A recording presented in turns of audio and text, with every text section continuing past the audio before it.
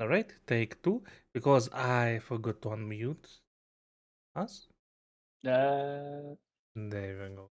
Good thing I realized before. uh, Mm, There we go. Well, sorry for the delay, everyone. We had few kings to work out. So, could you kindly tell us what happened last time?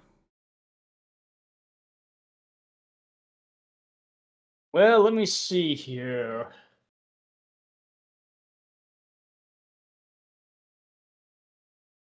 Yes, yes. End of the world events were happening. Uh, apparently, we got one ending in particular where we instantly freeze over. Another where all of the foxes took over and invaded.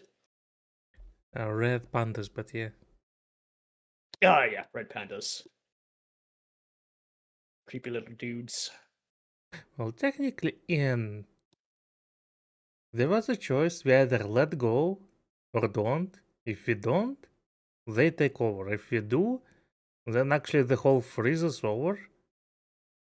The city is saved, but we also plunged into the never-ending series of sequels, which is not this book is not something this book can afford. Da, da, da. Yes, and now we are in the Iceland. Yeah. Well, I mean that is it for this branch at least. Which means the only path that is left is to back to interrogating one of those people that comes sparring with our grandma. So last time we went hard on him. You, Ark, tell us how should we approach it this time? Eh, I guess we'll be chill cop. So it shall be. They'd run the classic good cop, chill cop interrogation. Classic. I'll hand the too unused to speaking, excuse me.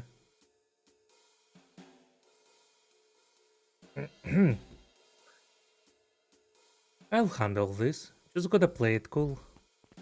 Luca walked calmly to the light switch, flicking it off and on a few times. Mr. Tolliver shook his head, gathering his wits. Golly, I sure got my bell rung. He looked over to find Luca, who returned a calming grin. Heyo! Everything alright? Oh, what was that? Roommate Ah. Alright. made a comment of the bell rung. Ah. Right, wait. Sorry, Mr. Tolliver. This was all a big mistake. Luca, what's going on here? Why do you have me strapped down? Wouldn't you like to know? No one's fault, really. Rollo just got a little startled. Rollo's here? Rollo and Beck emerged from hiding to give a timid wave.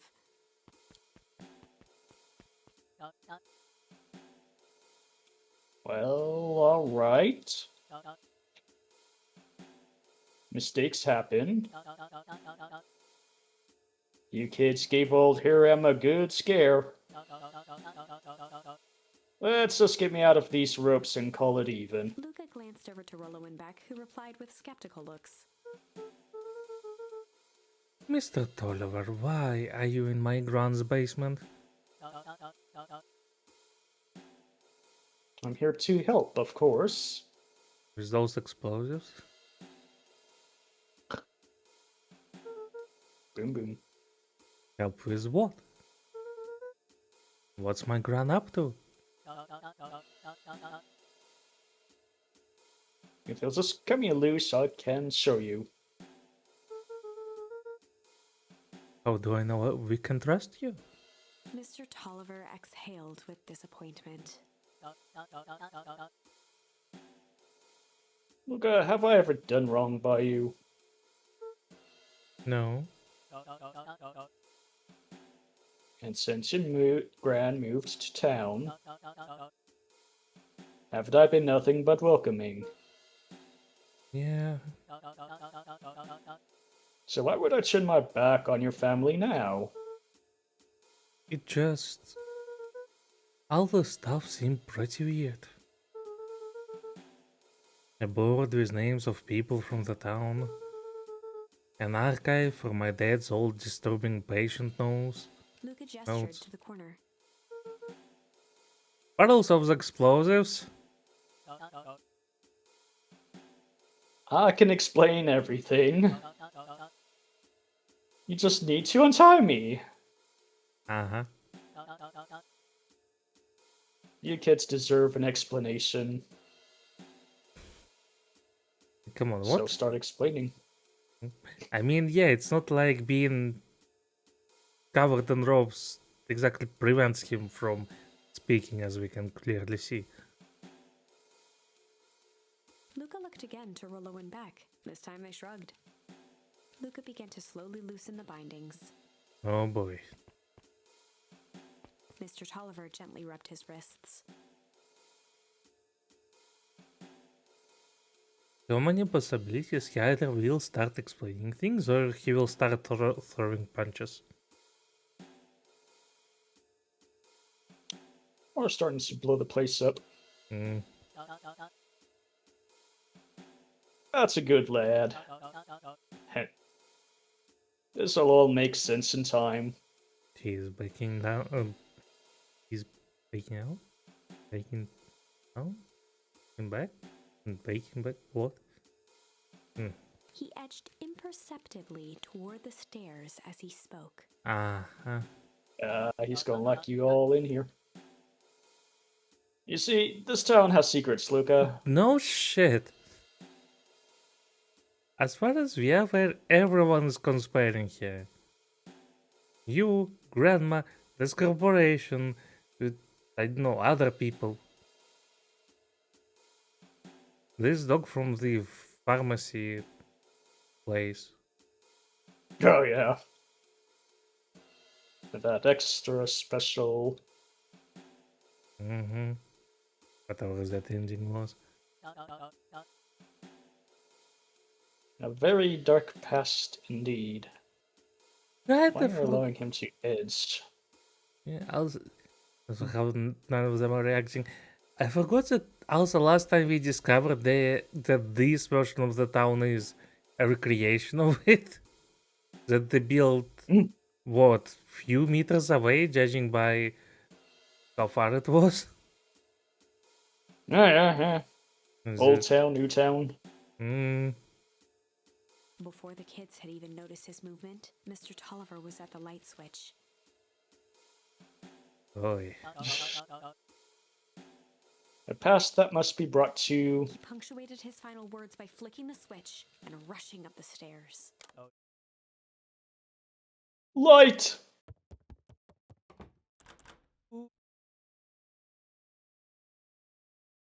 Son of a. Beck darted to the wall and turned back on the lights.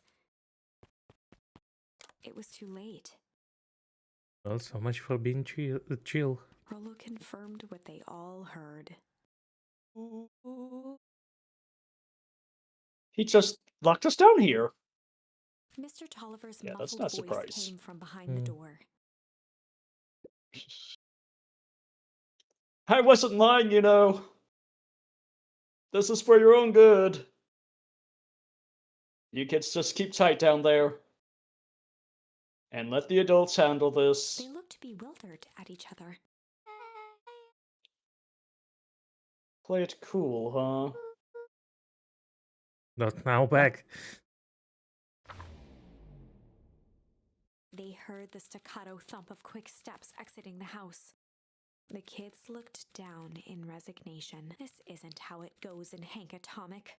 For some reason, they'd always assumed it was up to them to save their town. Luca opened his mouth, hoping to conjure some magical words to make this right. Only a hollow croak escaped. The end. Well, they're not even going to try to blow up the door with those explosives. Alright. That's what I was thinking. Well, we certainly I mean, you got aren't explosives going to down here. You might as well use them. in the basement. Back to the drawing board. Wow, that was resolved fast.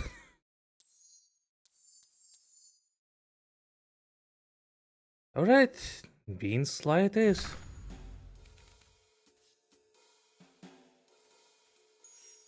They'd run the classic good cop, Sly Cop interrogation. Luca and Rollo ducked behind a barrel, Sleight of leaving Beck to her hands. task. With a few crisp snaps, she roused Mr. Tolliver.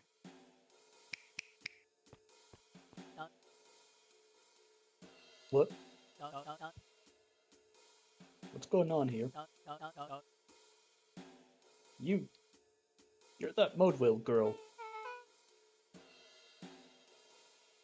Please, call me Beck.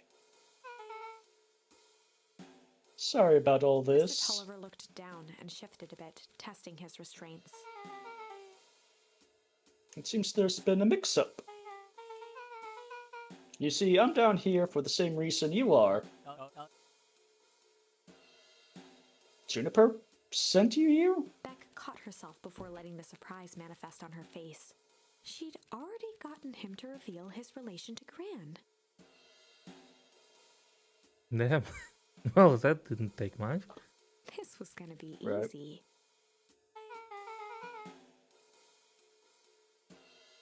You know how Juniper is with her precautions. Operation Sparkplug has us all on edge. I guess she thought you needed some backup. But she sent a child. What better way to avoid prying eyes?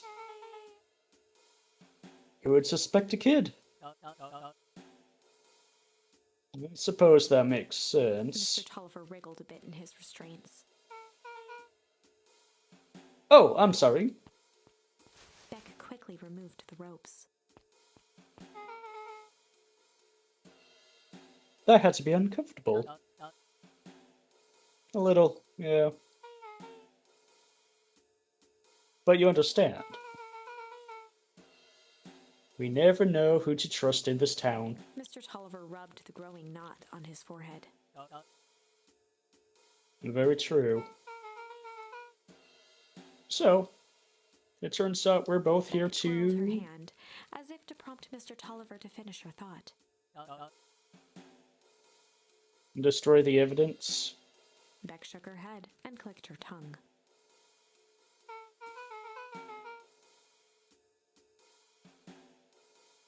Yep, the old kill is nothing if not thorough. Mhm. Mr. Tolliver let out an amused Well, that's one way of leading thing on.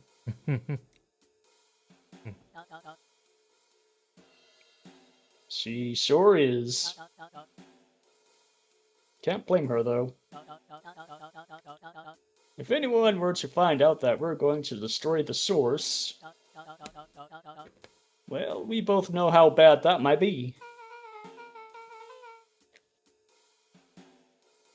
No one will know anything once I finish cleaning things up down Beck here. was on a roll now, playing Mr. Tolliver like a fiddle. You sure you can finish this up on your own? Yes, I'll just set off all those explosives. No house, no evidence. Right. Was a terrible gas leak. But we don't even use the gas.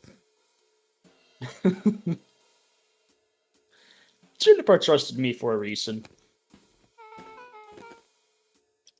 You can leave the rest to me. Good. There is one more loose end I'll go work on. loose end. Oh, it's nothing really. The other day, I had the radio on scan while restocking the candy shelf. And wouldn't you know it, I intercepted an odd phrase in Perennial Harvest transmission. Underground secrets. That's ominous. I think it might be a password, but Jinper dismissed it. Said it wasn't mission critical. What's the password for? We don't know. So we have a password and nowhere to put it. It's gotta mean something, right? Good thinking. You probably go work that out. I've got this under control. That's a relief. Between you and me, the spaceman gives me the willies. And this what again? Heading for the stairs, Mr. Tolliver hesitated and turned to Beck with a puzzled look. She grinned and gave him a peppy wave. With a shrug, he continued up the stairs, whistling a jaunty tune. You guys catch that? Sorted? This whole time, Mr. Tulliver's had a candy shelf. That's all he got out of it. But all he ever sells us is apples. Beck blinked slowly in disappointment. The password, Rollo. I can't. Every time the password is mentioned like that in text, it always brings back memories of the visual novel I once read.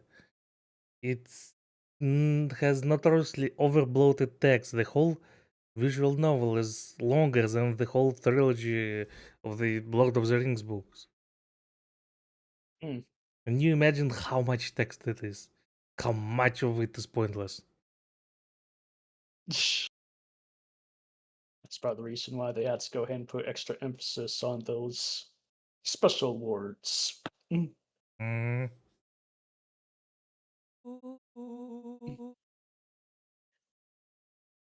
Well, sure, but once things are back to normal, I'll be having a word with Mr. Tulliver about that candy shelf. At least Rollo has priorities. Fine. In the meantime, I got an idea. She turned to the table and began tearing small scraps of paper. He said he heard a password on the radio. Any good spy transmission is never what it seems. Beck marked each scrap of paper and leaned back. You just need to find the hidden meaning. Okay. What's another word for underground? Buried? Covered? Could it be a cover-up?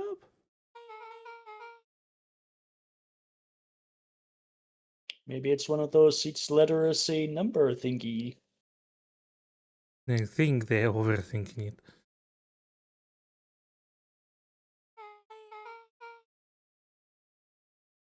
So you would be 21. N would be 14. D would be... Ooh! It's an anagram! Nuncrete's Drugstore. Wait, is it?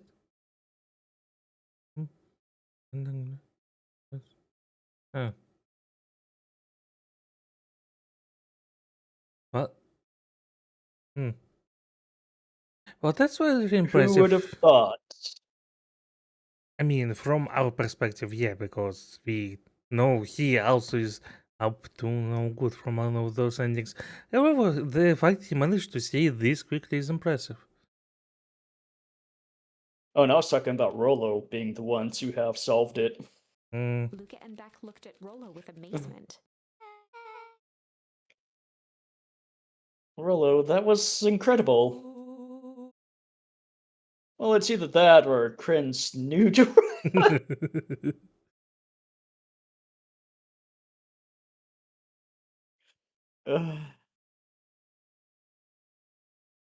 Well, I mean, I what don't is- think you'd get a lot of customers.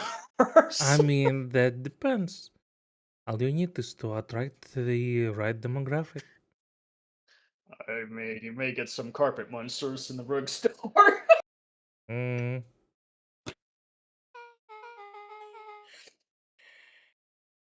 Yeah, I think you were right the first time.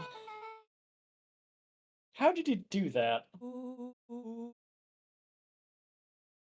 What can I say? I love ciphers.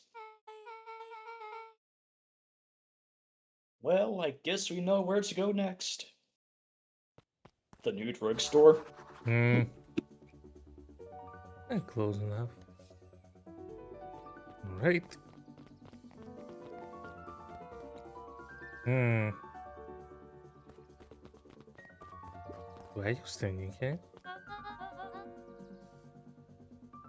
You scared me half to death. Sorry.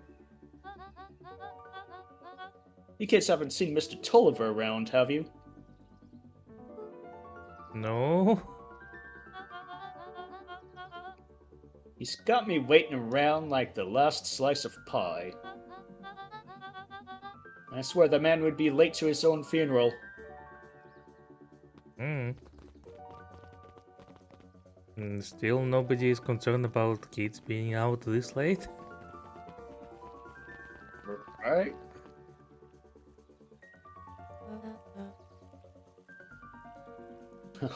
Apparently, Mr. Tulliver's not the only one that's late.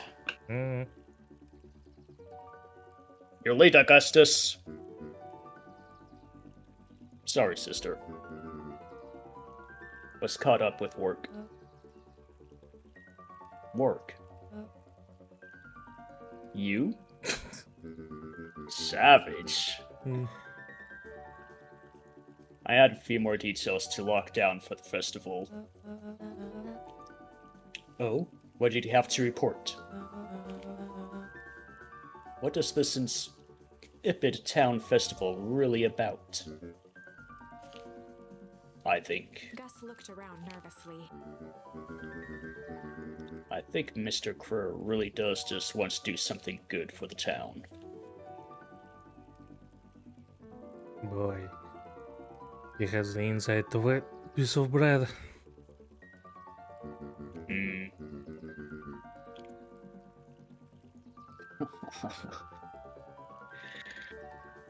And the plot thickens even more.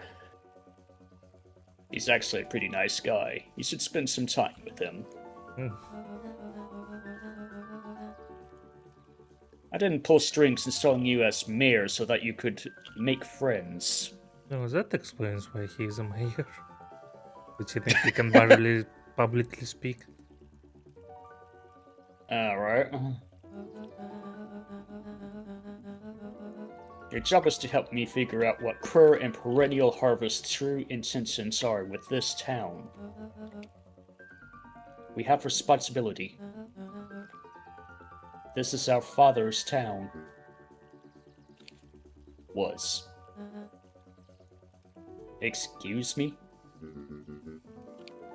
This was our father's town. He's gone, Harris, and he isn't coming back. Father left us with nothing but problems. Mr. Kerr can help here and offered to help us. We accepted that help. We didn't agree to them turning Father's warehouse into a toxic dumping ground. That's just a temporary arrangement. Right, because Toxins are so easy to move.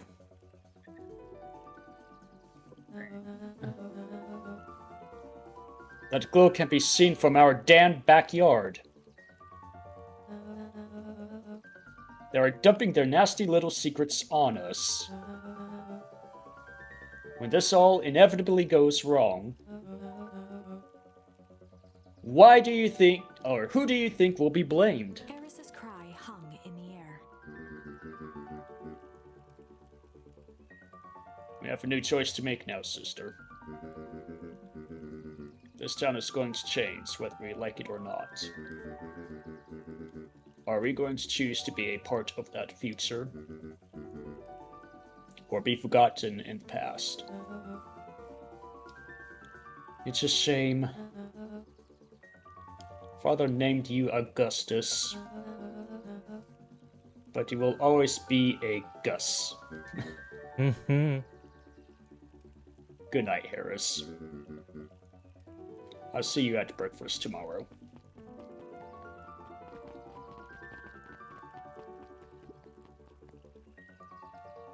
Oh!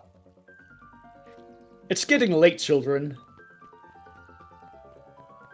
That alright? So, I just tell them and leave, okay. I mean, not your concern, apparently. I mean, as the bag said, back in the basement, who would suspect the child?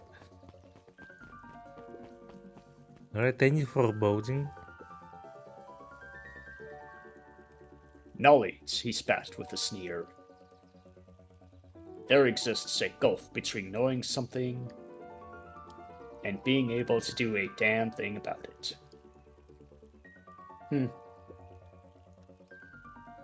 I do hate it when the villain makes a good point. Why don't it make them more believable?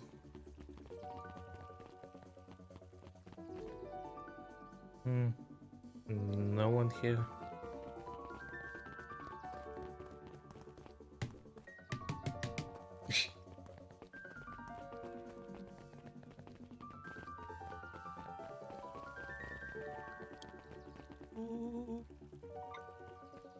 Yeah. Just in case there's any secrets around the corner or such. I wonder how much of the game we have left.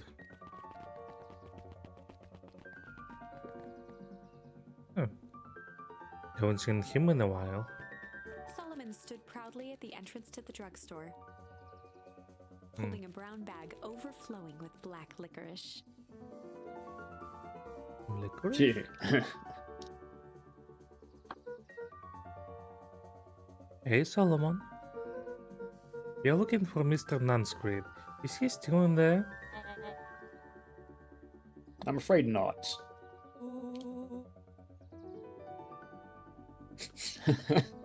Then where did you get the candy from?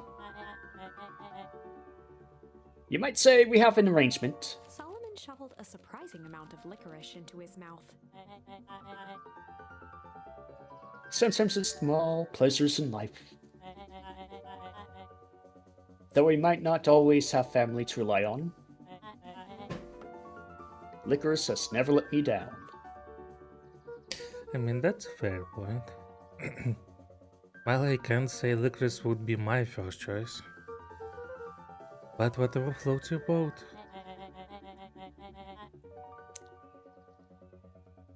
You can tell a lot about a person by the choice of confection. Oh. Yeah, I guess. I like Saragobs. I'm certain you do. I always wondered why Mr. Nunscreed kept licorice in stock. You must eat enough of it to make it worthwhile. There are many ways to earn loyalty. For some, it's as easy as cold, hard cash. Fair enough.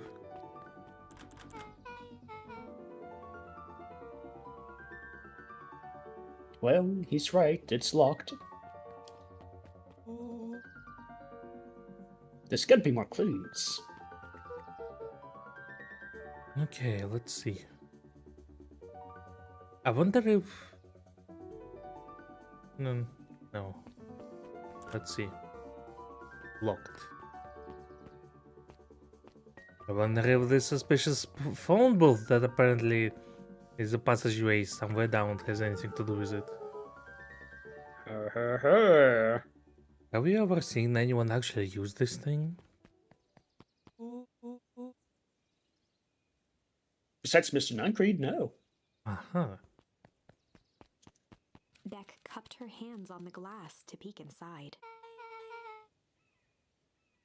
That is not a normal phone booth. It's got like a blinky keypad.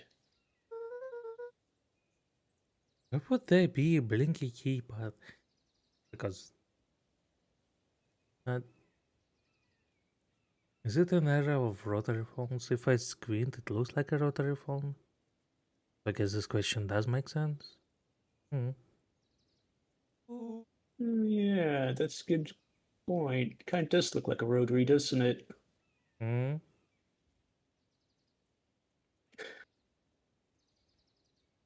Brain's Nude Rug Store! I mean... Underground Secrets! The password! Beck flung open the door and they all squeezed in.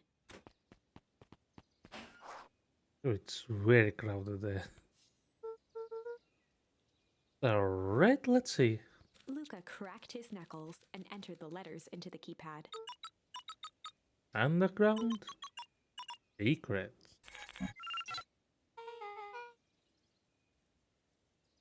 Looks like that did something.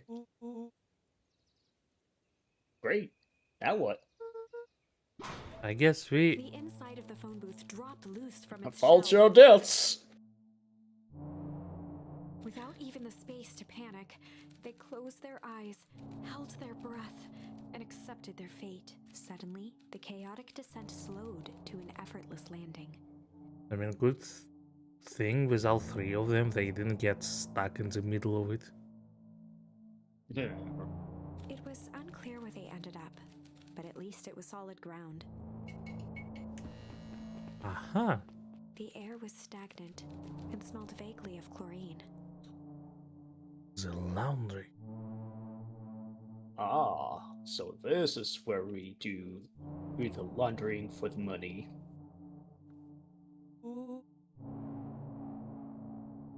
I knew it! You knew that there was a secret hub full of strange tubes under the phone booth? Yes, I did. Didn't I say that? No. I definitely thought it. Luca, do you remember when I said how cool it would be if the trans-dimensional conduits from Hank Atomics issue number 12 were real?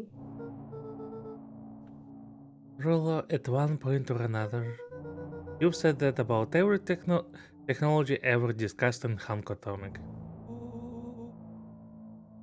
That's why I'm such a good predictor.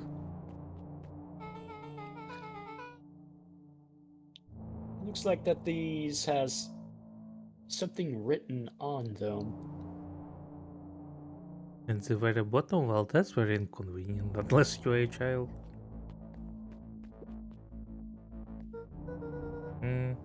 This suit has a broken mask.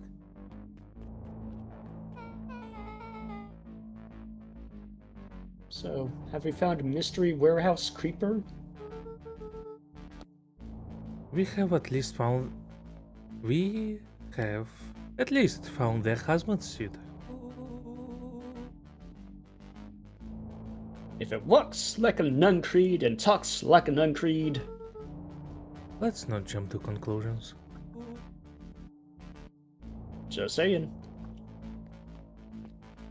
Buttons. No? Nothing? Not even about the papers that are there? Alright. Alright, now what's behind the tube number 3?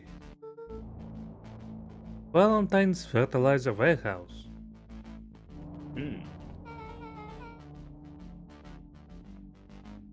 Isn't that where you almost got snatched? Yeah. Why would Perennial Harvest have a tube going to the old Valentine's place? Give me a moment, I just need to check the audio on the stream just in case. To soothe my paranoia, the audio on the stream just in case. Right. To soothe my paranoia, the audio on the stream just in case. Right. Yep, everything appears to be fine. Alright, baby. Da, da, da. Old Valentine's place. This is starting to feel like something big. Starting? Now for the tube number 1. Mining Operations Alpha. Huh? You guys have mines here? Not that I know of. This town has all farms and fertilizer. And a series of tubes. Paul always says you can only trust a miner up to the point where they hit gold. Oh, when they hit gold. Yeah. Not sure how that wisdom applies in this exact situation. That's the thing about Pa. You don't always realize what he means until it's too late. Fascinating. So, say vague stuff until something happens. I mean, eventually it's going to turn out to be true. Eventually. Rental Harvest main office.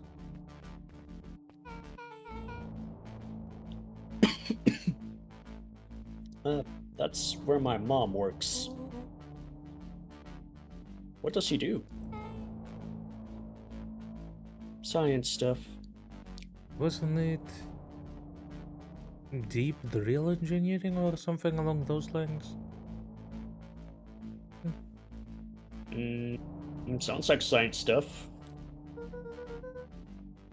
Is she involved in all of this? We just moved here. How could she be involved? Could have been a contract job.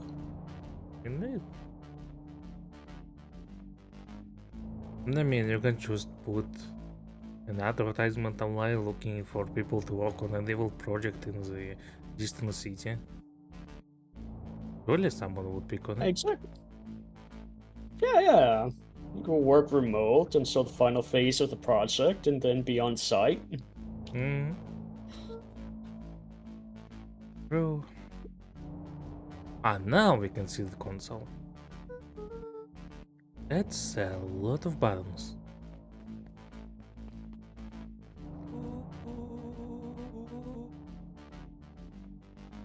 Stand aside, Earthlings. I've read enough Hank Atomic to know my way around sci-fi tech.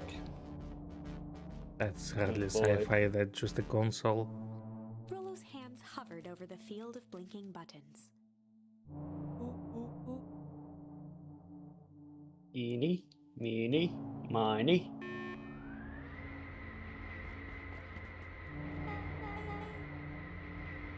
Rollo, what did you do? Nothing! I didn't even mow yet! It means somebody is coming this way. Oh, sorry. What was the line? What was that? Hide! Where? There's nothing but weird tubes down here! And the weird tube. Just get back.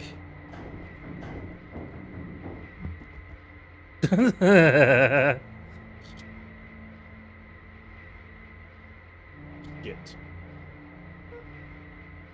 Yes. Shit. him!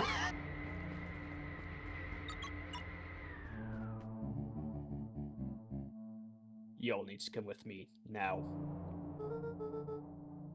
We aren't going anywhere with you. Not until we get some answers. Mr. Underground Secrets. I told them it was an absurd password. To think about it, yeah, it was.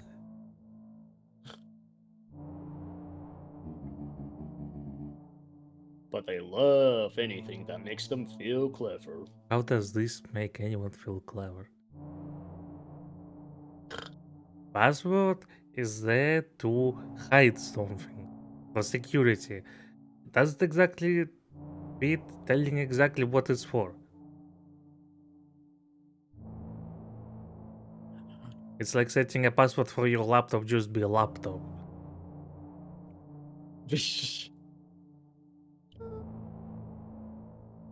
They who? That's no matter.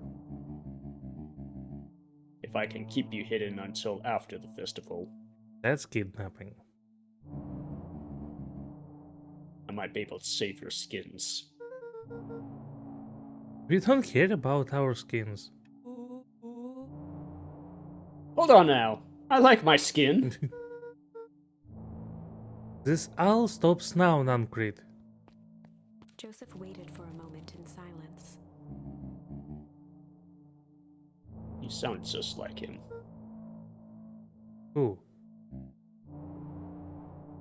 Walt. Walt Disney? Yeah. And that's what all the underground secrets and freezing is all about. I mean, without the shady stuff, I wouldn't be surprised. Well, I don't think they could afford it. You don't get to talk about my dad. You know, your father and I were friends back before. He gestured toward the strange tubes. All of this. That's a lie. It's true. I used to bounce you on my knee.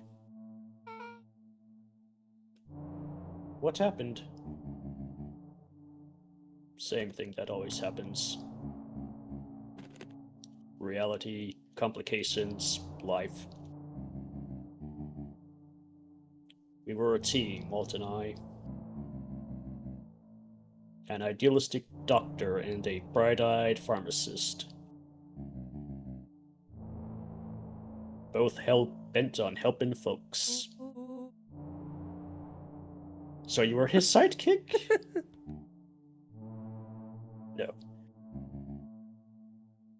We were partners. He helped the patients, and I helped him. Yes, that sounds like being a saint. Yep, total psychic. Creed let out a growl of a sigh. Look, I need you to know this. I need someone to know this. One day, Sharper Valentine comes to us. Says he's got an opportunity. He'd fund something he didn't quite understand. And he was willing to pay us both handsomely to help him understand it. And my dad said no. Your father and I both believed in helping people. But the thing I could never get him to understand was, it's a lot easier to help others if you help yourself now and then. I mean, that's a fair point. Helping others is fine, but you also need to take care of yourself, otherwise you won't be able to help anyone. Yeah, it's pretty much like a motto I always say, you can't help others if you can't help yourself. Exactly.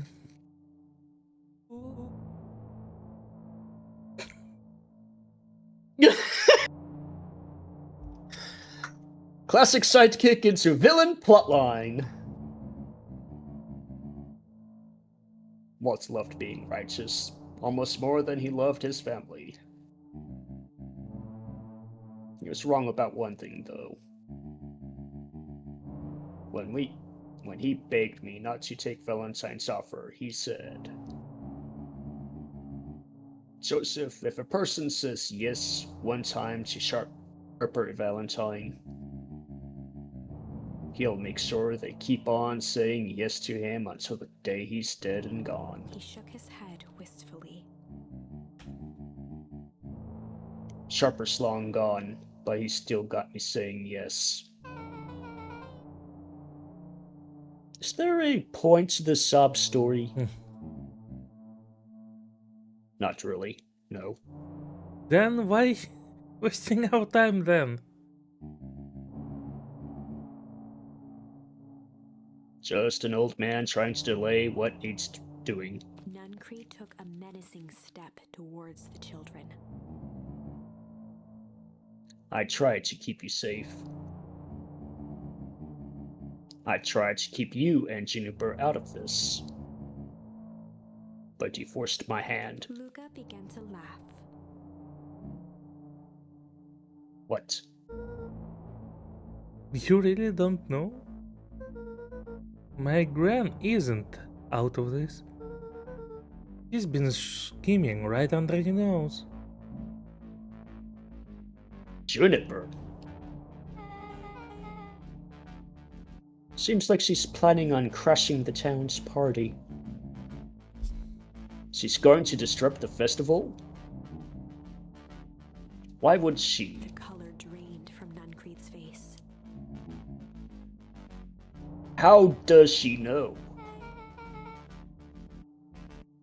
Apparently she knows a lot of things.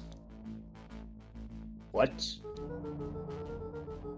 Let's just say this isn't the only underground layer we busted into today. And honestly, hers is way cooler. I mean, explosives.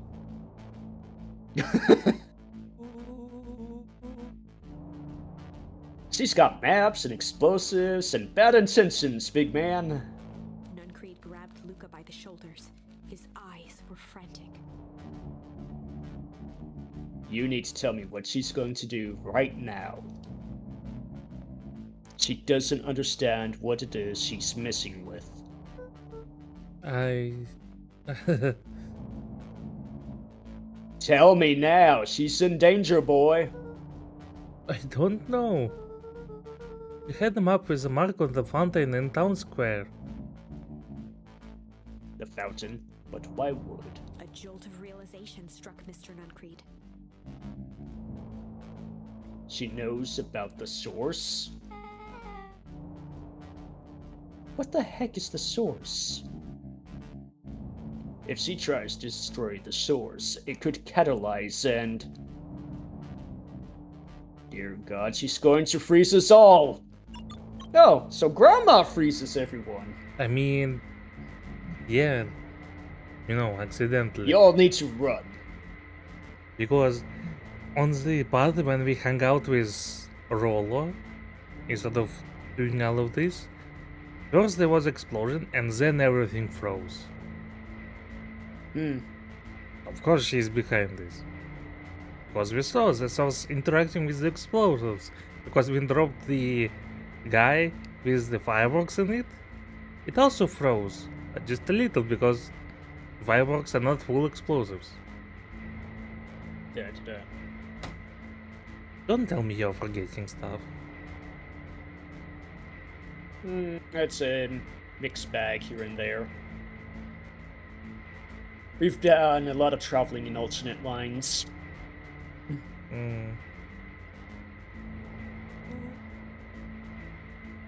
Run where? Away. As far away from this town as you can get. Head west and don't look back. Hey. That did not go how I expected. So... We're totally following him, right? Totally. See you on the other side.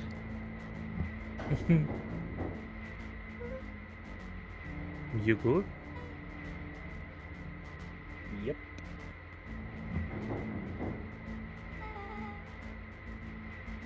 I love this town.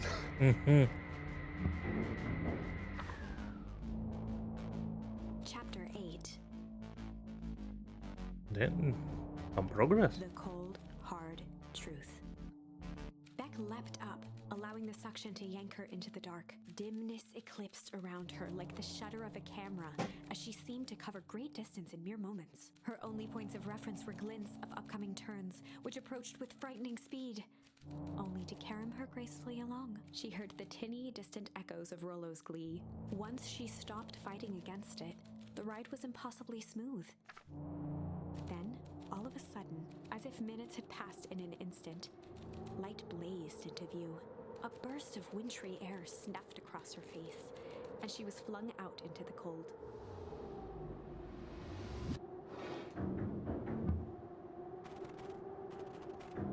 Hello, winter.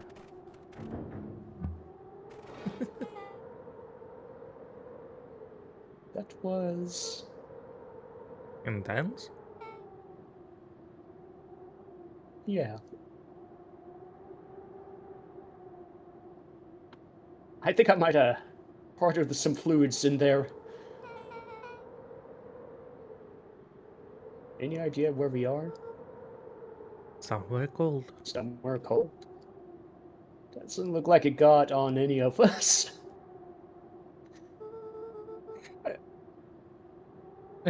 It didn't feel like we traveled that far.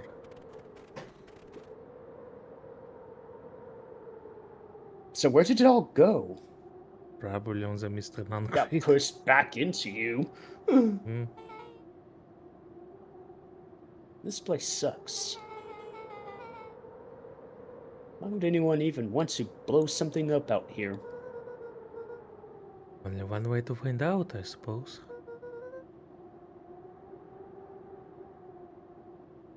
We gotta catch up to Non-Crate. I think he went this way.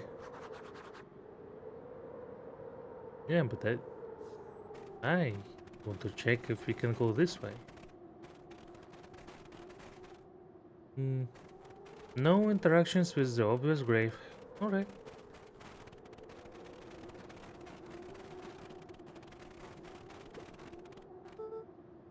This looks familiar, yeah. Maybe we could clear off the snow. no time. Non-Crate getting away.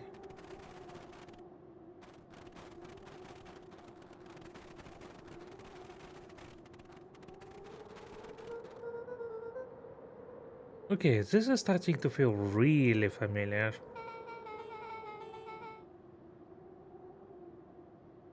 I may not be the most well-versed on all things Speaking Pines, but this does look like some sort of frozen replica of town. Ah, I got it! It's so obvious now. Mr. Nunn Creed is an alien. Rollo. Stick with me here. His species can only live in sub-zero temperatures. Oh boy, here we go. The source is their base camp dimension, so naturally they keep it cold. We found it by traveling through those metallic wormholes back there. The final objective? Kill us all and shapeshift into a Beacon Pine citizen of their choosing. You never really had me. But you very much lost me there. You get used to it. We should keep going. Keep moving, but what's the difference? As they rounded the corner to the frozen town square, Wow, grandma means business. Creed inching cautiously toward a pit at its center.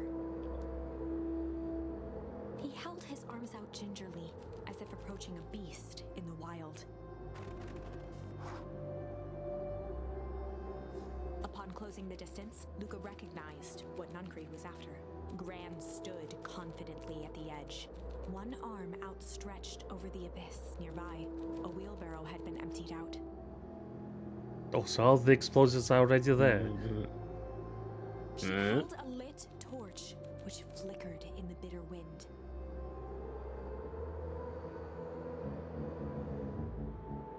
Juniper, I know what you think you're doing. I don't. What do you think you're doing? Oh, I don't know. But I assure you, this is not going to solve anything. If you drop that, you've doomed this whole town. Oh, it wasn't me who doomed this town. I've been watching you, Joseph. I know what you've done. You and your co-conspirators. Gran? What's happening? Luca, you and your friends need to leave right this moment. Mr. Nuncreed turned back toward the kids, desperation in his eyes. Listen to your grandma, Luca. This is between me and Juniper. Rollo and Beck held steadfast in awe. Luca approached closer.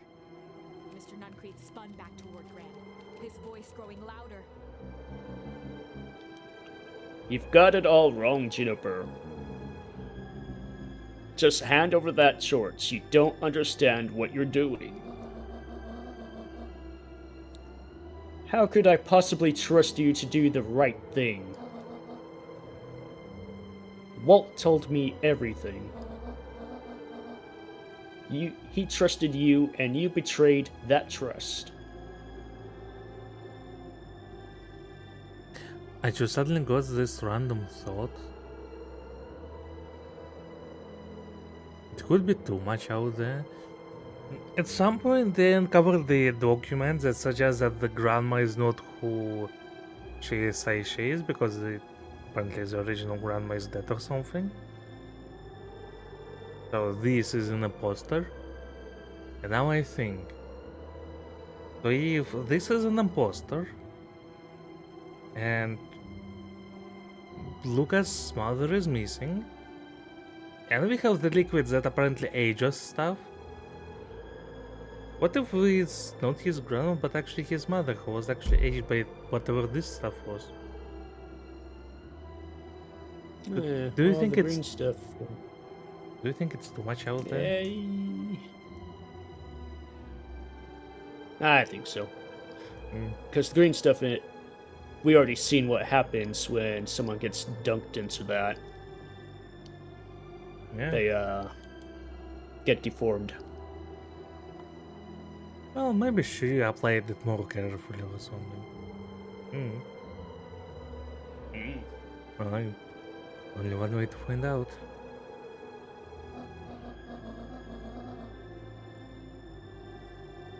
Luca, did you know that this man's entire life is a lie? If it weren't for him, your father might still be alive. Mr. Nuncreed winced with anguish. His voice hardened. That's not true. They both now yelled, not to each other, but at fate itself, making their peace with long-held burdens. The wind howled with encouragement. Walt was like a brother to me. We just had different ideas about how to effect change. Very convenient that your way just happened to line your pockets. Now that's not fair. They menaced at each other, both catching their breath. The moment balanced on a knife's edge. Aha! Amid a blur of emotions and memories, Luca's mind flooded with question. The wind calmed, as if to give him the stage. And in the stillness he began to weep.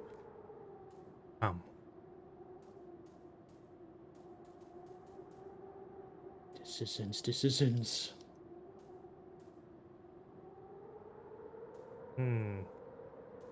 What do you think? Oh, well. Let's go with the unobvious and say hum. And in the stillness, he began to hum. After the death of his father, Luca had trouble sleeping. Each night, his mother would sit at the foot of his bed and hum a gentle melody. It was the only thing that could calm his mind.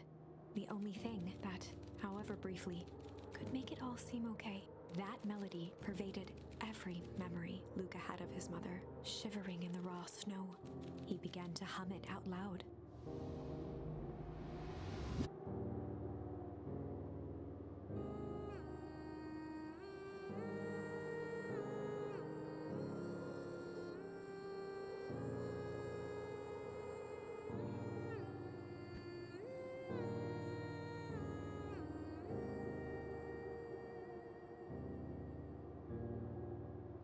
Gran lowered the torch, listening closely. As recognition slowly set in, her heart sank. Those countless nights of consolation, the incomparable loss they shared together. She let the torch fall to the snow and sizzle out. A few steps toward Luca was all she could bear before dropping to the snow herself. Through a flood of tears, she began to hum along, note for note. Hmm. Hmm.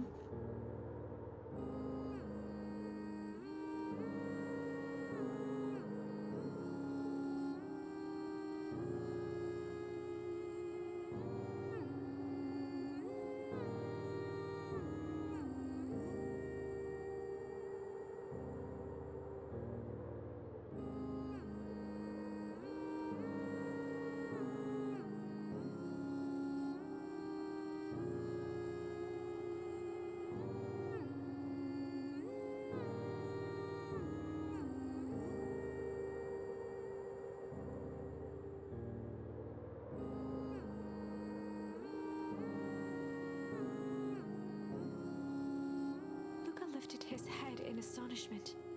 The last time he heard that melody was the last night he saw his mother. You were saying? Huh? Oh. Huh? Huh? Huh? Well, maybe Grandma went ahead and taught it to Mother, and Mother taught it to son. No, but that would be so reasonable.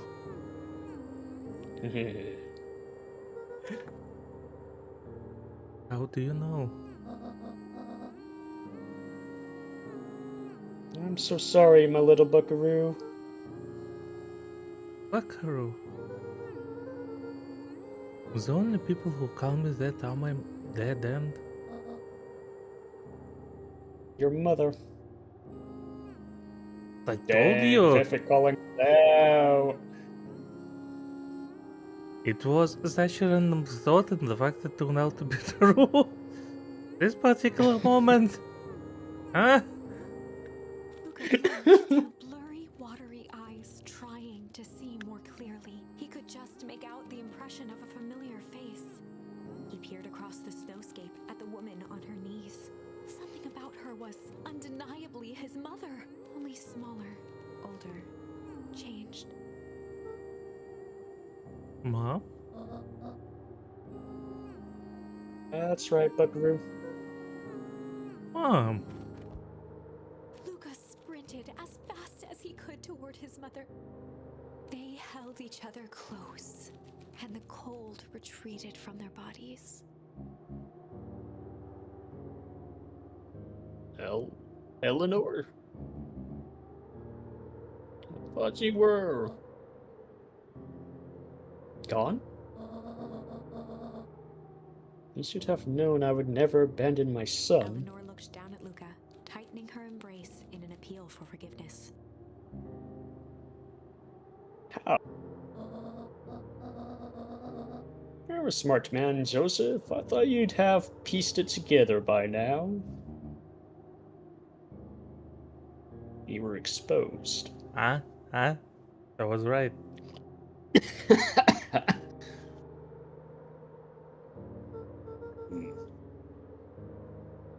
Mom, I don't understand any of this.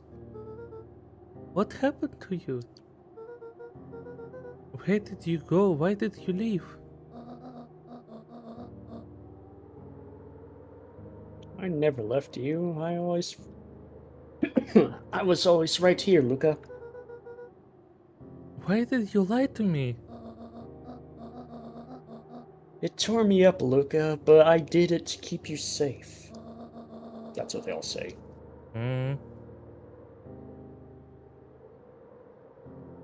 I thought that getting answers would help us both move on.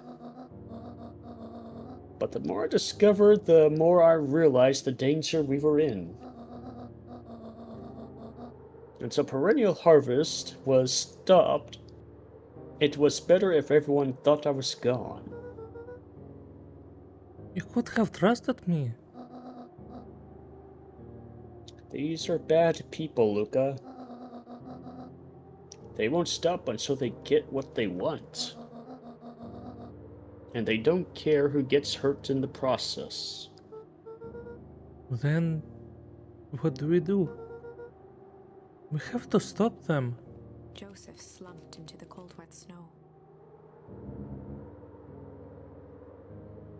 They can't be stopped. I mean, have we tried applying bombs to their HQ instead of this?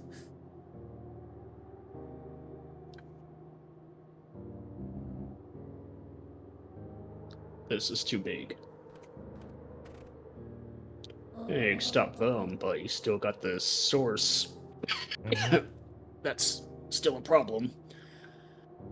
Mm. I tried beating them at their own game. I'm done fighting fire with For fire. the first time in a long time, her voice felt like her own again.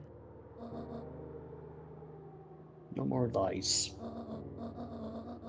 I see now. There's a better way to stop Perennial Harvest. The cold, harsh truth. Luca gazed down at Nuncreed with pity. He looked small. Joseph stared into the snow, as if searching it for answers. Come on, everyone. We've got a party to crash.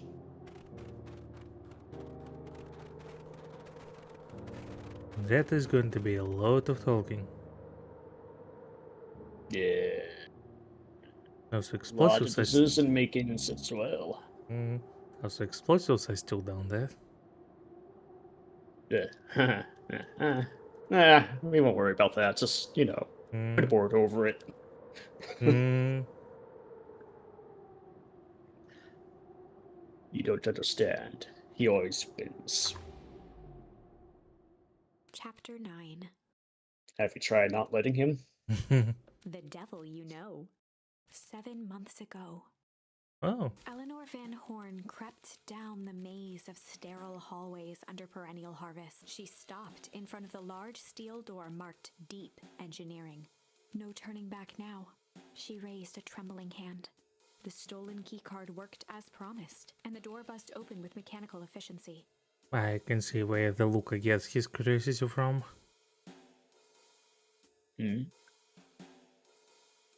Snooping around just like his mother.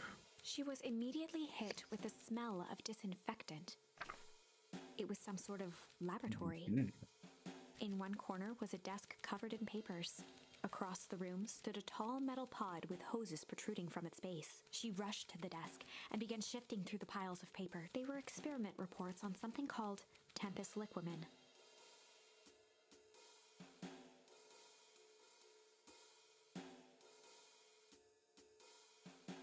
Liquid time? What?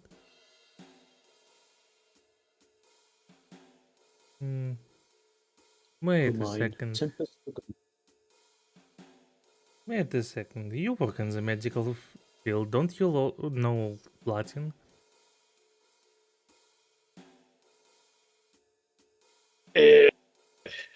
I don't necessarily know much. I mean, Tell tempus you is so. time. Tempus is time. That's is quite a common knowledge. But what is liquimine? Liquimine.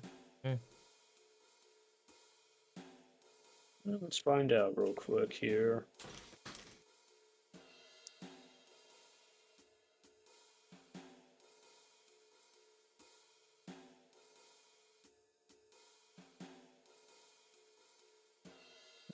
Well, apparently. Yes. Huh. Apparently, there's actually a company named it. Elaborate. Liquimine most commonly refers to a chemical line formerly produced by bats. Oh. It is specifically, yeah. So they specifically use as a neutralizing amine to prevent corrosion and steam and condensating and condense. I mean, that is the Condensate. name. I mean, that is the name given to this specific thing, yes. Yeah, But what yeah, does the word itself mean? Have to have a meaning. yeah. No, I just find it to be interesting that it's named after a company, an actual company.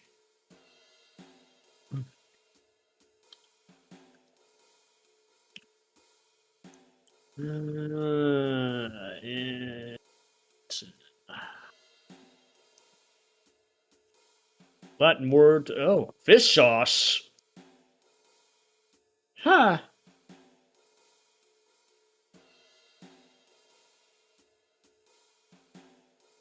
Well.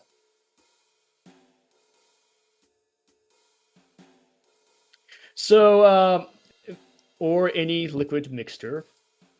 So it's any type of liquid mixture, thyme mixture, or thyme fish sauce. Liquid time, let's go with that. There were dozens of them. Every Like one thyme standing fish sauce. still. Please don't, not now. Yeah. Stormfire, huh? Eleanor heard the sharp echo of footsteps approaching. She was out of time. Nah, Ah, I think it's ironic. just liquid thyme. Yeah, that's what I said. Her eyes scanned the room, eventually landing on the strange pod. Muttering a curse under her breath, she dashed over and dove inside. Really? Inside it, not behind it? Or anything?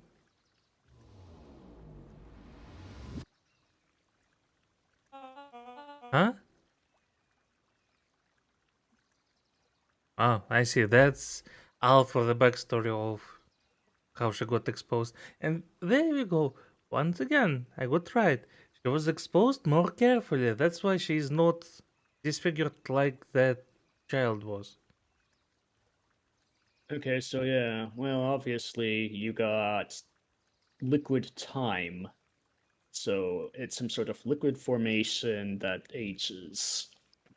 Mm-hmm. Although all of That's them, what we're going with. although all of them are named failed, so I wonder what's the success supposed to look like. I mean, it ages stuff Mm. just fine. Maybe it ages them too rapidly. Yeah, that could be a problem. Yeah. Okay, and we adjusted And the yeah. You were saying? it's well, so they're using this type of thing in order to go ahead and create some sort of advanced fertilizer. But this fertilizer isn't really fertilizer, it just But progresses time. apparently, and I guess it does so too rapidly. I mean, I can see how that can be useful for growing stuff. When I play RimWorld, I play with magic mods, and one of my favorite classes are the Chronomancer, because I can just use the spell Advanced Time on crops and get the rice grow in a day. Mm, I guess the same principle, just s- science, not magic. yeah, pretty much. Anyway, your line. Oh, how him. And that is what change is all about. Yeah, the story does seem to revolve much about change. They do say this particular word way too often. Hmm.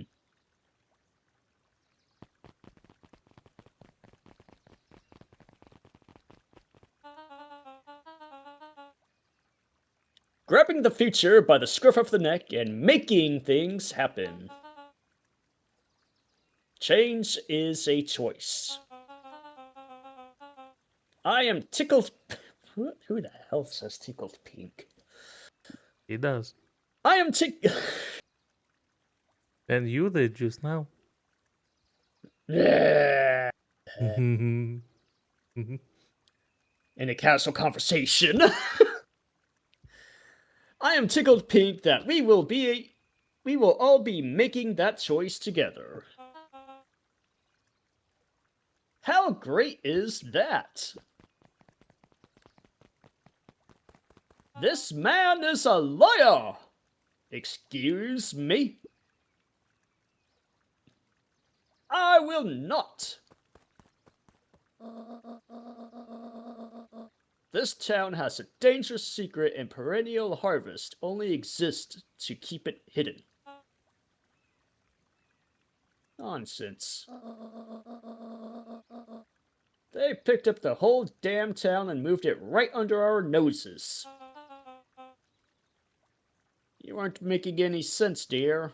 Mr. Kerr addressed the crowd with a sarcastic tone. I mean, to be fair, all of this does sound extremely insane. Yeah, right. Imagine such a thing! It's absurd and just plain impossible. They promised they could fix the foul harvest. That's right, foul harvest. Mm. They told us they would clean this place up. We just had to leave town for a few days. But while they had us evacuated, Mrs. Hartford, I'm afraid I'm going to have to ask you to. You're afraid of a lot of things, aren't you? You sniveling little worm. This is growing tiresome. A little help, please. Don't you all see this festival is a sham? An excuse to have the whole town gather in one place. They're planning something awful. Like me, who stuck explosives into some science fiction thing.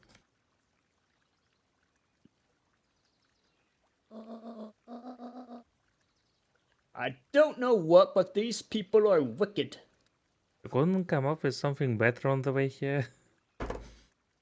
Right. I mean, they do look evil, but those words are hardly convincing.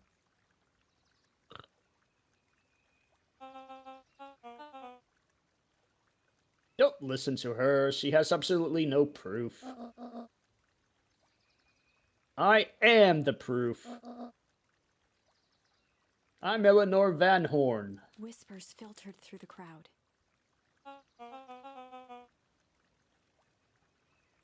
Well, are you just sneaky as the dickens? We all knew Valentine's fertilizer was too good to be true. And now this whole town is paying the price. Ladies and gentlemen, I am so sorry about this disruption. My associates will take this obviously disturbed woman somewhere comfortable, like an asylum, so that she can get the help she needs, like an asylum.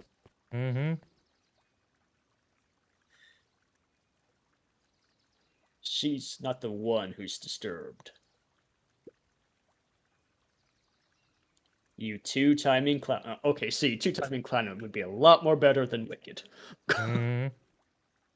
What does two timing means in this particular context. Two timing, two-faced. Ah.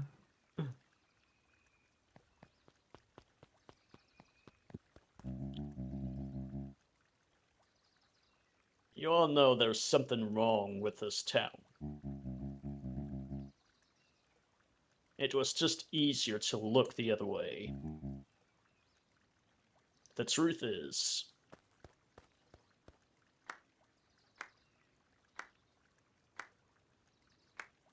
Shit. Do you think would this child be the sharper Valentine just aged down? this point. Like they figured out how to do the opposite. But that's why this child is so. I mean, he does look like the sharper Valentine himself, but that could have been a family resemblance. Still. Although, wait, wasn't he adopted? Yeah. Oh, damn. Wait, no, that would be Walt. Oh. Walt was the doctor. But. Anyway, yeah, so he would be the previous mayor, the sharper Valentine. I think at this point I wouldn't be surprised. I mean, otherwise, why would he be making a scene right now? Right. So I guess which shall enjoys the crush at this. And then mentioning about the loyalty with a cold hard cash type of thing. Yeah. Anyway. Foreshadowing! Torment dragged on Joseph Nuncrete's face.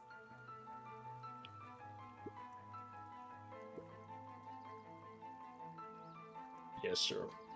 Shit, it totally is. Take them away. Oops. No, I want them to see this.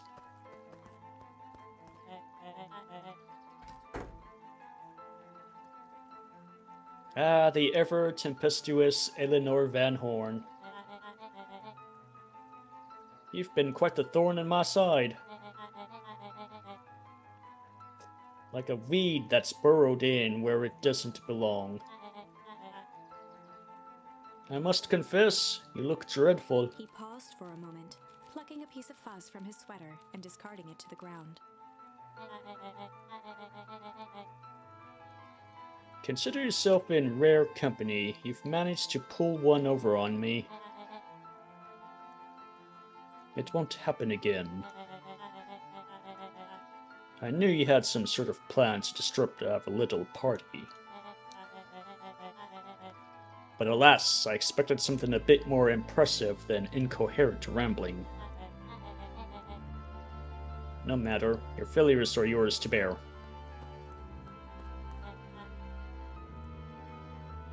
Mr. Kerr. Yes, sir? It's a shame it was cut short, but I thank you for that rousing oratory. I'll take it from here. Yes, sir. Of course, sir. You have done quality work for me, William. You can look forward to the recompense we agreed upon. Kerr gave a bow of deference.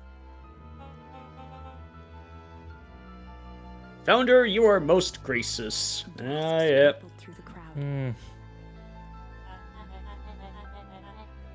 Thankfully, we can dispense with the formalities from here on out. Solomon pulled a glass vial from his pocket. In one smooth motion, he downed its contents. A triumphant smile grew across Solomon's lips. You can all call me Sharper Valentine. His body and face began to contort and expand as he disappeared into a belching green mist.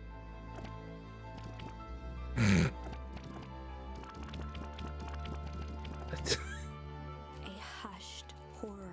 gripped the crowd.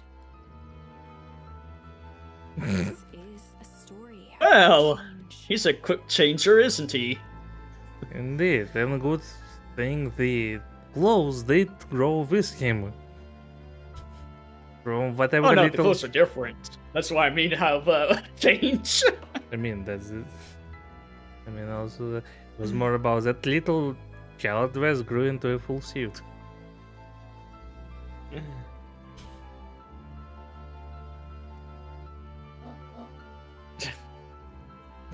What? No! So you didn't see that coming. I mean, who in their sane mind would see this coming? Nobody expects a child. Hmm. Good. Sharper examined his new hands. Well, this is quite the improvement. How's the licorice he can eat now?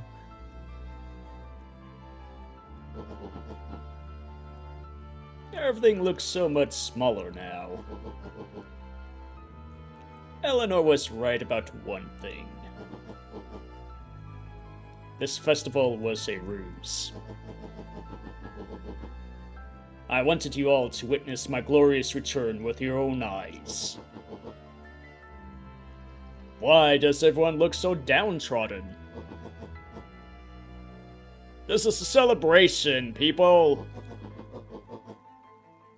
Maybe it would help if we set the mood. Mr. Kerr, be a dear and reveal the sign.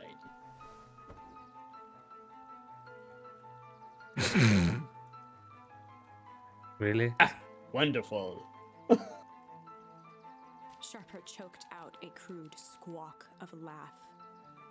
Frustrated grumbles sprinkled through the crowd. Sharper, you malicious bastard. Malice. I'm glad you're back so I can tell you to your face.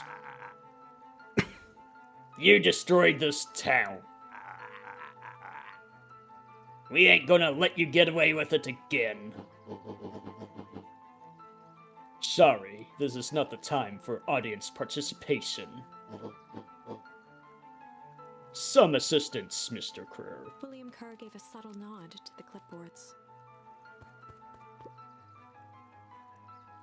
You coward! Does anyone else have something to contribute? A helpless quiet settled over the crowd. I mean, there's only so much of them. There's so much more of you. Do something. But then again, I half thought of them so. are kids. Yeah, there's quite a few kids down there. Did you all truly believe you could be free from me? A town of complete and utter fools. You people should be celebrating my return. You clearly lost without me. And that leads me nicely to my children. Dad! Daddy!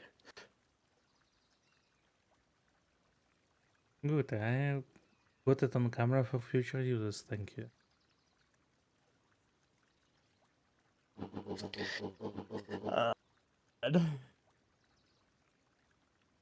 I gave you both the greatest gift a parent can give. Generational wealth?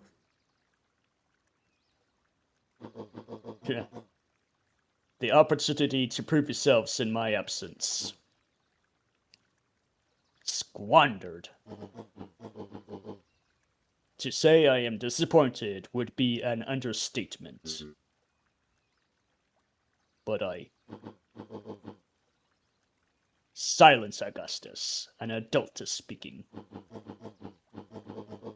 I don't know which is worse, a son who is completely hopeless, or a daughter with such potential who inevitably lets me down. Harris, you fail me with admirable consistency. Thankfully, I was counting on it this time. Father, I have been wasting time, my dear. What have you accomplished? I was focused on cementing our legacy. Legacy? Who needs a legacy when he can just live forever? But what about? It's alright, kiddo. I'm afraid you suffer from a complete lack of imagination. There's just no helping it. Wait, I just noticed, where are your ears?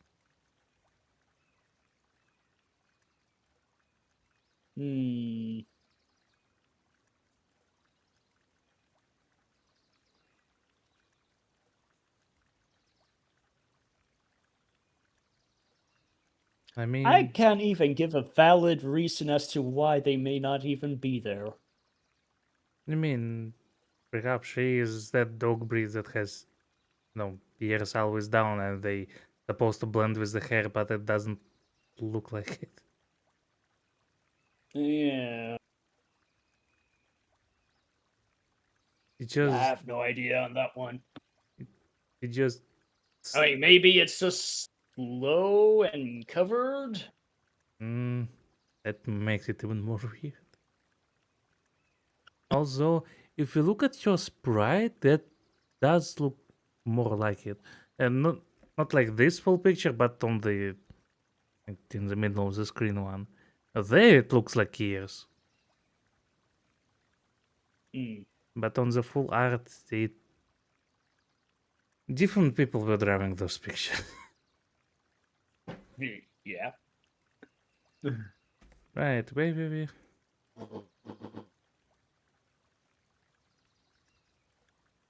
Now then, where is Joseph? You didn't take the opportunity to slip off, did you? Ah, there he is. Everyone should give him a hand. None of this would have happened without Joseph. I think you said enough. Nonsense! The people deserve to know how helpful and loyal you've been. I only did what I did because you left me no choice. Uh-huh. You always had a choice, Joseph. You were simply too weak to take it. No matter, cheer up. You're about to be rich beyond your wildest dreams. You should follow Mr. Creer's example. When I found him, he was in a sorrier state than any of you. An aging actor desperate to recapture his youth. Oh, so that's where the attitude comes from.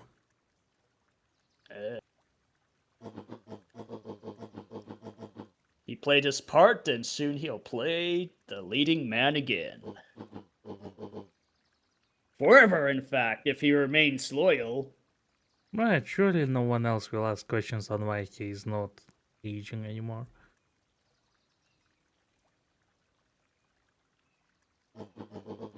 Well, you know, townhouse secrets. Mm. That goes for all of you. Well, those who haven't already frittered away with my goodwill. Beacon's Pine is mine again. And I am willing to share its spoils in exchange for absolute loyalty. Oh, how nice of him. It's Are you saying Mr. William Kerr was never in charge of Perennial Harvest? Ha! You think that puffed up blatherskit? that's a new one. Oh, man. Right? Now this one has more colorful names. You think that puffed up can't even see it for now. You think that puffed up blatherskate could have accomplished all of this? Dawn, I suppose it's time for your big exclusive. Sharper addressed the crowd with indignant pride. He'd planned this moment for so long that now, at the deed's fruition, it almost felt frivolous. You see, I needed a figurehead to hold things down while I orchestrated my return. Someone to misdirect, lie, and bilk this town for a spell. So I invented William Kerr. Take your bow, you've earned it. Mr. Kerr flourished a preposterously elaborate bow.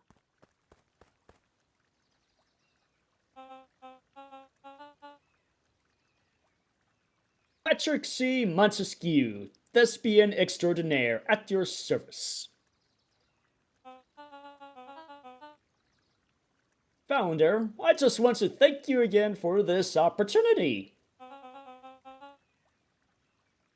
It truly was the role of a lifetime. Wait. So this Bill Kerr was Pat C the whole time? Now that your secret is out in the open, what's to stop this town from rising up against you? I mean, why? We He have hasn't, guns. threatened anyone. Mm. Oh, that's the delicious part.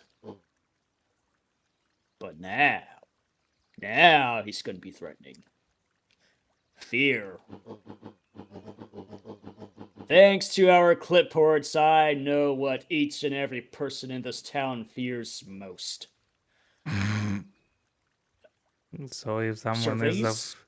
I mean, yeah. So if someone is afraid of spiders, yeah, he's going to threaten them with a spider or what?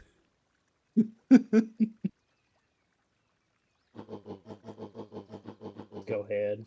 Sneak a spider inside of their house. And I will make those fears manifest for anyone who steps out of line. The choice is simple. I'm not afraid of you. The young hero.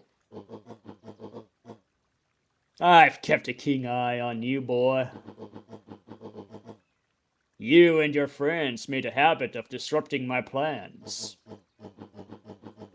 What a pity if things would have gone a bit differently. You might have had your moment of triumph. But that's fate for you. You can. You. Oh, but I can! I have won. Never underestimate what a great man can do, given time. And now time is my plaything. Perhaps the most expensive thing I've ever bought. But well worth it. Ha! Sharper coughed up one final laugh and cracked his knuckles. Enough chit-chat. Let's get to work, shall we? And so, Well Sharper then. set about remaking the town in his own image. The fertilizer factory soon reopened for business. Sales rose steadily as more and more farmers across the countryside began to swear by its miraculous property. Beacon Pines became famous, a secretive town that, for the right price, shared its gifts with all. Gifts that became more and more necessary in a world where winters grew longer and the end. Winters grew longer. Huh. Right. So I guess the whole sword thing wasn't resolved and I don't know, new Ice Age happened or something. Or will happen. Because if not for this last line, it doesn't sound too bad. I mean, food production Mm. going up, whatnot. The town actually growing something, being famous, instead of slowly dying. Yep, the only downside is the source, which of course is just freezing everything. Yeah. This Alright. is wrong, but things are becoming clearer now. You can feel it, right? Yeah. We can't let Sharper win. He might just be the key to this whole thing. Let's see. Dun, dun, dun. Alright. Well, we're going to see what the whip does, but I'm just curious where this new charms.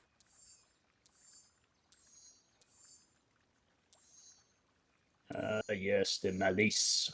Malice. Aha. Ah, the when when Luca was shoved into the telephone booth by the non-creed. Yeah, makes sense. I was wondering why this branch is still there. Yeah. Oh well, let's see what whipping will get us. Another deep freeze. Hmm. And in the stillness, he began to weep. It was all just too much. Falling to his knees, Luca whimpered. The tears crystallized as they hit the snow. Gran stared at Luca for a moment with warm sympathy, remembering why this was all necessary. This will all make sense soon, Luca. Then everything can go back to normal. I promise. She stiffened up and brandished the torch at Mr. Nuncreed. You can't hide behind those people any longer, Joseph. Once their precious source is destroyed, we'll see where their loyalties fall. Juniper, don't. Ignoring his final plea, Gran flung the torch into the deep darkness. Yep, that's what I thought. Yeah, at least this time we get the front seat. Yeah. She smiled and exhaled in relief. Mr. Nuncreed moaned in resignation. Also, she probably shouldn't stay this close to the edge where the explosion is about to happen. Mm.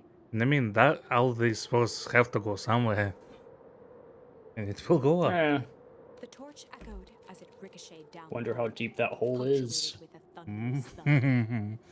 That's what he said.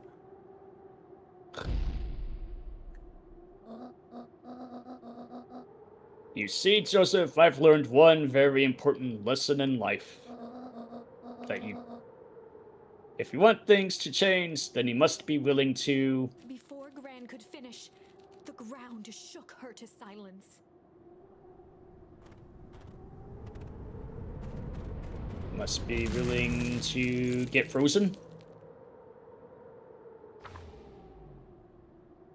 Gran Oh, that's how only it looks had like. time to spin around and run to Luca. Her attempt to shield him, an honorable but trifling act. Unflinching love, pitted against an unthinking horror, there was no contest. Her warm embrace froze in an instant. That is where they remain, fixed in place, forever. And so, our story ends on this melancholy scene. In a town brought low by its secrets, sits the frozen statues of a misguided band of meddlers. The end. Well, that was dire. On the bright side, we finally figured out where all the ice is coming from. Mm-hmm. Now, we just need to find a way to deal with a mystic, unfathomable force of nature. Well, no, I guess that concludes this branch completely because there's. I mean, you can see it doesn't seem to grow anywhere else. It's pretty much just leaves now. It Unlike those two branches. just needed to go ahead. Which. Just needed to get that one little one. Okay, Yeah. Let's go ahead and try the yeah. I mean, yeah, obviously, because last time we did do both of those, but apparently the last choice, which is refuse, didn't save. So I'll just quickly skip over through it so it can register there. Gotcha. Luca had no choice but to refuse Iggy's If anyone request. wondering He about this tightened one, his watch the grip previous and stream. reached for the walkie-talkie. A wild. I think it was the last thing we have tried. Mr. A clipboard. I'll put in a swarm. Ah, whoops! That Yeah. Replay it over again. Had no choice but to refuse. I mean, Iggy's ending request. so good, He we tightened just his have grip. to skip over it twice. It wasn't. Mr. A clipboard. I'll put in a swarm of hand.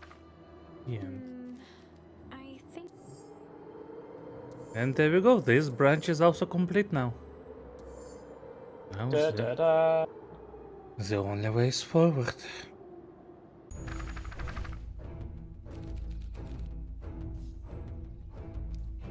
Alice. There was a malice lurking behind those eyes, like a trap ready to spring. Luca felt the weight of Nuncrete's hand on his shoulder. Something wasn't right. He didn't know why, but something was telling Luca to get out of there.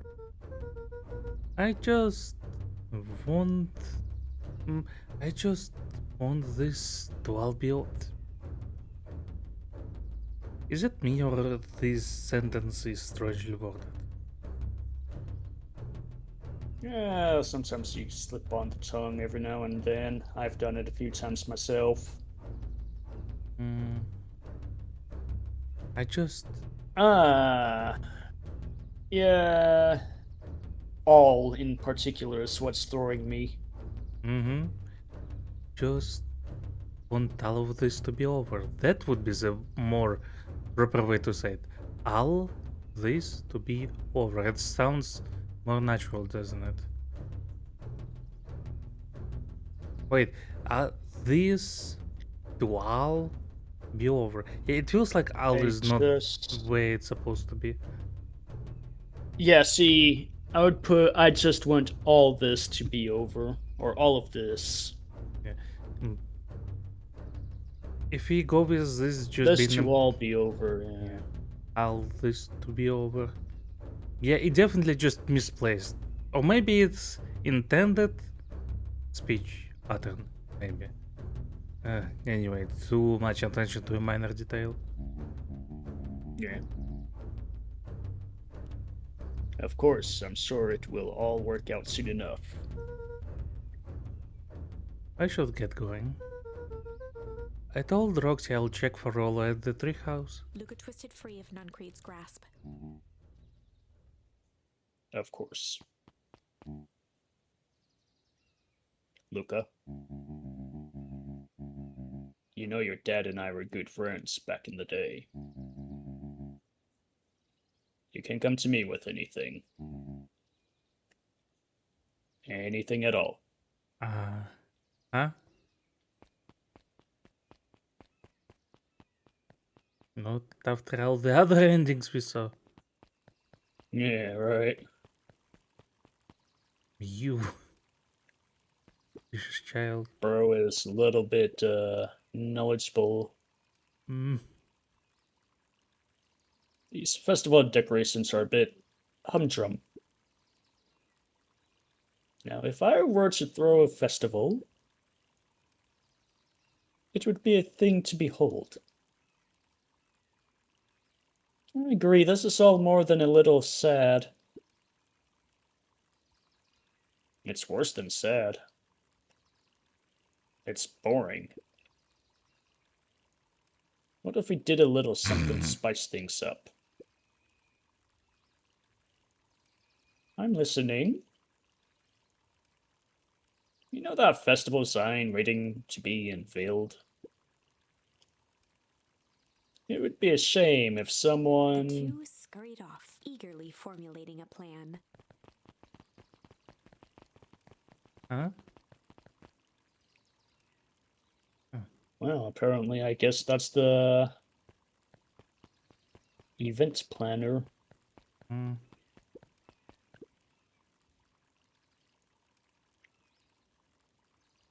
He looked down and muttered in a gruff voice. Mama always told me my problems would look smaller once I grew up. But my problems always seem to grow right along with me. Well, I ain't the truth. Heavens, I sense big trouble ahead. Thank you. I wouldn't suspect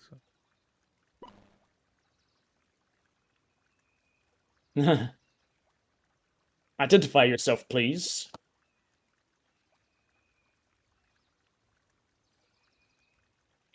Nellie Modwell. I work here now. I am unable to locate you on our staff roll. Oh, I don't officially start until tomorrow. Mr. Cruz said I could come in early tonight to get a few things done. Hold, please. Clearance authorized. Thank you. Our harvest awaits. Right. You know, now that we got this time thing going on, that symbol makes a lot more sense. Oh With the yeah. perennial harvest. Right. The infinity symbol is famously used for this kind of stuff.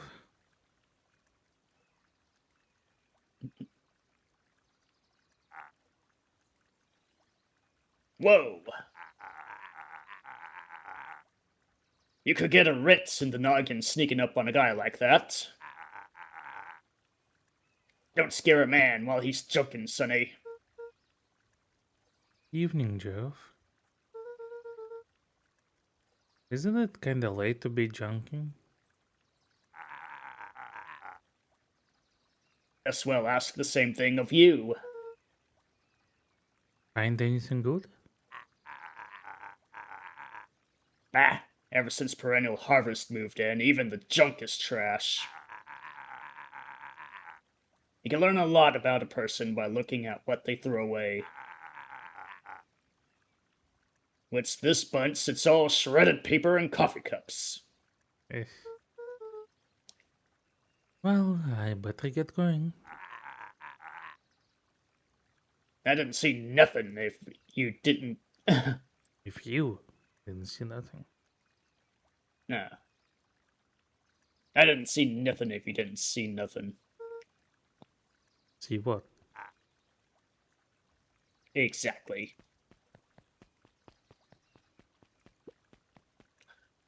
Bro just dumpster diving.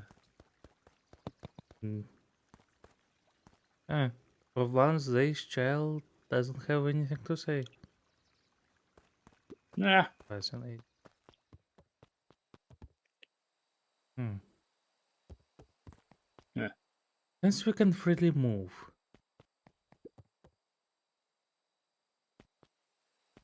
Let's see. This. Oh, good. 3 more. Luca wrapped some tape around the hook. Hey, you never know. I'm not sure how that one's supposed to catch anything. Guess it's sticky. I suppose, but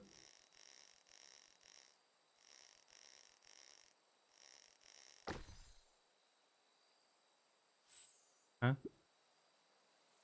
It's got a bunch of big words written on it. Let's see that. We regret to inform you that your application for property rights with respect to the Beacon Pine CBD and surrounding area has been rejected. Who's that for? Applicant Valentine Estate. Ah, Good. Good. alright then. Luca placed a sinker on the line. Sometimes the best stuff is at the bottom of the pond. I guess. If you're looking for a catfish. Hmm. Never been much for bottom feeders. Hmm. I don't think I ever had a catfish.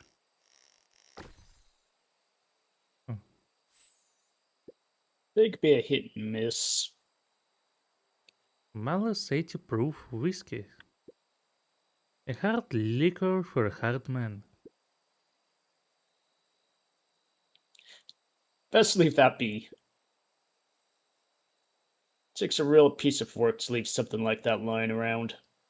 That looks more like a message in the bottle. Or maybe just the way they drew the label. Hmm. Must be the label then. Alright. Luca wrapped a twig of thyme around the hook. What's a thyme? It's a spice. Oh, Some fish have refined taste.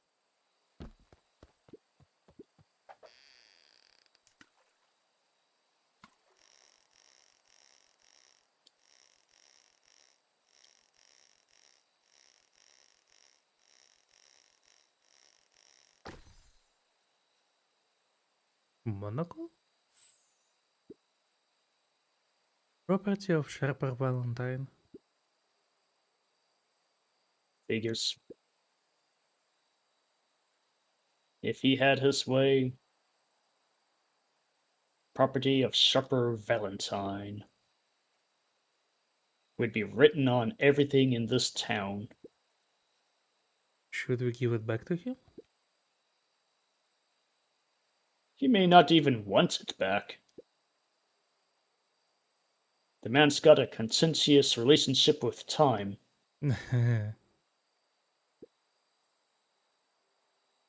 We'll keep it here in case he ever wants to pick it up. A broken watch. How fitting. Well, I guess that was that. I remember Chelsea also used at the diner. There are achievements for using all the available channels for fishing in the diner. So let's see. Oh. Alright, some other timeline then.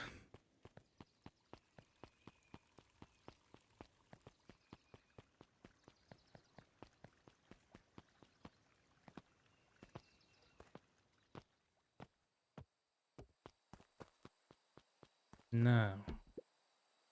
Rollo? He aired a long holler into the woods. Rollo. Eh. Rollo, whenever you are, I hope you're okay. Luca felt his eyes getting heavy and plopped into the beanbag. He conceded to its lumpy embrace.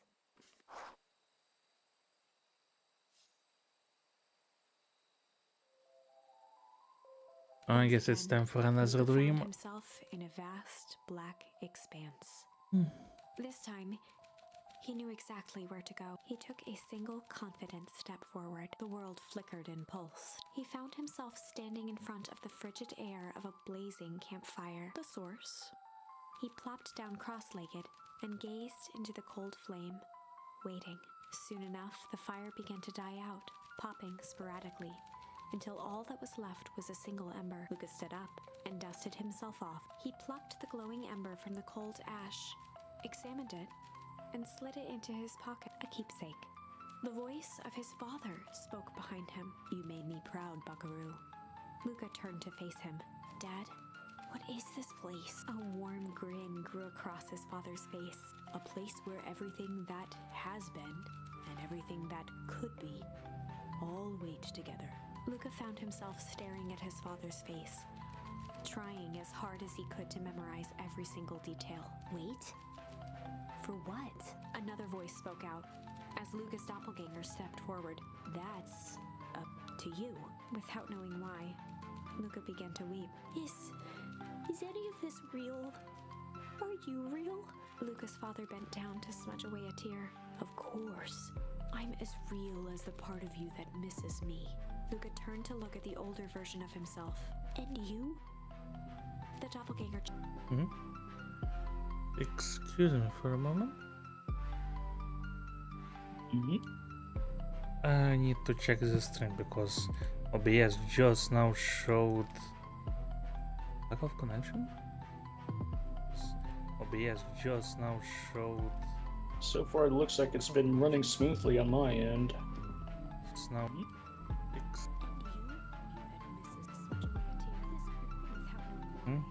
Well, everything seems intact. Probably lost a few frames there, but nothing critical. Alright, away. I think so. Dreamland! His Yeah. father pulled him in for an embrace. Time to go, buckaroo. Luca was startled from his dream by a banging on the floor.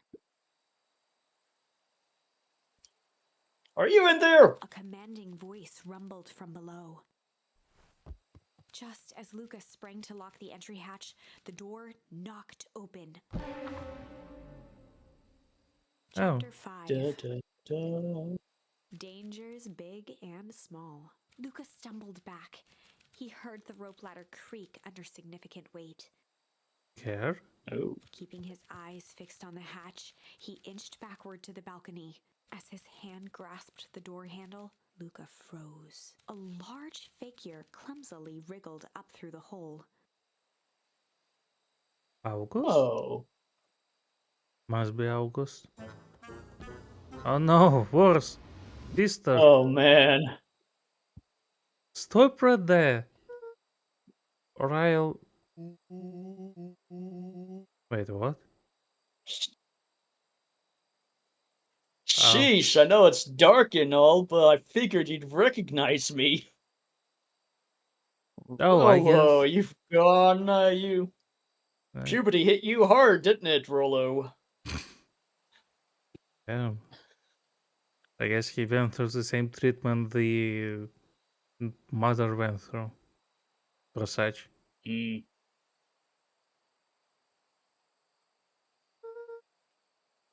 Who are you? The large figure cocked its head inquisitively. Stop now or I'll like clobber you with a baseball bat. Whoa, take it easy. Luca, you need to get your eyes checked. It's me, Rollo. Nice try, but I know you aren't Rollo. You're like one of his random uncles or something. Wait, how much older he is there? Looks like more or less like his sister. Couldn't be that old. Well, figure you have a young uncle.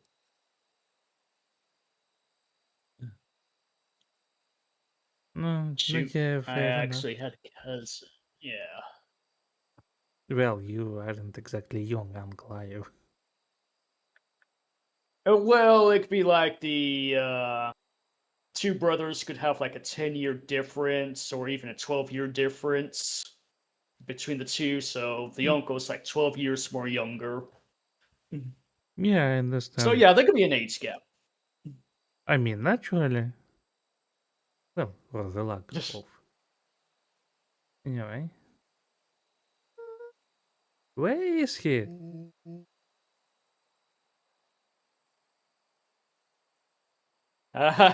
Uncle? Luca, quit messing around.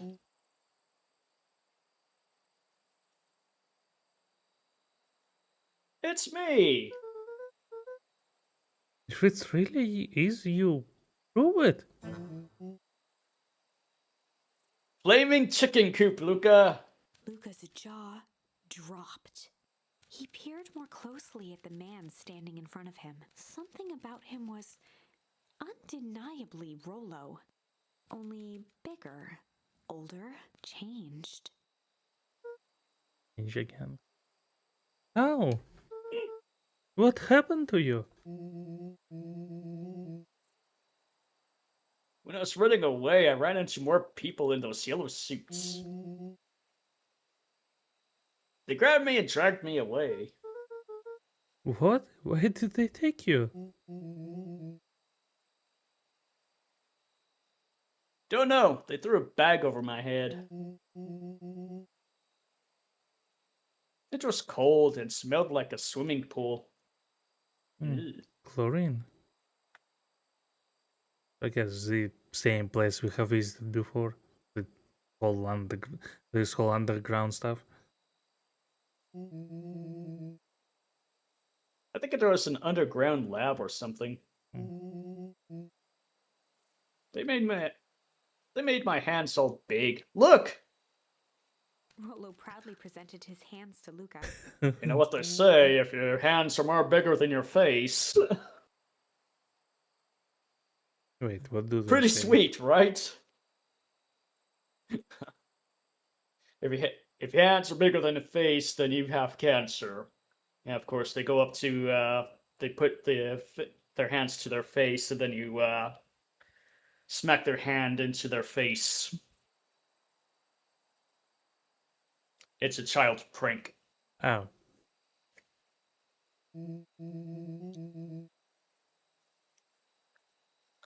I mean, it wouldn't be my first pick of a superpower.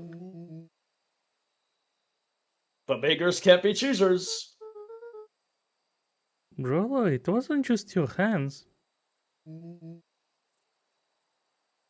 My feet too? Boy, are you blind?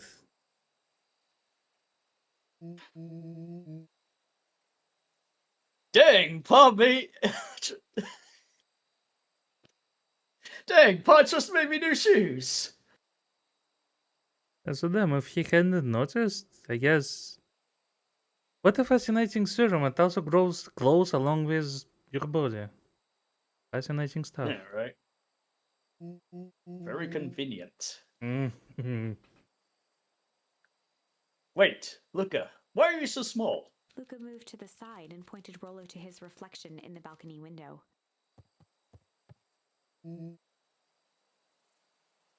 What the? His hands shot up to his face. Holy Toledo! Rollo, what did they do to you? They made me drink some sort of green crud. Ew. Actually, it wasn't too bad. It kind of tasted like licorice. Huh? Ha! I passed out and woke up like this. And then I sorta... Well, if he passed out, I guess they could as well dress him up.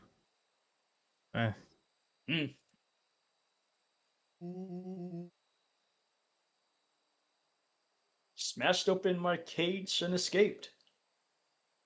Was one flimsy cage, I suppose. Oh, you smashed open the cage? Kinda. At least I think I did. It's all a bit of a blur. They had you in a cage? Who are those people? I don't know who this is to you, but we are gonna fix it. Fix it. This is awesome! Child, you don't know what you're talking about. Well, I'm just glad you're safe now. Luca, you don't need to worry about me. You got kidnapped, was put in a cage, and was given growth hormones. Oi.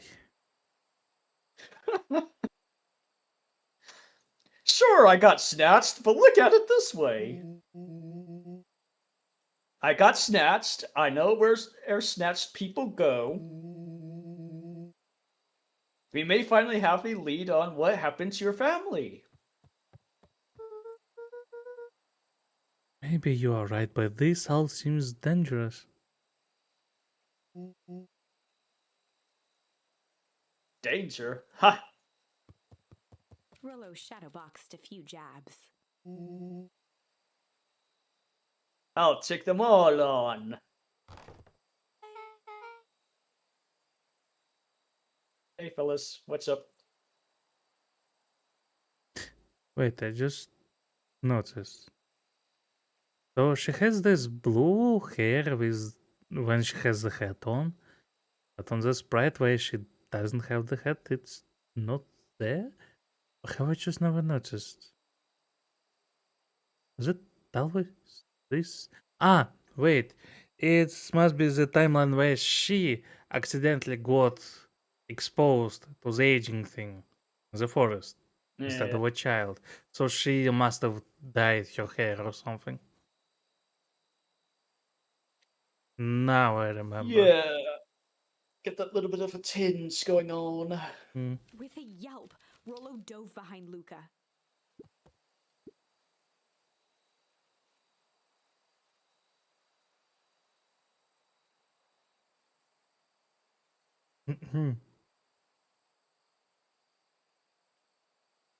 You're lying. Oh, I thought you said. No, the text. Cover! Thank you. Did I come at a bad time? Hmm. You know what now makes me think? This doppelganger the Luca have been seeing in his dream that looks like an aged version of himself. I wonder if it has anything to do with this whole paging serum thing. Maybe. Alright, be right back. Alright.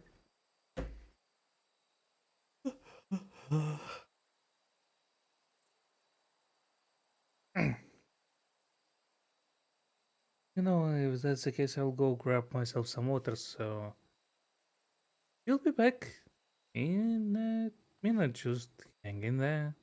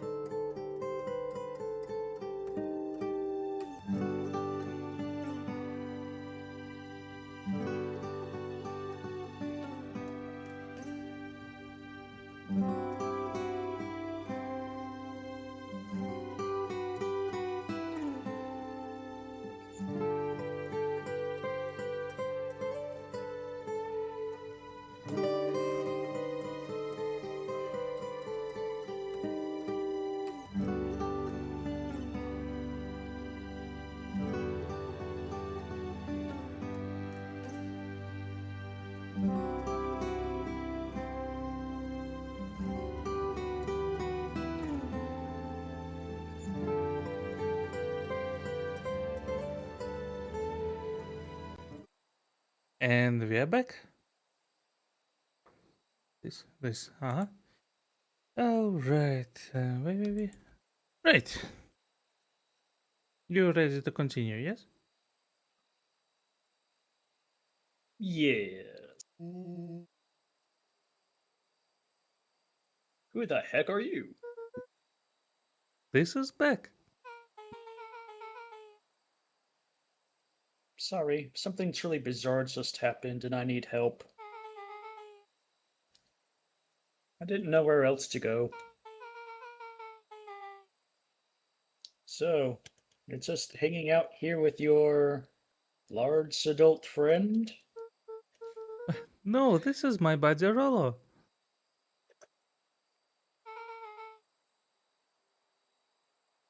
This is your missing friend? One and the same. He seems a little old.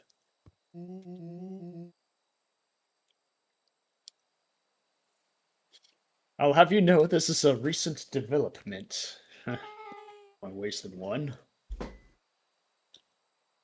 What the heck does that mean?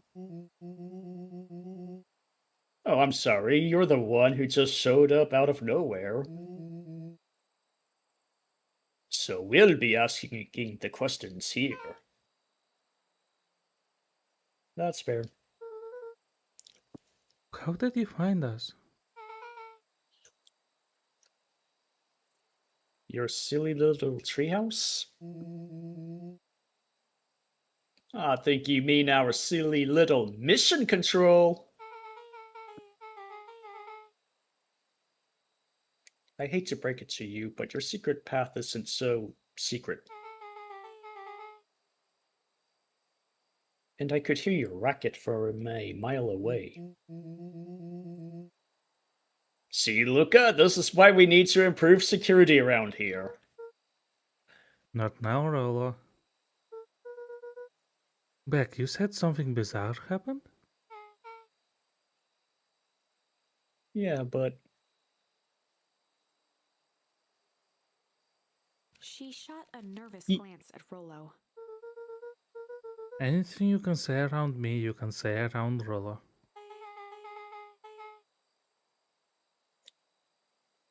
this has been a weird day all around, hasn't it?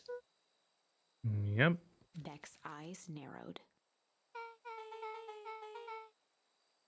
Okay, so it all started when I made it back home. My first order of business was to try to salvage my hair. So I dyed it with some stuff from the chemistry set my mom gave me. Is it safe? I guess if you know what you're doing, it is. I mean, it's all chemicals. Yeah, fair. Just hopefully something safe. Like I dye my hair with what? The mercury. Just rubbed it right in.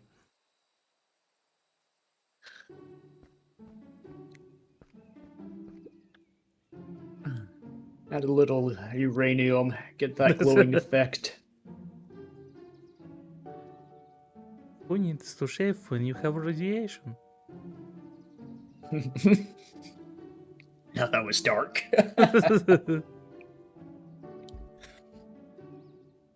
Okay. Just need to play it cool. And hope no one notices. Notices what? Oh, nothing, I was just... come over here and let me have a look. Oh, honey, what in the world did you do to your hair? I just kind of felt like a change. Again. Oh, hello, person in chat. Don't think we saw you around. Stay if you feel like it. Oh, wait. Wait.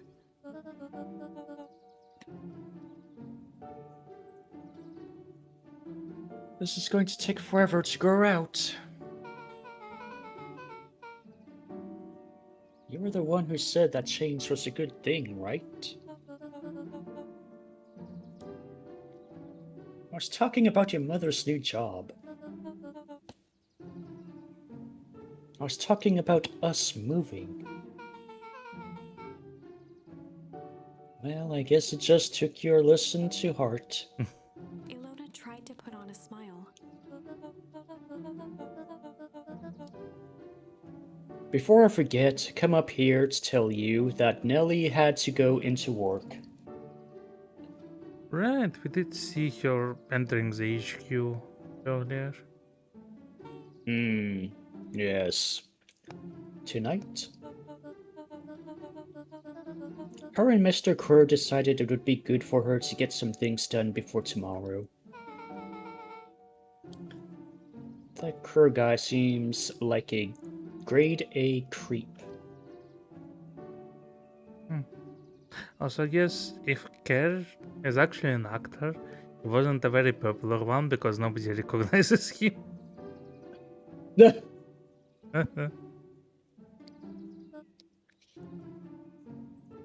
Beck! He is! Him and his weird cult of personality. You're not going to ruin this job for Nellie. It means too much to her. Oh, I know exactly how much it means to her. It means enough to be... It means enough to her to exile her daughter to this podunk town. Dang. Wow, and earlier you were just saying how awesome it was. It was in a different This timeline. This place sucks. The people are weird. You just don't know them yet. It's always cold. We're in the mountains, you'll get used to it. Can't even pick up a single Disney station on the radio. Yeah, kind of does happen in mountains. All this banter. Hey! I took insult on that. Do you like It's all banjo? banter. Banjo is usually affiliated with the South. Huh.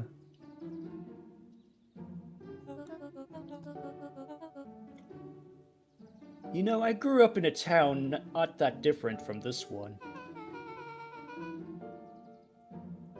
Is that why you're better at talking to plants than people? Damn! Okay. So here's what we're gonna do. First of all, you're grounded. What? In the morning, I'll have Nellie come and see what we can do about fixing your hair. You need to look presentable for the festival. I mean, blue doesn't look that bad on her. Well, black goes with anything. Yeah. But... not another peep. She sighed, and after a moment, looked down at Beck sympathetically. I know moving is hard, honey. But that doesn't mean you have to make yourself miserable all the time. Other people seem to have that covered for me. Oh, and if you decide to rebel by dyeing your hair more... She flashed a sly grin and tousled Beck's hair. I'll just shave it off for you. Think of how rebellious you'll look then. Yeah. Very funny. Give her a mohawk. Thank you. Good night, sweetie. Good night, Mom. Wait. First of all, this town does not suck. Second, you need help because you got grounded? No. I'm sorry you got in trouble. I'm sorry you got in trouble. It's my fault your hair got screwed up in the first place. Don't worry about it. I actually kinda like this look. Great! Can we get back to the story now? This next part is the important bit. I have this radio I upgraded with my mom, and I was too angry to sleep. So I tried to dial in something worth listening to. More banjo music.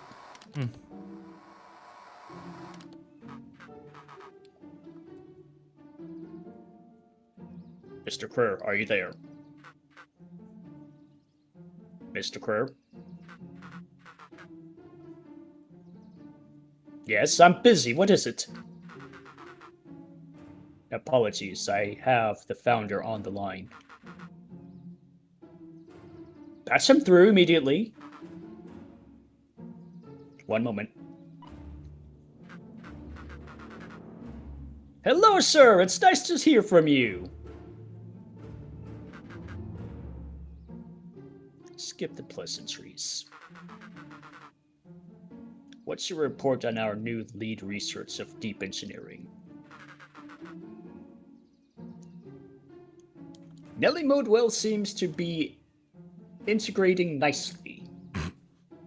We are currently converting her into another red panda.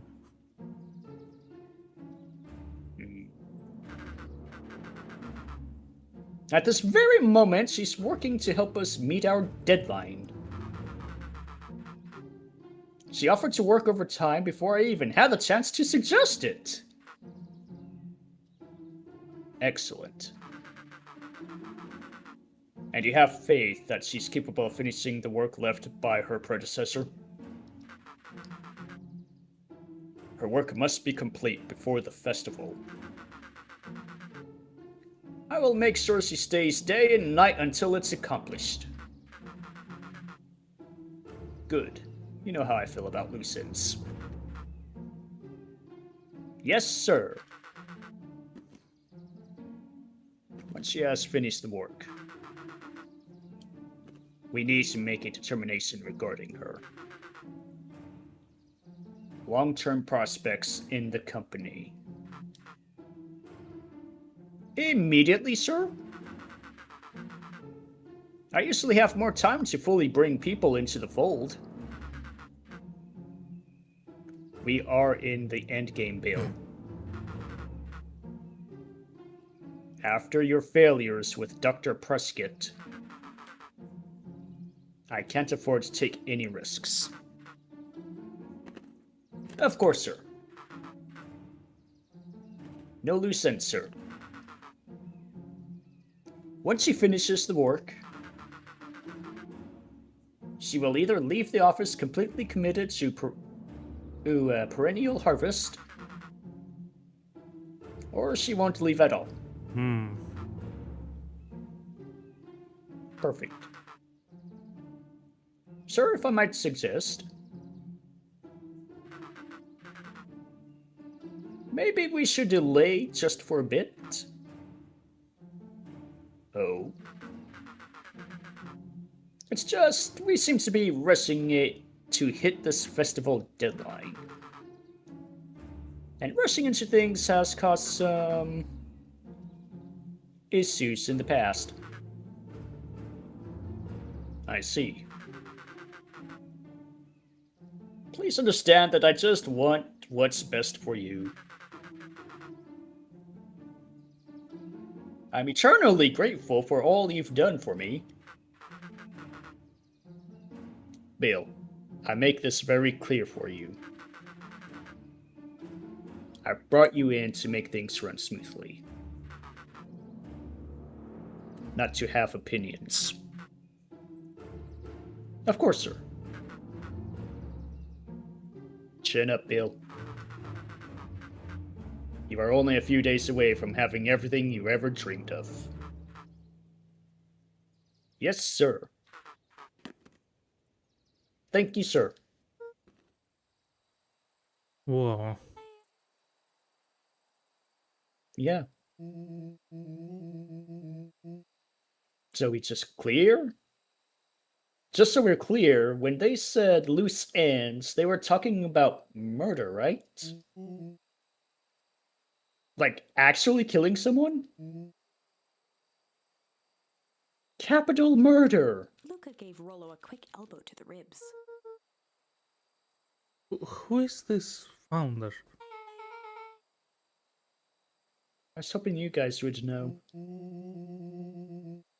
Nah, as far as we know, Kerr is the top banana perennial harvest. He sounded scared of this founder guy. So we have an even topper banana on the field. Mm. Banana. What the hell is my mom caught up in? Has she talked about the job much? Not really.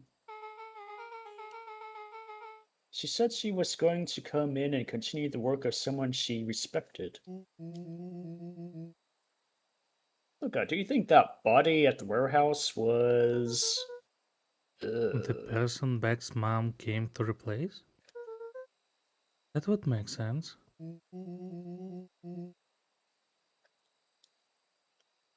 Beck, it seems like Nellie's predecessor got, loose-ended. I'm getting that impression. Okay, so we need to get your mom out of there before the festival happens. That's 2 days away. Won't she just come home after work?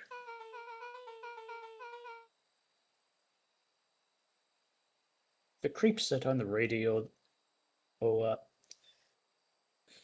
The creep on the radio said they were going to hold her there until then. So if she's not coming out, we could go in and get her. Beck flicked a large sheet of paper out of her pocket and slammed it on the floor. Maybe this will help. You have blueprints? Well, it's really just a welcome mat for my mom's PH orientation day. Oh, But it shows the layout. Sure looks like blueprints to me. Look, here's the reception area. There's a big room marked Founder's Office. It even has the exits marked. Guys.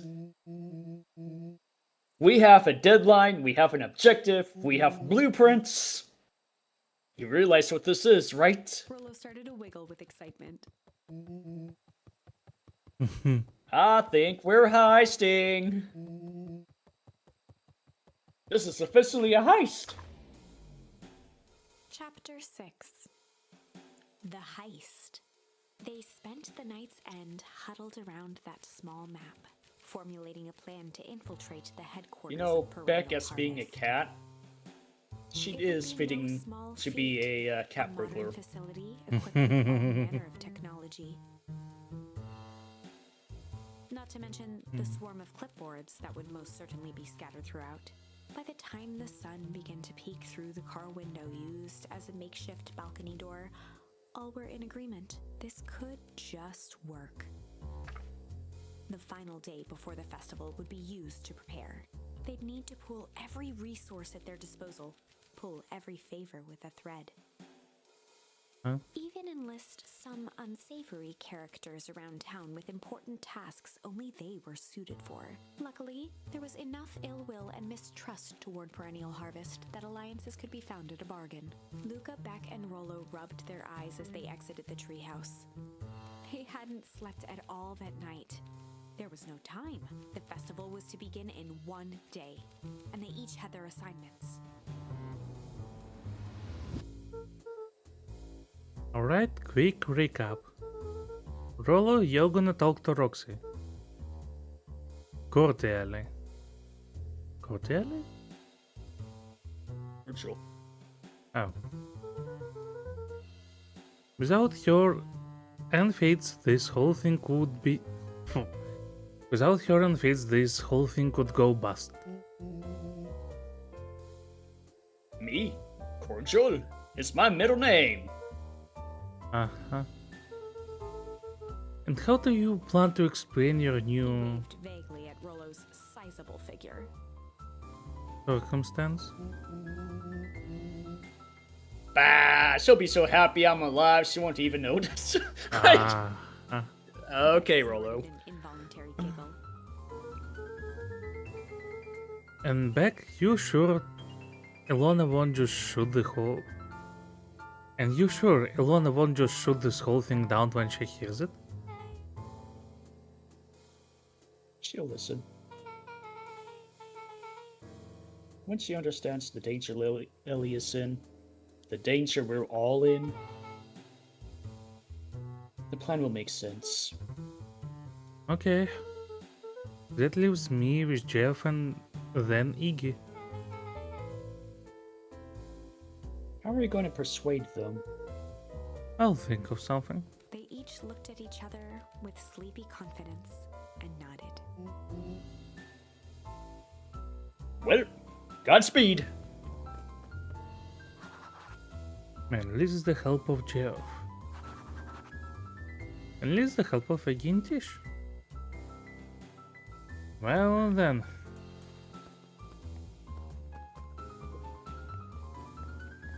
What is a heist without an entire party? Exactly. I mean, that's always the fun part of it. You got This anything? is starting to sound like an Ocean's 11 type of thing. Mm-hmm.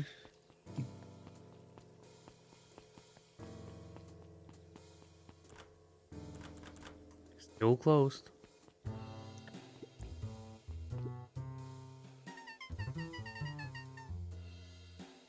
You ever wonder why an agricultural company employs an army of survey takers? The clipboards? They say they're just trying to make us happy. Do they want to make us happy? Or just figure out what makes us happy? An important distinction. Fair enough.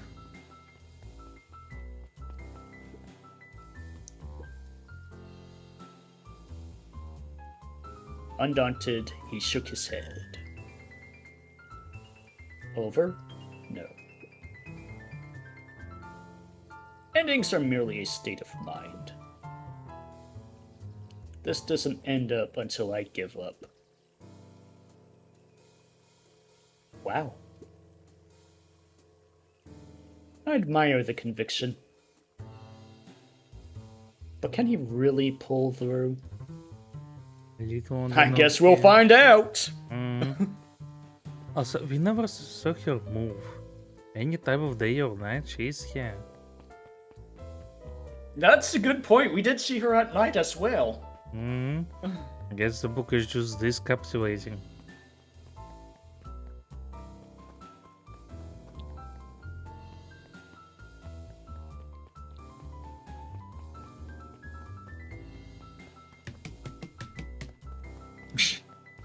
Oh look, bananas.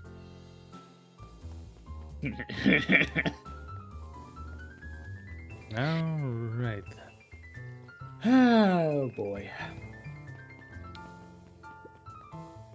Oh, but... Hi. Hey, Jeff. What can I do for you? Well, I know how much you hate perennial harvest. Hate's a strong word. Oh, sorry, I mean... I didn't say it was the wrong word. Gotcha. So, we're gonna break into their headquarters and I thought you might be able to help? Jeff wheezed out a long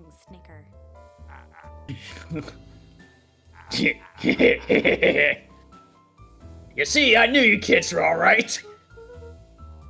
Great, so you'll help? The joy in Jeff's face drained instantly. Not a chance. But But he's not going to say anything. Give me one good reason I should risk my hide aiding and abetting you rascals. Looking into the sullen eyes of his would-be accomplice, Luca blurted out the first word that came to mind. hide, junk, shit, fight.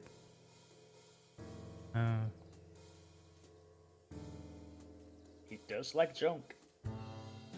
Fair enough. Junk! Yeah, what of it? Sonny, I've got more junk than a king has copper. Ain't interested. Damn. Different Luca for wasn't then. ready to give up so easily. He shouted out again. As the reason this happens is because my stick is drifting. I think. Yeah, I need to go ahead and get a... Yeah, I need to get a new controller myself. The stick itself, it's a little bit worn. Yeah. I mean, I had my controller for so many years now. It's an Xbox 360 kind of model. Very reliable. Oh, dang. No. Shit.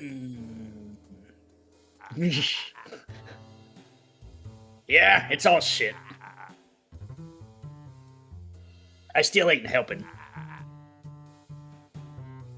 Ain't that some shit? Heh heh. Well, fair point. Right. I've done enough fighting for one lifetime, and more than my share of losing. Time's come to hang up the gloves. Hide. Jeff's brow perked up. What'd you say? Go ahead and hide then. Sensing some traction, Luca carried on with vigor. Let a bunch of kids do what needs to be done. We are not afraid. Jeff's scowl faded with a sigh. Say what you will about old Jeff, and they all do. But you'll never hear him say I hid from nothing. One good stomp of the foot was all Jeff needed to drive his point home. What was it you kids needed? Some sort of disguise. I've got just the thing. And while we're at it, that crate should come in handy. This ain't going to be free, you know. I'm thinking 5 bags of sour gobs should cover it. Put it on my tab. Luca offered out his open hand to seal the deal. With a firm and dusty grip, Jeff reciprocated.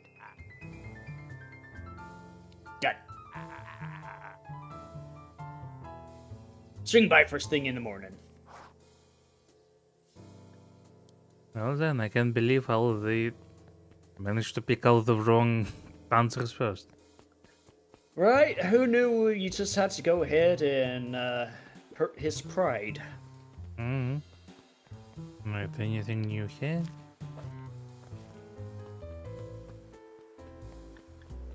Can't go there. Excuse me. Well, I guess not. Now, wait.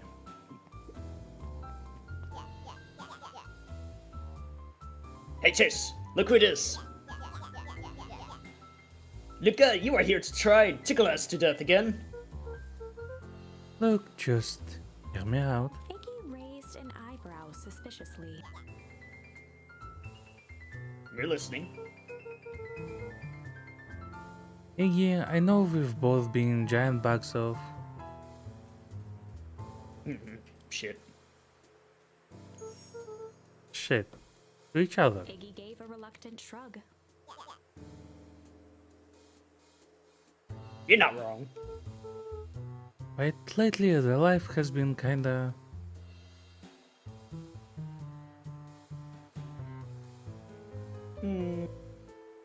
I'd say hard. hard, you know? Hard?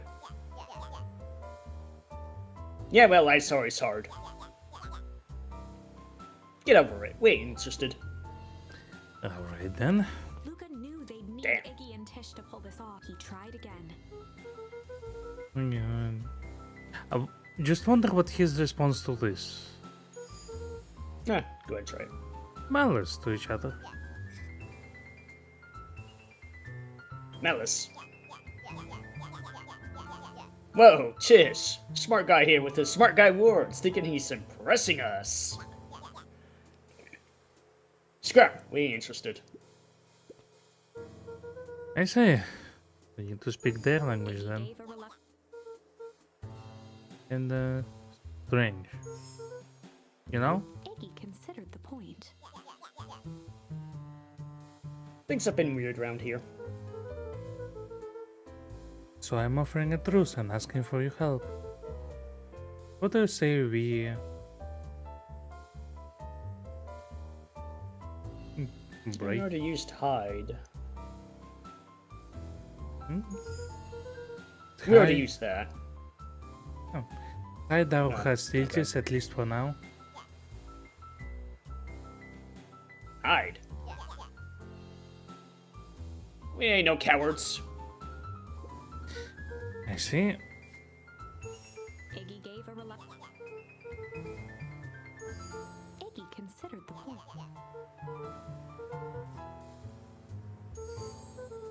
Break our hostilities at least for now. We do like breaking things. Even if the truth means less breaking things. What if I told you there was a way to have a truce and break stuff?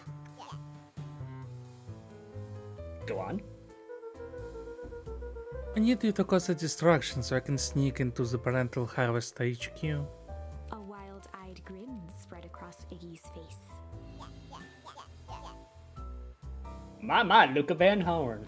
I'm impressed. And after this all done, maybe you and Tish can come and hang out at the treehouse sometime. Iggy glanced over to Tish, who nodded in agreement. Fine. But not because we want to see your crappy treehouse. We just like to cause With chaos. a quick nod, Luca was off. Well, that was easy.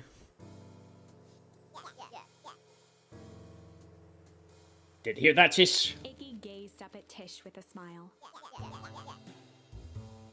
He invited us to hang out on the tree. A sweet tear ran down Tish's cheek. Oh, wow! She talks! I never expected this day to come. How wonderful. Chapter 6. Never expected her to talk! Well, then, I guess that's what it takes. Into the hive. A good heist requires preparation, and thorough preparation takes time. Something they had precious little of. So far, everything was in order. Jeff, Iggy, and Tish all agreed to do their part. Beck radioed Luca that night with a simple and covert message. We are locked and loaded on my end. And Rollo, after a lengthy confession, managed to persuade Roxy and Fitz to help. He stowed away in mission control for the night to avoid attracting attention. Rollo, being uniquely suited for the role, would be the first to breach perennial harvest. The outfit provided by Jeff wasn't perfect, but a convincing disguise is 10% wardrobe, 90% confidence. I see he dressed up like one of them. Yeah. Rollo took a few vigorous breaths and well. shook out his arms. Oh, not like them, but... Well, damn it, that Yeah. would have been a better idea, but I guess he just looks like a plumber. Yeah.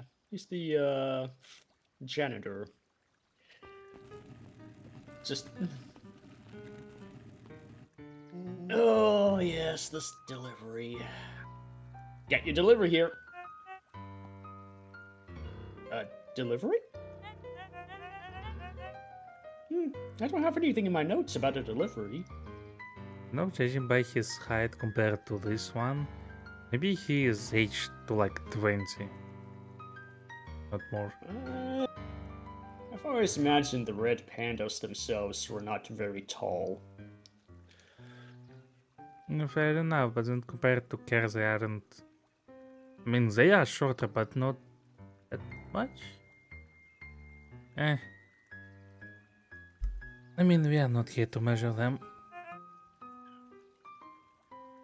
One moment.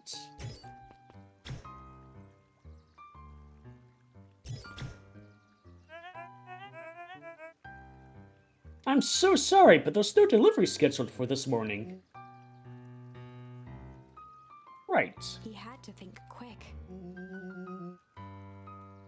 That's because this goes directly to the founder. He asked that it be kept secret. Rollo sighed, adjusting his tool belt. You know how the founder can be.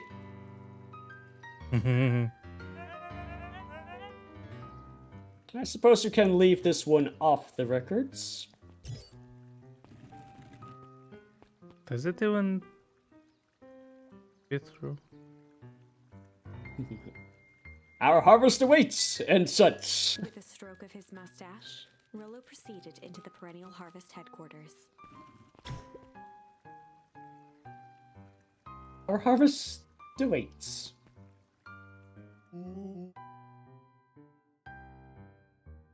Package here for the founder. That's how the inside looks like.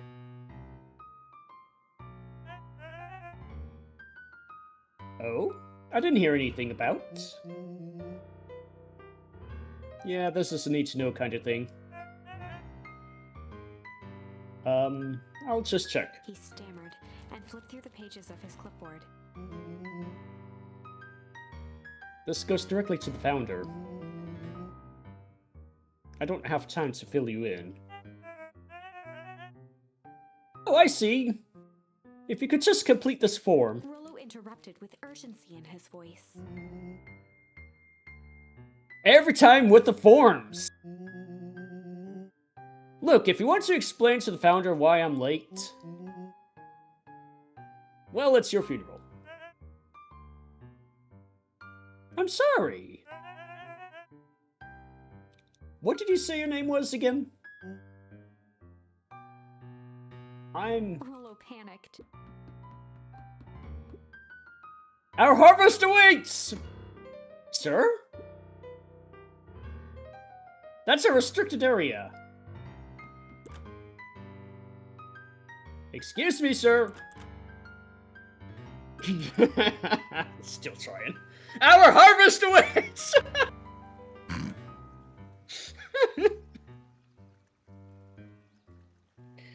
Oh, this is going well. Ready to light this candle, shish? Yep. Check on this, perennial ham fist. With rockets.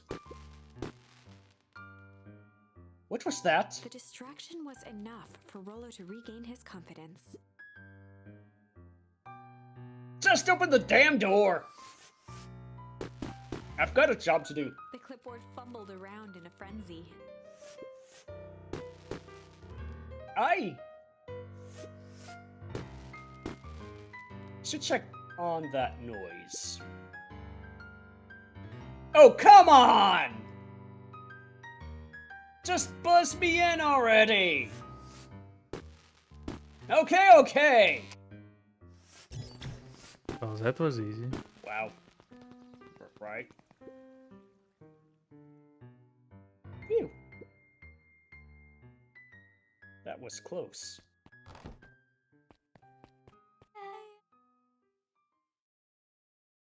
Our harvest awaits. Hey, I figured. When in doubt, stick with the classics. Well, that was a close one. But you pulled it off. Nice work, Rollo. Alright, everyone knows what to do? Yep, deep engineering is to the north. I'll go with Beck. In case you need some muscle. I'll head east to the I'll head founder's east. office. I'll head east to the founder's office. You two be safe.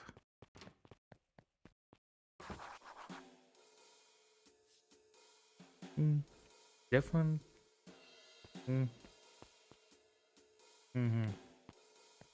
Must be the staircase behind this one then. Deep engineering win. I can roll have that covered. Alright. Oh, cooler. That's odd. There's not even any cups for the water. Is it because they are androids or something?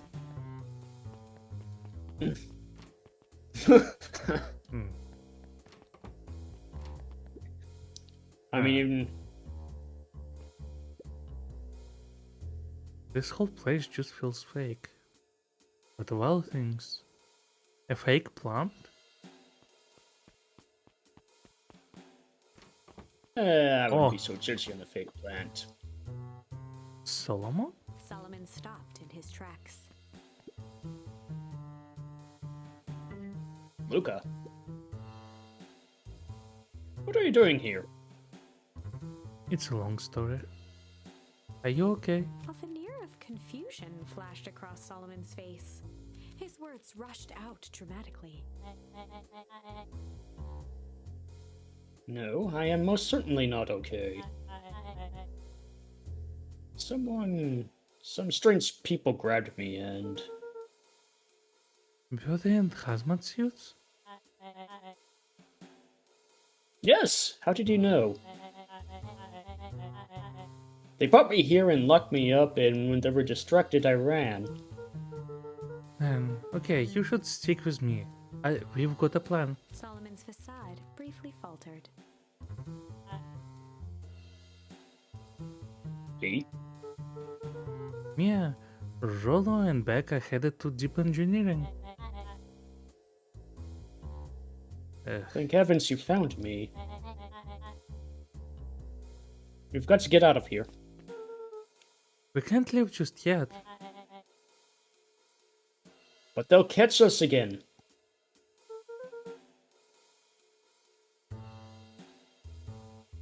I've got to do something first.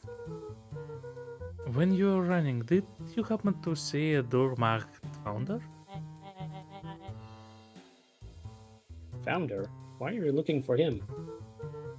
I'm not, I just need to get into that office.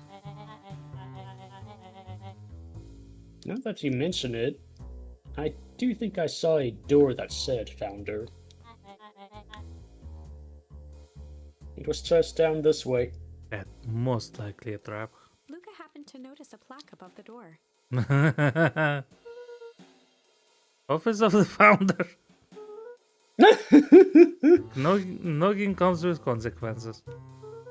Oh, there it is.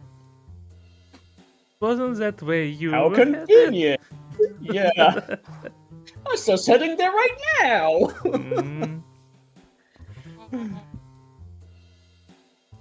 So it is. It's pretty lucky that I ran into you, or else I might have missed it. Truly fortunate. Luca tried the handle. Locked. Solomon leaned forward to examine the mechanism. Regrettably, it seems to be some sort of electric lock. I don't see how we could possibly defeat a lock like that. Luca smiled and looked at his watch. Just wait a minute.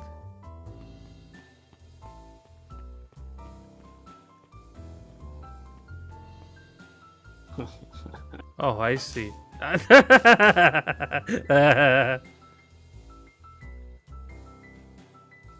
I don't know what sort of funny business you're up to, but I like it. Mind a quick hat tip, and ambled off with a whistle.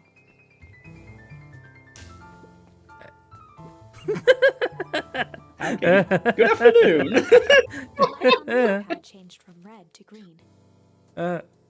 Well, goddamn, a shovel can do that? You right? How did you do that? A shovel in a fuse box?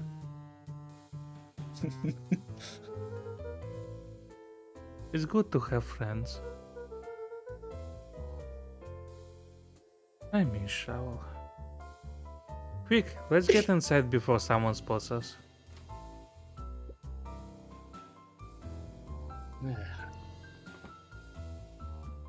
Luca switched on his walkie-talkie. Roller? I mean... As expected, there is a control panel. Great timing. We're stuck at lock. We're stuck at a locked door marked 24601. We need you to get us through.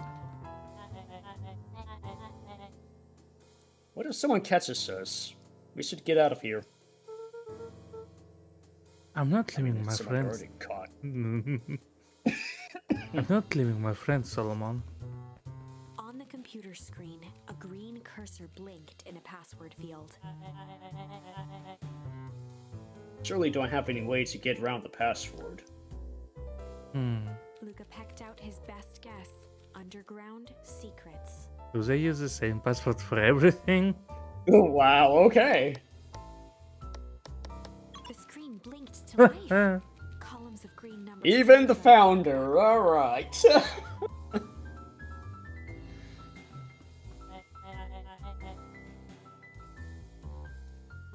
How did you just guess that? No, it's this absurd password Roller heard when he was down here before.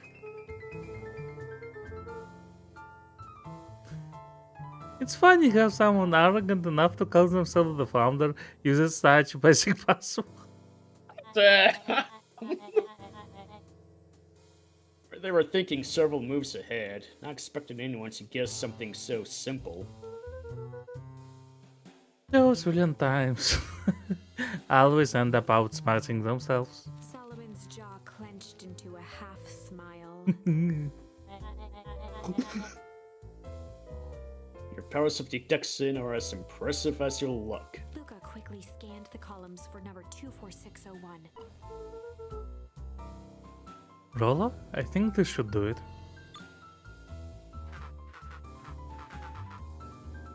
Bingo, bango, doors open, Luca. You never fail to impress.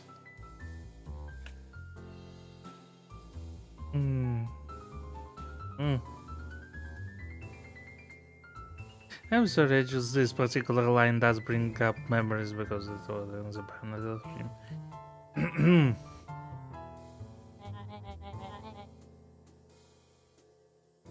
What is that slippery lout even doing down here? We have a friend whose mom is in trouble. We are here to get her out.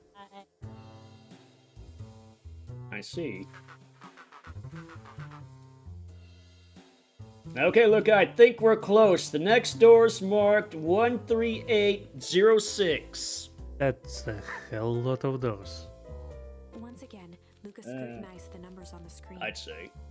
In that moment of distraction, Solomon reached forward and pressed a large red button. Maybe this one opens the lock. And security. Crap! We've got company! Luca! Must go faster! One thing I can't think One without sec. this noise. Getting my lines again. Ah, yeah. He quickly skimmed the screen with his finger. Here it is. 13806. Go, go, go! Curse these fumbling hands. My apologies, Luca.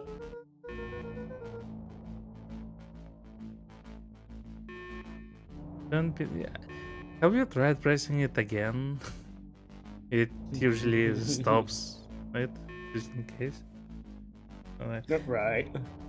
Don't beat yourself up. I know you were just trying to help.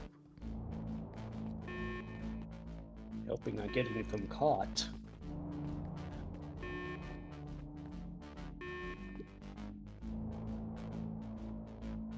Oh man! No water cups. Rollo!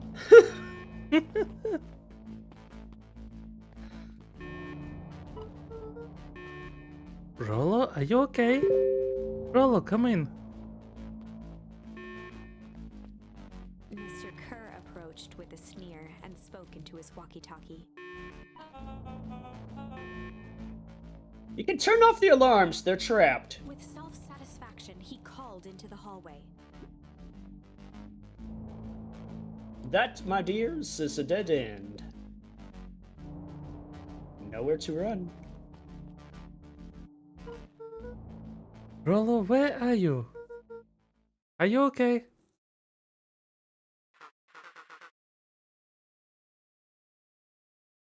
Yeah, I think we lost him.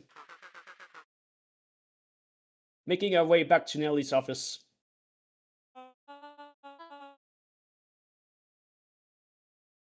Okay, you two rabble-rousers are coming with us. Nah, a distraction. Nope. Ah! Ah! Make a break for it!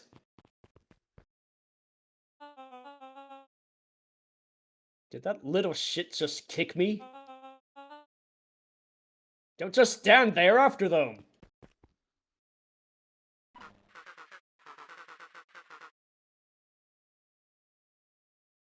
Okay, I think that worked. Roxy and Fitz off them on a wild goose chase. I'm having trouble following what just happened. Like it said, it's good to have friends. Rollo, how long do you think Roxy can distract them? How long can Roxy keep someone so pissed off they can't see straight? Let's just say we've got time. Entering Nellie's office now. Mom! No, she has the drawing on the wall. Yeah? That's nice.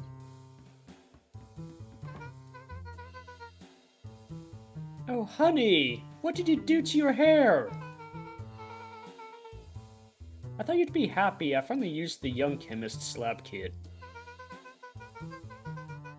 You sure have a knack for making me incredibly proud in the most frustrating ways. We need to get you out of here. We? Who's your adult friend? Oh, I'm not an adult. Ever heard of a growth spurt? I had more of a growth spew. No, that's not possible. Nellie leaned over to examine his teeth. Substantial banding on the enamel of the molars. Consistent with Tempus liquamine exposure. Is that what you call the gunk they forced me to drink? You drank it? Oh no. They told me it was only being tested on plants. Oh, Beck, sweetie, I promise I didn't know. Mom, what the hell is going on at this place? I was brought here to work on the discovery of a lifetime. A novel chemical compound was discovered at the Beacon Pines in a wellspring they called the Source. Hmm. They named it Tempus liquamine. It pulls energy from its surroundings in order to fundamentally alter matter's relationship to time. So that's where the cold comes from. pulling the energy. Yeah, and then of course freezing it in stasis, permanently frozen in time. I guess that also explains why this line in one of the endings that winters grew longer. Using this at such big scale, overall cooling down the planet and whatnot. Hmm. So the more that they used the stuff, the more they had to go ahead and rely on it because of the source kept sucking more and more energy. Right.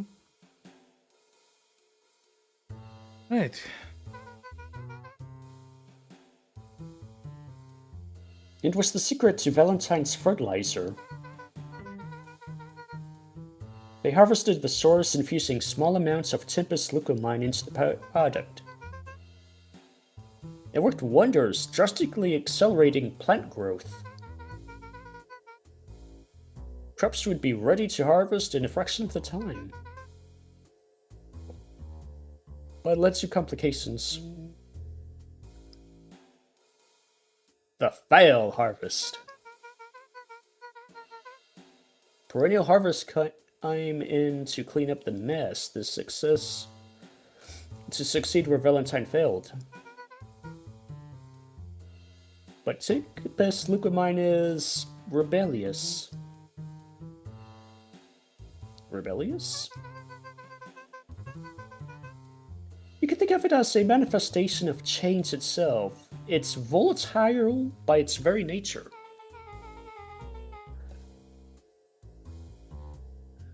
So the more you try to force it to do a specific thing, the more it resists, yes. Or it tries to blow it up. I can relate to that. My role is to finish the work of my predecessor, Dr. Prescott. Rip Prescott.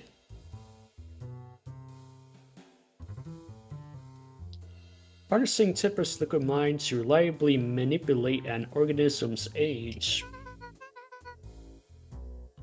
Just imagine how many people we could feed.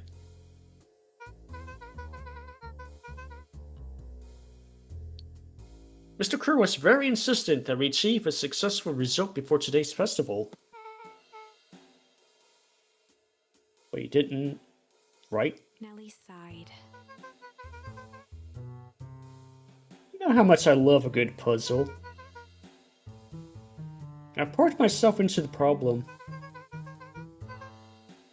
It wasn't long until I discovered oddities in Mr. Prescott's note. Oddities? They contained obvious errors, mistakes that someone of his reputation would never make. So I fixed them and now I get to replace my entire wardrobe. I really am truly sorry. Well, I guess it does leave the question, how did Sharper got younger? That's why I yet to reach this part. Yeah. Meh, those clothes were all hand-me-downs anyway. It sounds like Dr. Prescott figured it out, got cold feet, and intentionally sabotaged his own work. I had considered that possibility. I've sent a letter asking him to clarify his thinking. Mom, Dr. Prescott is dead. Kerr had killed him. What? I overheard them talking about it on the radio. That's why we gotta get get you out of here. I just... Like now! Yeah. Yeah, I don't know the reason why you all are talking about this. Hmm. Wait, the vial! I finally solved the chemical equation allowing direct control of aging. Apparently Mr. Valentine already figured that out. Hmm. Mr. Kerr picked it up just before you came. Or the more reason we gotta hightail it.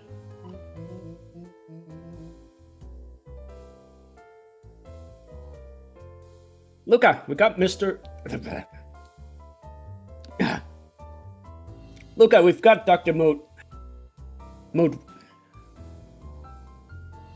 Modville. Her name is always tripping me, I swear. Hmm. I always keep reading Look, it we've- as Modville. Yeah!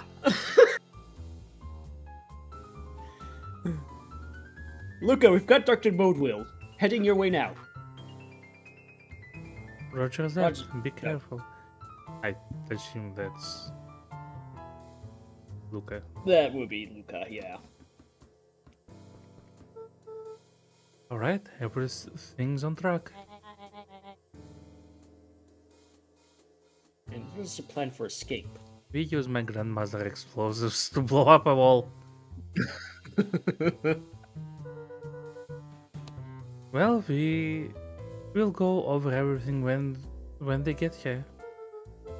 In the meantime, maybe we can dig up some more info. Mm-hmm. Oh.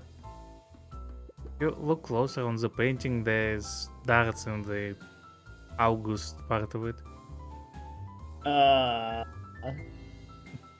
Apparently he was the most failed bastard child. Oh, yeah. Malice 80 proof whiskey. Yeah, the same we got from the pound. A hard drink for a hard apparently, man. Apparently it's Valentine's type of drink. Mhm. Wow, even his alcohol is arrogant. Solomon muttered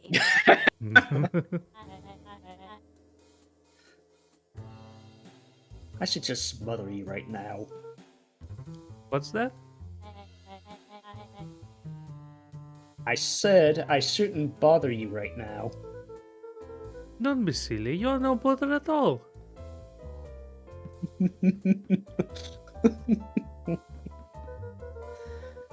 Let's see what else this bad boy has on.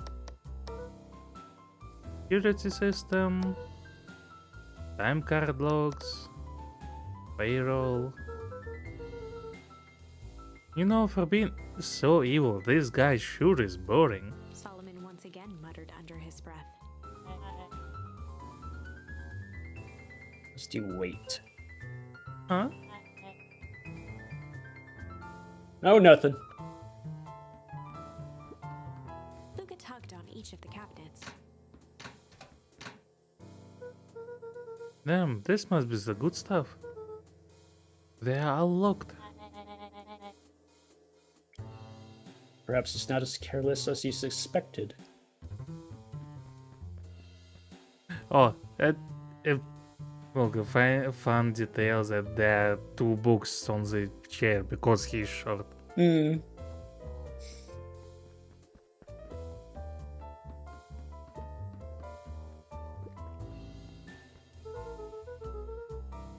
It looks like the founder was helping Kerr plan the festival. Why would such a secretive leader be obsessed with the party? Only time will tell. Luca held his hand up to the ashtray. Still warm. You must have been in here recently. Nothing about the books? Is it even safe to smoke at this age? Probably not.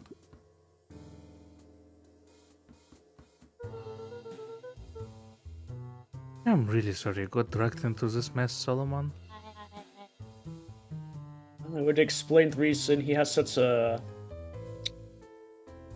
small height. Apparently all that smoking has stunted his growth. Like,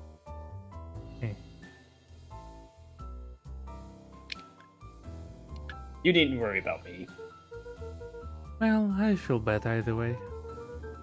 We're gonna get you out of this, I promise. With a subtle, quivering lip, a smile crawled across Solomon's face. They heard the trampling of frantic footsteps from the hallway. Lock it, lock it, lock it! Locked.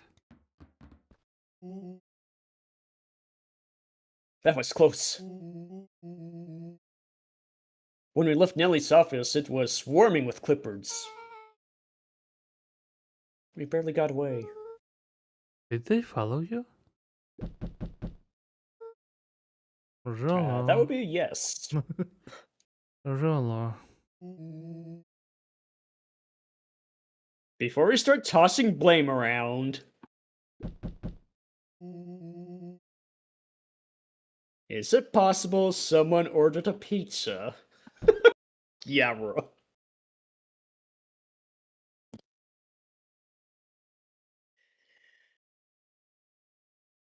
We'd love to hear your thoughts. Definitely not pizza. What now? Don't look at me. I'm officially retiring from the heisting business. You can't retire in the middle of the job.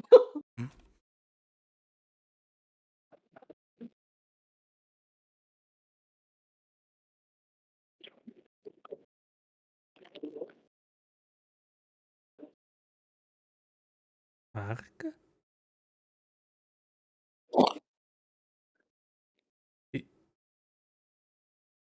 I'm sorry, is everything okay? Your microphone sounded weird. Oh boy. Have you moved the wire strangely or something? You are not eligible right now. How about now? Better, much better. Bad Okay. wire? Yeah, I had that problem yesterday. I Yep, see. you got it. Well, back to it. All right. We're so sorry for the inconvenience. We just have a few quick questions. Just let me think. Can someone watch the door? Of course. Everyone else, huddle up. Oops. I think this little caper has gone on long enough. Solomon, no! Hush now, child. The adults are speaking. Dr. Modwell, a brief reintroduction is in order. We've never met in person, but we have corresponded. You see, it was I who hired you. Solomon, the pathetic orphan child. The powerful and enigmatic founder. Sharper, the fallen progenitor who created this town. Progenitor. Perennial harvest, Valentine fertilizer. All connected by a single thread. Yours truly.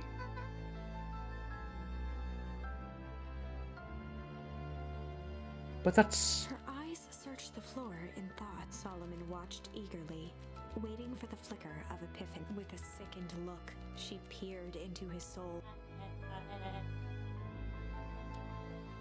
Ah, yes, now you've got it. Typus Lucomine, you've discovered how to reverse the process. Solomon clapped with genuine delight.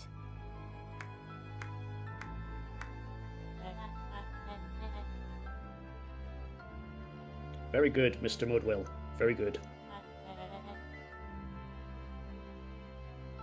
Though discovery wasn't intentional. Solomon glanced down, examining his youthful form.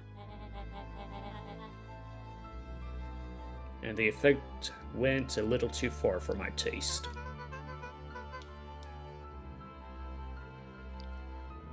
That's why you needed me to finish Mr. Prescott's work. Which you did, admirably. Mr. Kerr, the vial, please. Kerr presented it with a theatrical twirl of the hand.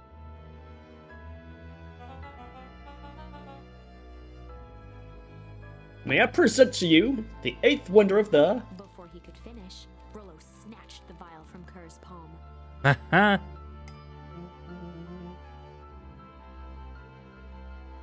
Wow, this stuff sounds pretty valuable! Be careful, you fool. You have no idea what you have in your hand. Actually, we do.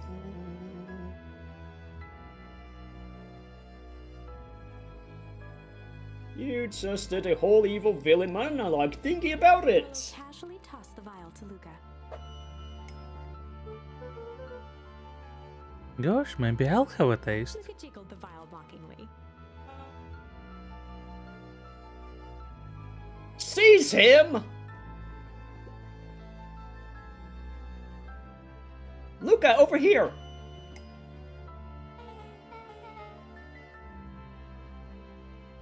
Move another inch and I smash it. She held it tightly behind her back.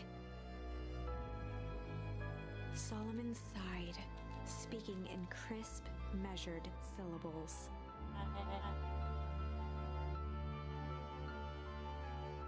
You have no plan. I'll smash it, I swear. Fine. Risk killing us all. Or, if you're lucky, nothing happens. Then what? We capture you and grant you much less leniency. He pursed his lips with feigned sincerity. But I give you my word, if you hand it over now, none of you will be harmed. A deep uncertainty washed over Beck.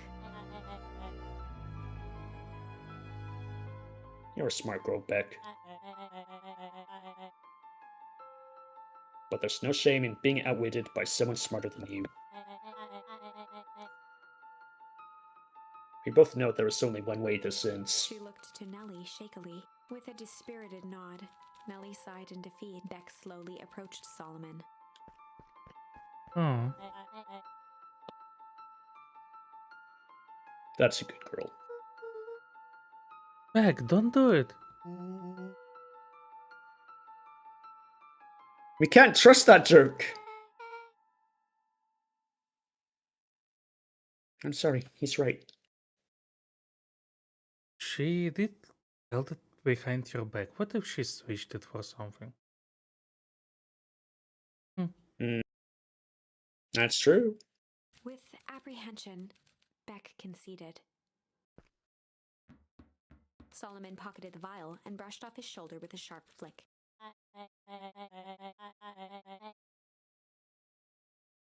Mr. Kurd, you have allowed yourself to be humiliated by a group of children. Report to my office tomorrow for a performance review. The blood drained from Kerr's face. Of course, sir. But first, you have a speech to make. Trot out there and give me the introduction I deserve. And don't forget a smile. Yes, sir.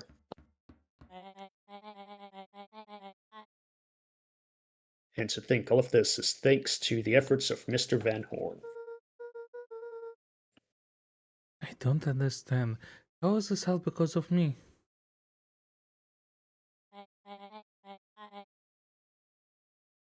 Ha! I said Mr. Van Horn, silly child. Dr. Walt Van Horn.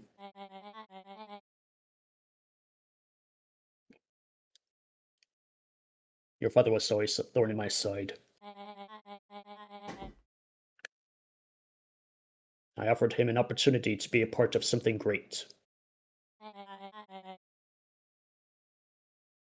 But the fool is blinded by righteousness. He even broke into my laboratory in an attempt to sabotage my work. Solomon shook his head with gratification. But the universe has a funny way of correcting course. By meddling with a force he didn't understand, Walt showed me its true potential. As fate would have it, Luca, your father's dying act was to grant me eternal life. A muffled applause resonated faintly through the walls. Well then, I guess they have started. Well, that's my cue. After the festivities and my subsequent ascension, I will return to deal with you all. Until then, I suggest you use this time to reflect on the magnitude of your failure. You three, keep our post outside the door. Sure, leave them in the same room without those buttons. Well, crap.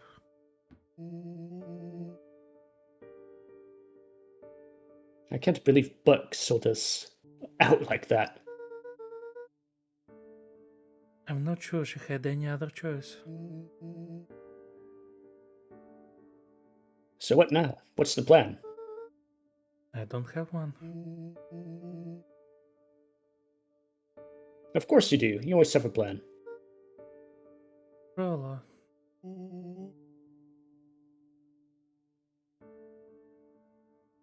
You just need some time. Rolo, it's over. We lost.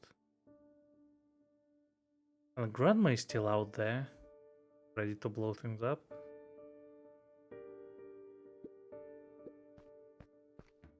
Nellie was staring at the floor, deep in thought. Sorry, Luca. Give me a minute to calm my mind. Alright. Hey, I'm sorry, Luca. I did what I had to do. I know, we were so close. I've got a feeling that eventually Solomon will get what's coming to him. You did switch the vows, didn't you?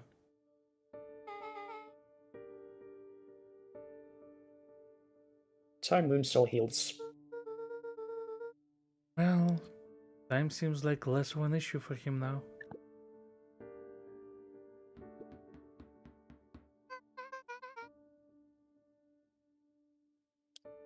Luca, there's something you should know. After Mr. Kerr locked me in that office, I had nothing but time and curiosity.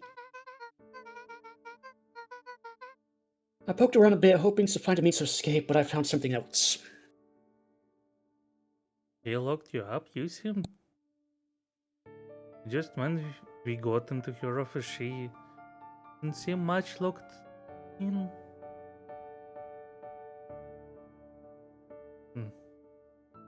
Whatever.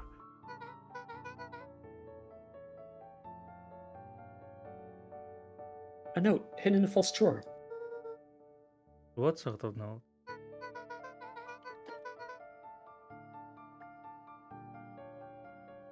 Dr. Prescott must have sensed his time at Perennial Harvest was growing short. So he left behind a letter with the hope it would be found by his successor. It was a confession of sorts. He left it for me, but its contents... Look, I think they were meant for you. Why? What? Why? What did it say?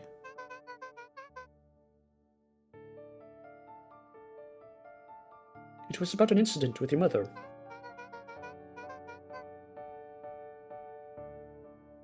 Dr. Prescott found her in his lab with a stolen keycard. There was an accident. She had been exposed to extreme amounts of Typus leucomine. The color dropped from Luca's face. Did she? Is she? She survived. Dr. Prescott decided to help her recover.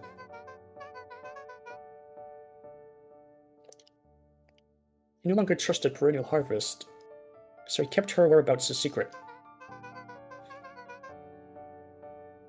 Over time, your mother led him to reconsider the purpose of scientific discovery.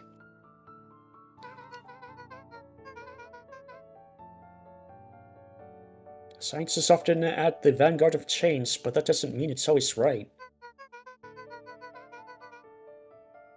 He realized that no one should have control over something as powerful as time itself.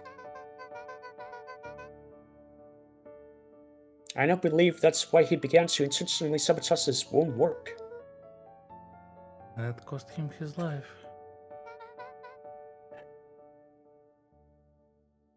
That's a reasonable conclusion. Luca was overwhelmed. I mean, with emotion. It's not a reasonable conclusion. He did die for it. Yeah.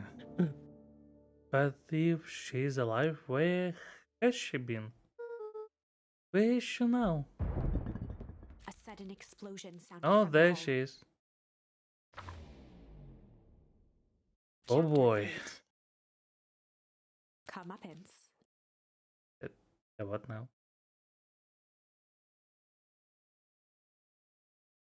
No idea. Ears still ringing. First time I saw that Vicky word picked before. herself up off the ground. Through the dust and smoke, she looked over to see Mrs. Fratelli helping Hiram Tolliver to his feet. She'd had to beg, borrow, and steal to acquire those explosives. How many nights had she spent visualizing how she'd use them to Okay. make things right? And now, her one shot at Deserved destroying the penalty or source, unpleasant fate that for bad damned hole behavior. that swallowed so much of her life, was Huh. gone. In other words, consequence.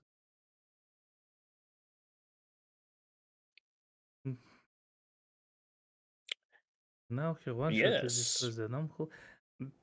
No, I guess this time they didn't get the explosives to the hole. And something else Traded happened. for this jagged hole in a wall and a foolhardy shot at rescuing Rollo.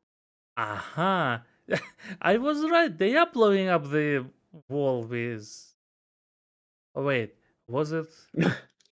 Oh, was it for rescuing Rollo specifically? So it was in the past. That's why the explosion won't occur this time. With Fratelli and Tolliver at her side, she stepped through. It was a strange feeling. The last time she'd stalked this maze of hallways, it was in a different body. They quickly rounded a corner to find a group of clipboards guarding a door. Something worth guarding is probably something worth seeing. Unless. No. They did blow up the.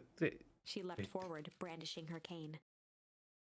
If her last chance at vengeance for things lost was truly gone, she would just have to fight to keep what she still had.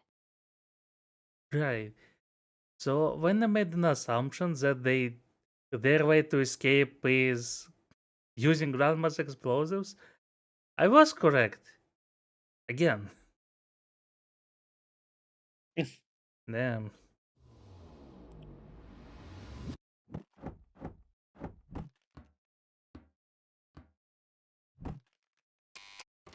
Also, if Apparently, she Grandma learned that the kiddo got kidnapped, so Mhm. decided to use the explosives to save instead. also if she could deal with those clipboards this whole time, why didn't she do so at this other ending? With the whole revelation and whatnot. Got a funny feeling it's Yeah, got a funny feeling it's because she has some assistants here. You know, fair enough. Not to mention.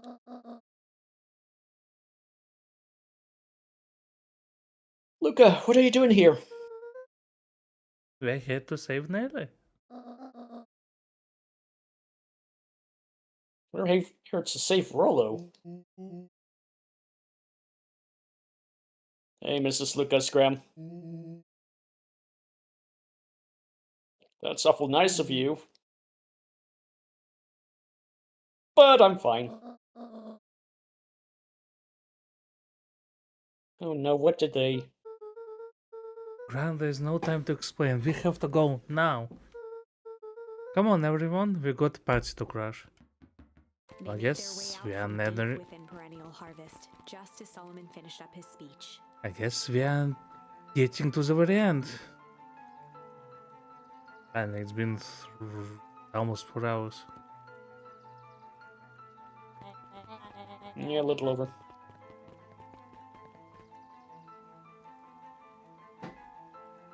Thankfully, we can dispense with the formalities from here on out. Solomon pulled a glass vial from his pocket.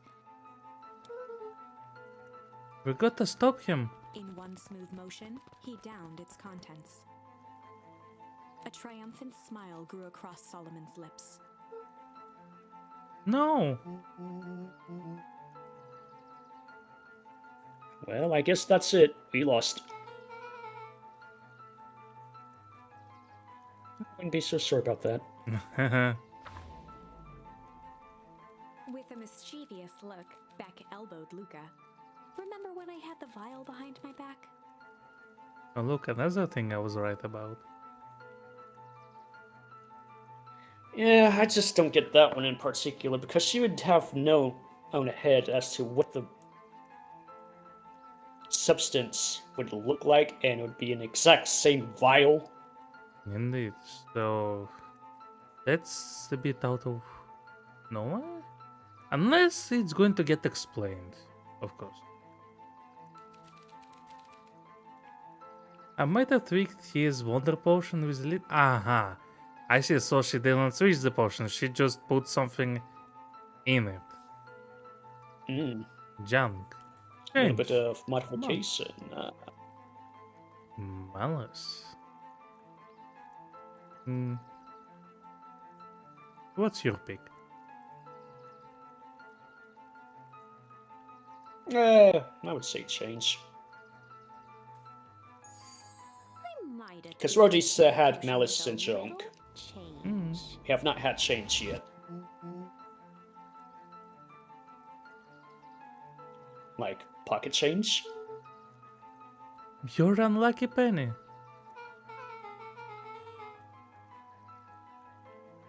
Yeah, I popped it in vial when no one was looking. Oh, so he's gonna choke and suffocate right in front of everyone. What if that...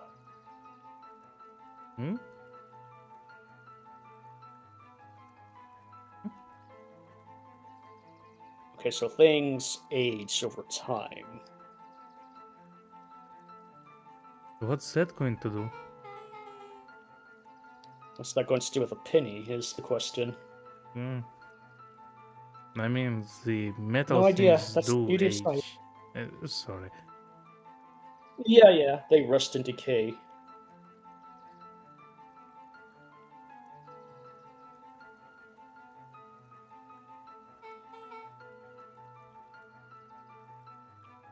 Now we observe.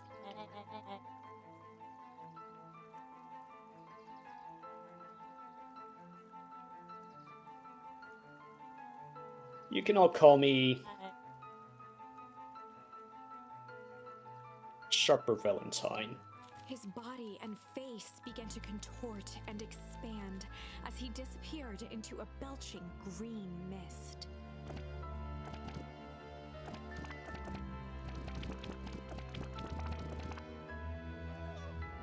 Nah. Holy crap, he's a baby! Well, I guess we just inverted immortality then.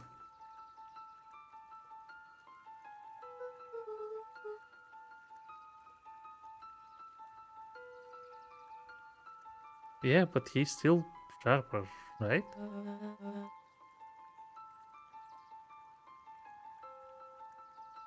What to us no longer matters.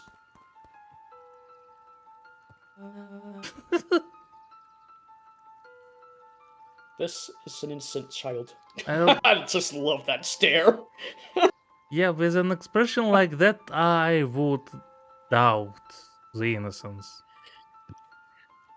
Maybe body of a child, but I don't know. Also, how everyone He's is. still got the mind of Valentine, despite being stuck in a child's body. Yeah. It's also just how everyone appeared to be so calm about what just happened. Like, do you people see it every Right. day, or?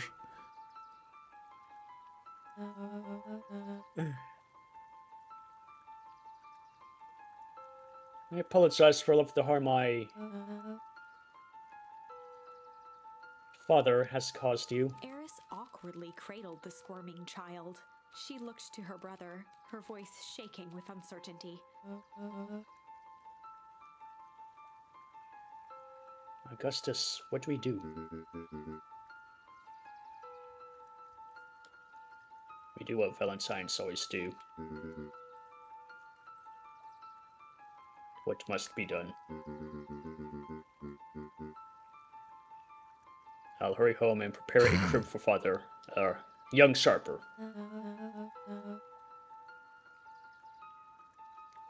That would be a great help. Thank you. She looked back down at the infant with equal parts kindness and terror in her eyes. With a shake of her head, Eris addressed the crowd with a stern scowl. Okay, everyone, the show is over. You may leave now. Epilogue. Huh. Beacon Pine's coldest summer on record came and went without much fanfare. Folks shared what they had, and none were left wanting.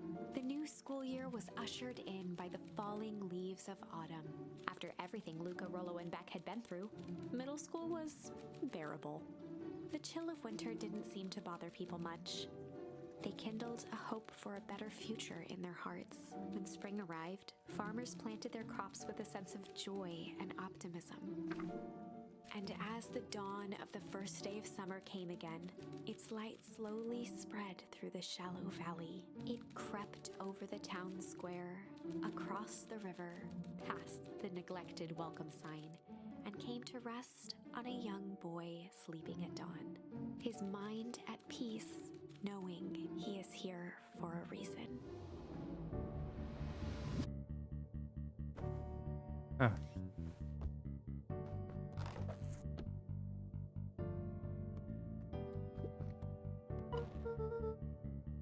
Rollo, are you up yet? Roger that. It's a beautiful day at Mission Control.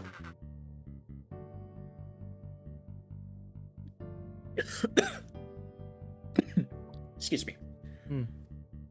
You gonna swing by? Be there in a minute.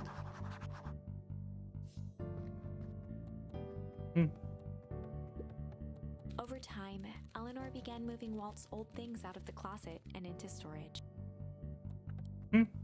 Eleanor had moved back into her bedroom, and now that she wasn't sneaking out late, she even slept there most nights.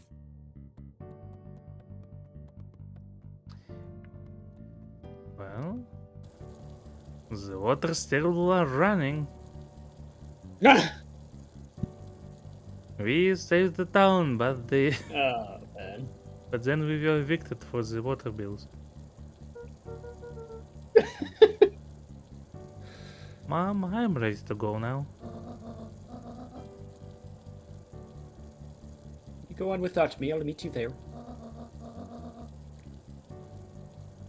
I've got a batch of jam to finish jarring. Ah, yes, the special jam. It's funny. I only started making jam as a way to send messages without anyone noticing. But now I enjoy it. Hmm. Hmm. Hmm. Nothing about the sink or the icebox.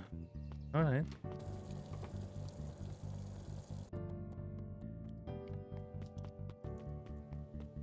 The place is well cooled and well moistened. Mm-hmm. Oh, right. Wasn't a real grave in the first place. Although, nice to see it was removed. Apparently. Yeah.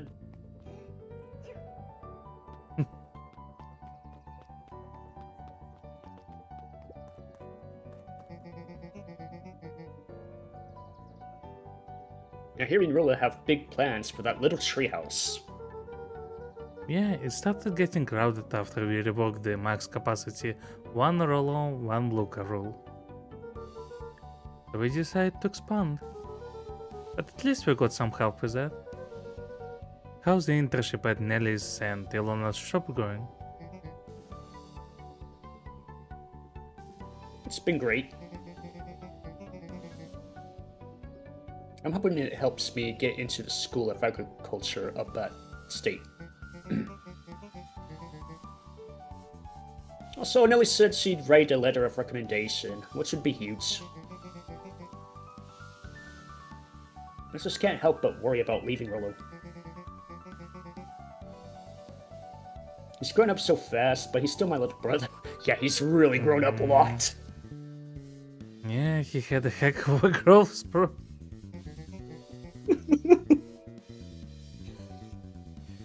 I don't just mean grown, literally.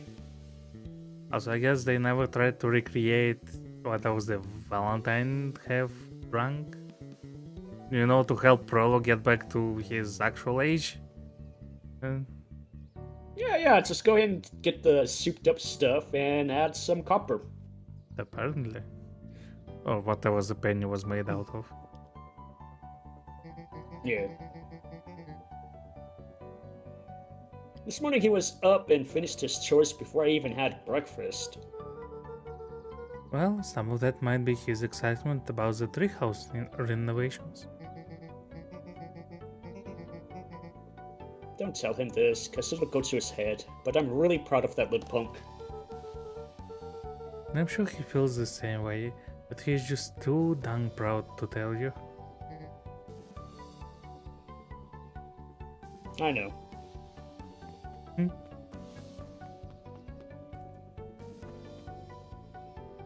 I mean, shall. That'll be a thing every time.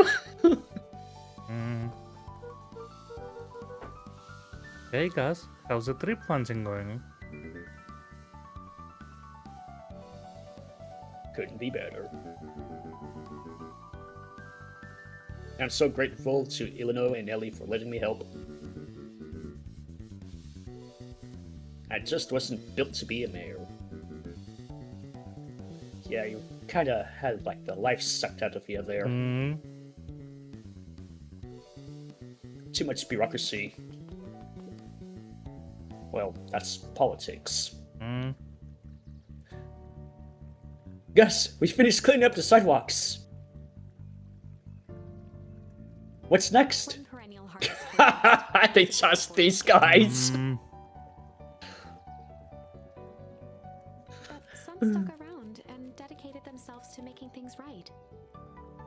Well, I guess they weren't robots after all. Well, A shame them all looking the same was never explained. I mean, with all the science fiction stuff, I expected at least some answer. I mean, I guess all species are unique unless you're a red panda, then you look all the same. Oh, that could just be a little racist. Especially considering red panda's origin. Anyway, moving on. I was going to say speciest, but okay. Anyone with a knack for art can help paint the new offices. You can count on us. Well, it looks like you really found your calling.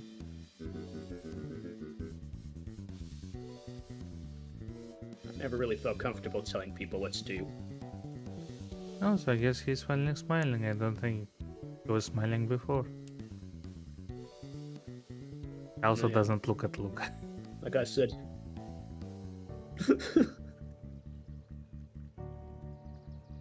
He had the look of dread and having life suck out of him to, Mm. you know, more bright-eyed and smiling. Mm. Now, this is right here. Now, this right here. This is something I can be proud of.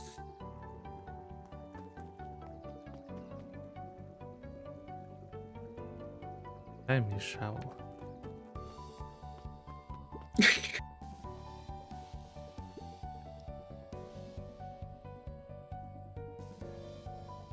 Look at, get this. I managed to reel in an actual fish this morning. Seriously? Because Valentine's not around.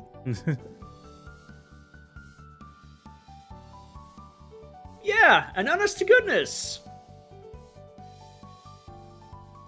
Flip-flopping. Swimming. Oh my goodness, okay.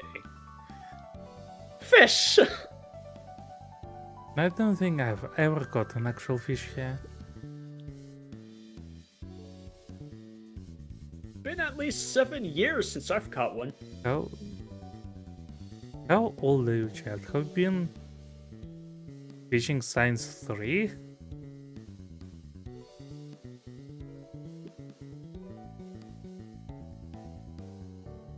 I don't know, maybe they were fishing at 6 with their father or something. Yeah, but he said 7 years. How? Oh well. It could be like 13, teenage years. Could be.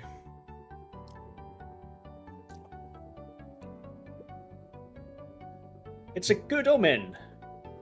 What do you do with the fish? Oh, I released it back into the pond. I'm hoping to catch it again tomorrow. I'm sure the fish will be delighted about another hook wound. Right. Let's see. We get everything for this? Yes, yeah. Seemingly, yeah. We sure did. Oh, I can't back out of it, so Luca placed his sometime. you have anything to say? I see. Alright, so this way to the treehouse, so let's see what everyone else has to say.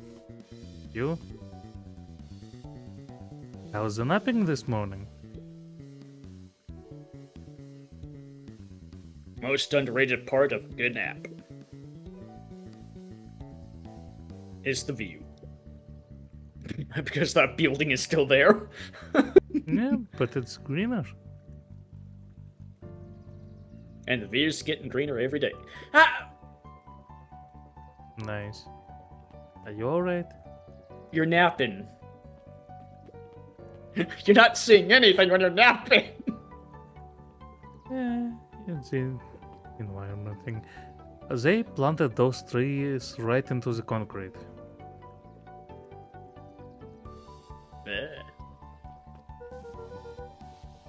I see you Sure just, look like... yeah? Oh yeah, they did. Yeah, okay. I see you decide on the name.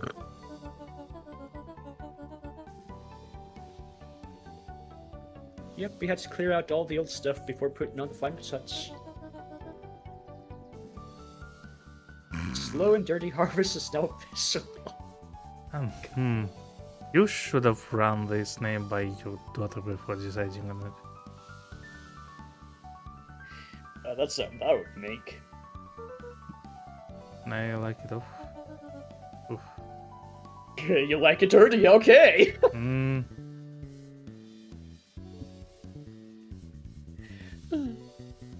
It was actually Nellie's idea. I still Bioline. There's still a lot of work to do, and the name serves as a reminder. Just because progress is important doesn't mean change should happen fast. In fact, I've learned that the more you care about something,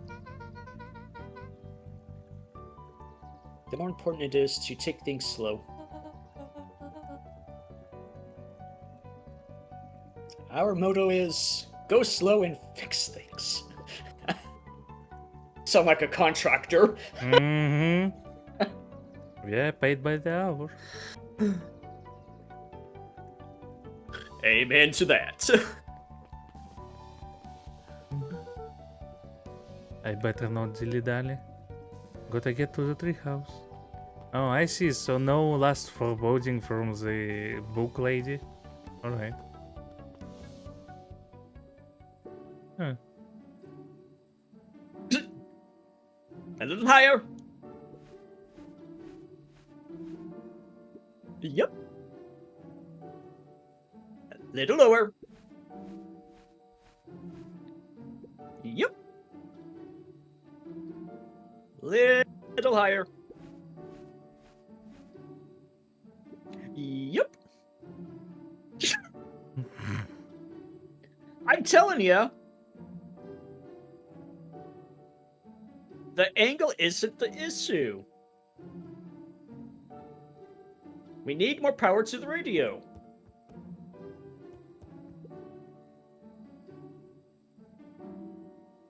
Yeah, there you are.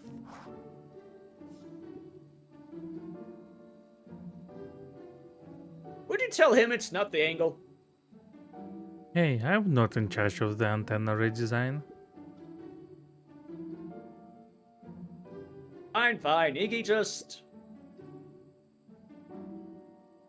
don't do anything drastic until we get back. Who, me?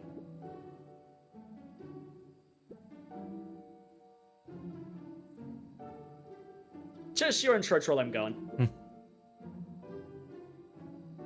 Yep.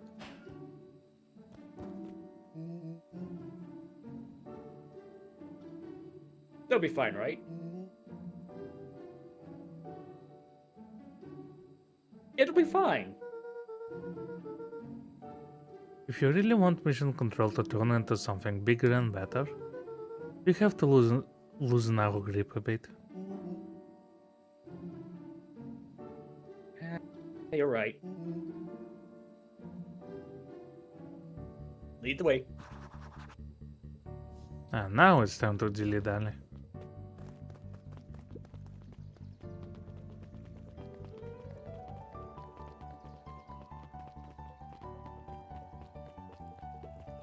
Hey, still have your able child? The evil child.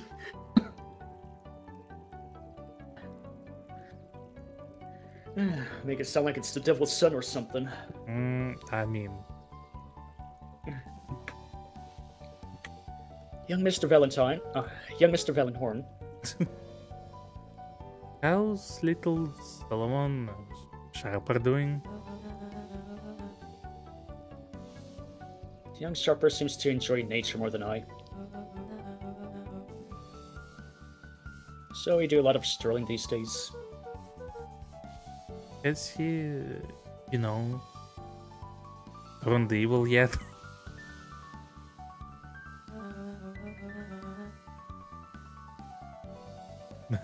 Attempted to crawl out of his crib and plot world domination. Yeah. Thankfully, no. We have chain for that. I spoke at length with Dr. Oldwell, and she feels that Sharper's infant mind was not developed enough to retain his previous memories. Oh, What? well, I guess the brain too small to remember all of this. Yeah. Right. Isn't that infants only start to remember things starting from some age or something? Yeah.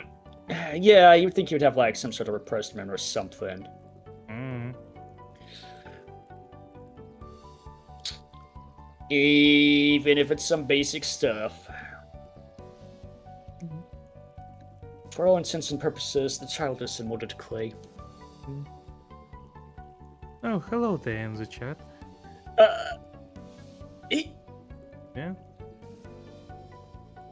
okay, he cannot be an unmolded clay because his mind has been wired to certain ways. Yes, he may have forgotten about some stuff. Yes, he may have to go ahead and relearn some things. But that's not an unmolded clay mind. I mean, people usually do not get turned into infants either, so who the hell knows how it works? Maybe there was some brain damage along the way.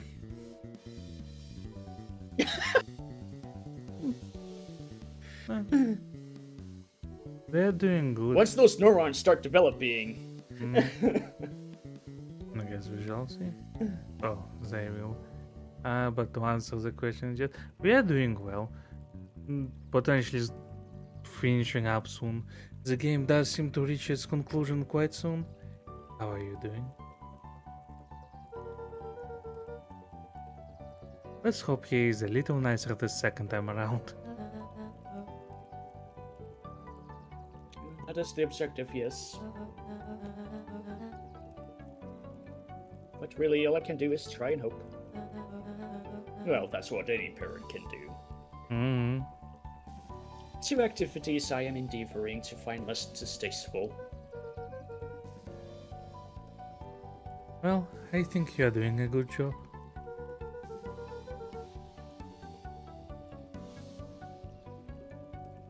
And the whole town is ready to help out however we can.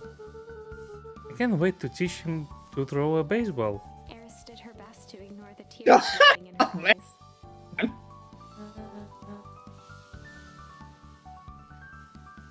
That would be acceptable. Nice. Maybe it's a good thing that his memory is not very well developed to remember any of this. Mm-hmm. Yeah. Hope you will be enjoying it then. That was to the chat, if you saw. I got him on. Good. Where was I here? I hope you Look, enjoy. there you're doing an awoo. Oh, so that who it is? There, striker. I have no idea who the individual is, but they say awoo, which is, of course, my recognition. That's the call of my people.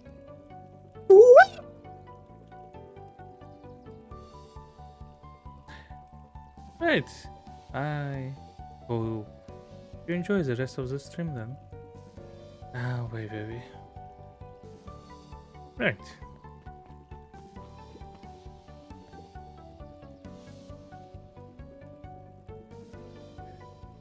He looked to his friends with a thankful smile.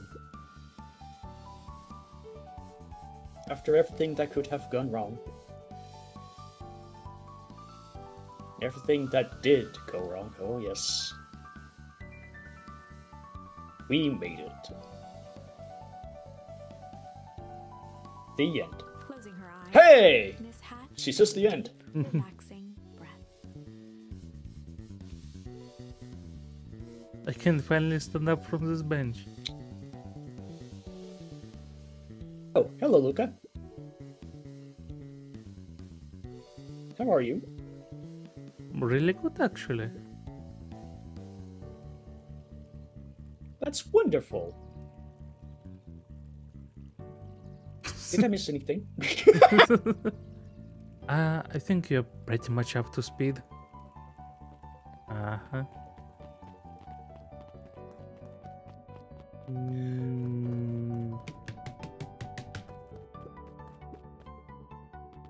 You know, Yeah. I'm surprised that watermelon has not exploded. It appears to be very resilient. Definitely. 50% How many times you have tapped onto it? Hey, Luca, can you tell Roxy I'll be free in an hour? Sure thing. My dad's making me My dad's making me stock the shelves for the summer. Hey, squirrel, summer. He said it builds character. I think he meant to say it builds Oh, I hate those. It builds character! No, it doesn't. It's hard on your skin. And dead skin layers is not good for you. Yeah, it builds something, alright. Oh, I see they removed the tent completely.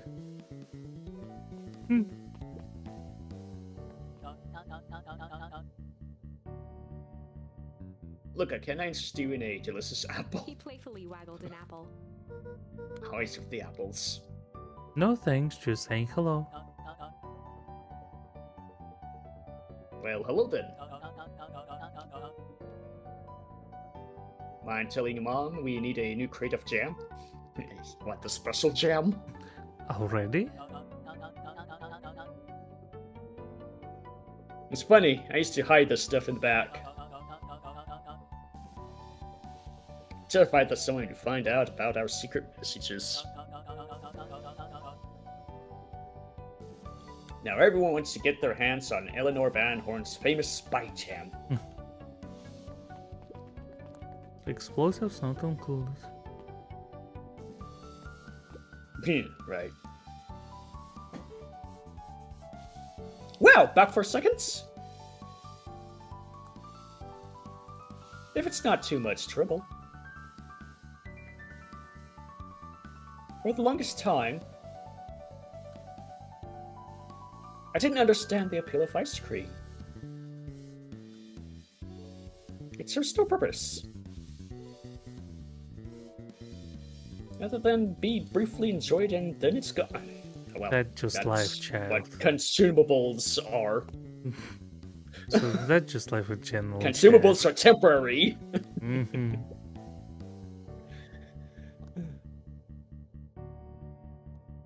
But it's pretty tasty while it lasts. I'm inclined to agree. I'm just gonna go ahead and say that your ice cream looks like cotton candy. It does, doesn't it?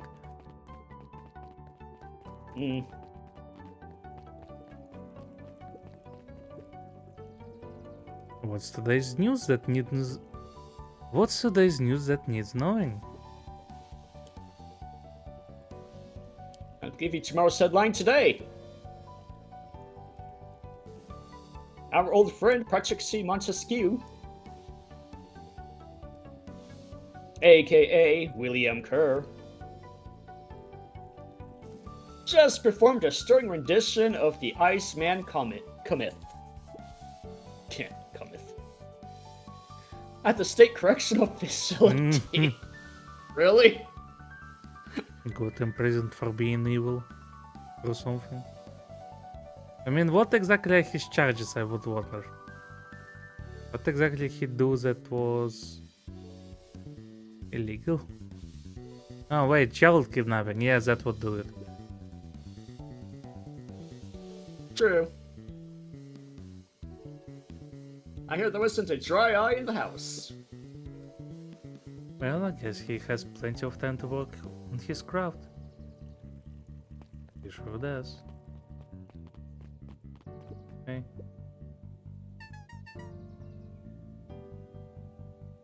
I'm glad he swung by. More follow-up questions for your story? Nope. I got everything I need. Thanks again for that.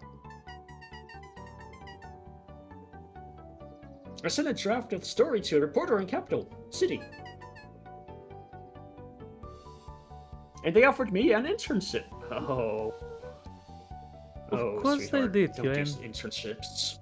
Yeah, of course they did. You're an amazing reporter.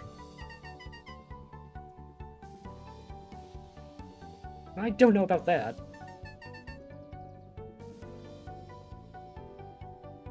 A story about a Furry corporation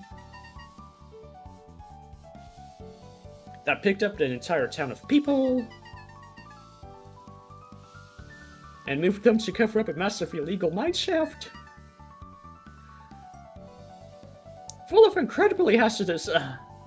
come on now! That apparently could also be turned into a fucking youth potion. How come everyone overlooks Yeah, that? that's like freaking... story of the fucking decade right there. Mm-hmm.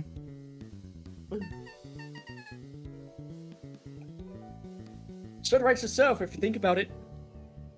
It sure does.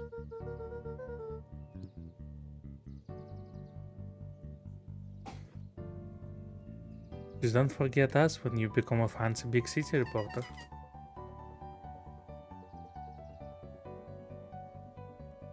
Capital City isn't that far away. Ever since the town got moved closer.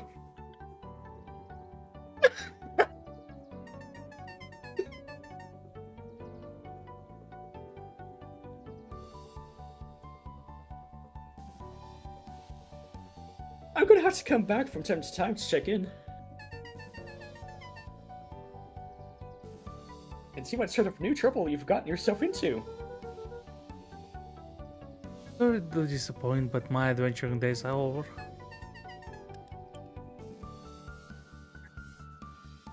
We both know that's not true. What makes you say that?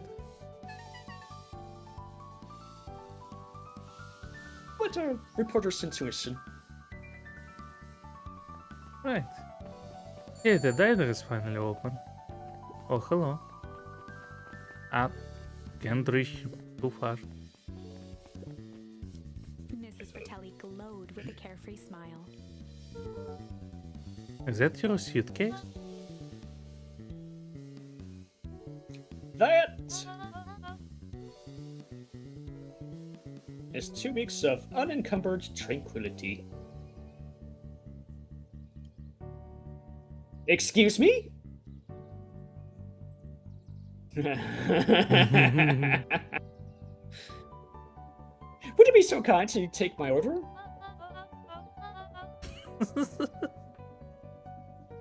Two weeks of sand, margaritas, and forgotten obligations.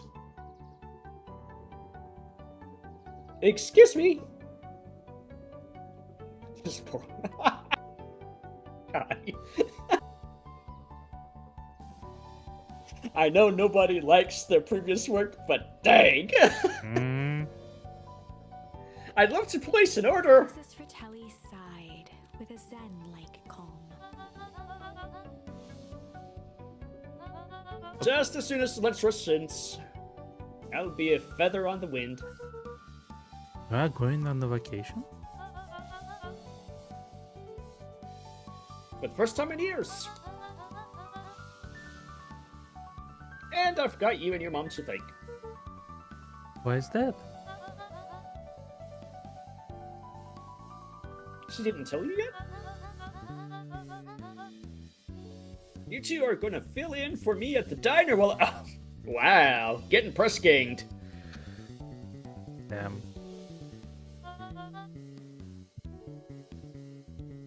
Just like old times. Child labor. Yeah, right. It's fine, I'll wait. Right, now about all those Squinted at the recipes. vague memories of the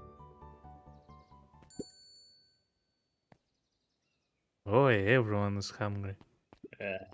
What's that you want? Hey, Mr. Hutch, what can I get you?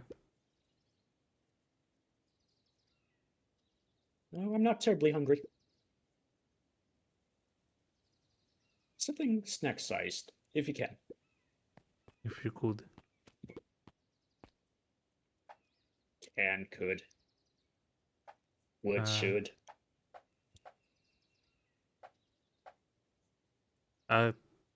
This, I suppose?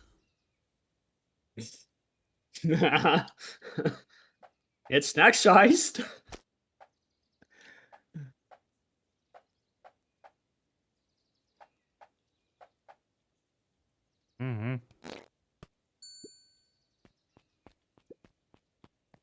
don't think they get smaller than that. I call it the novella.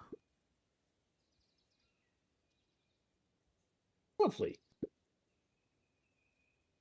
Well then, good afternoon, Mr. Tolive.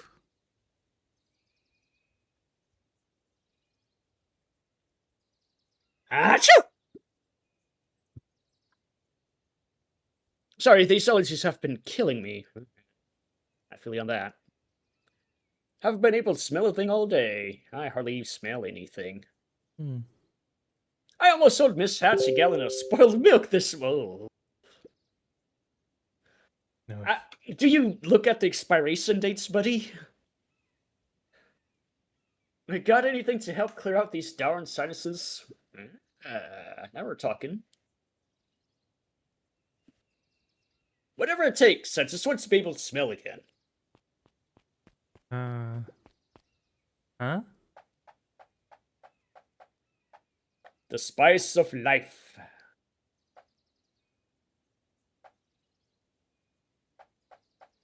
I mean, you go and punch it with a fish. I mean, you can't smell that. Uh, I mean, alright.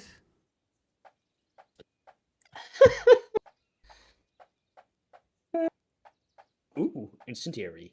Or incendiary? Yeah, there you go. Here's your fish with.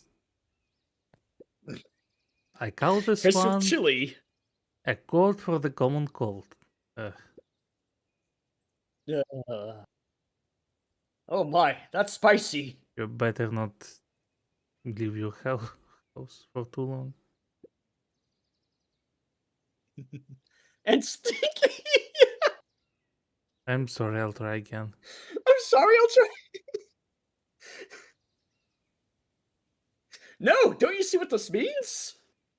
You can smell. Fascinating.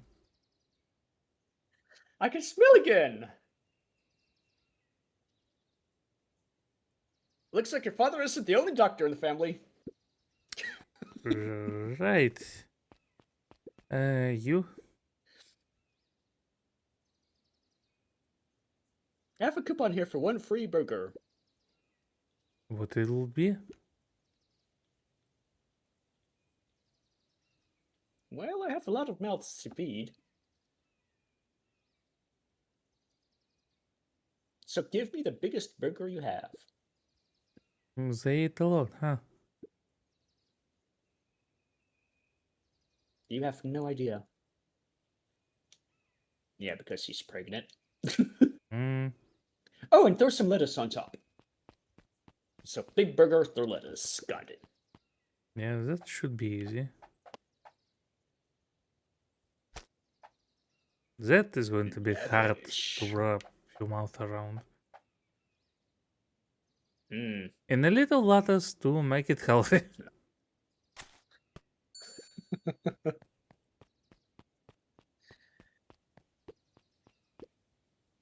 I call it that too much is never enough. This should keep the Om at bay. Okay. Now we better leave before Shen hits her jar. Mm. If it isn't, look out. Hey, Uncle Nuncrete. How come you haven't been around the house lately? Well, your dad and I had a little disagreement, is all. Uh-huh. How's he doing? Has he mentioned me? Not really. He's been busy lately.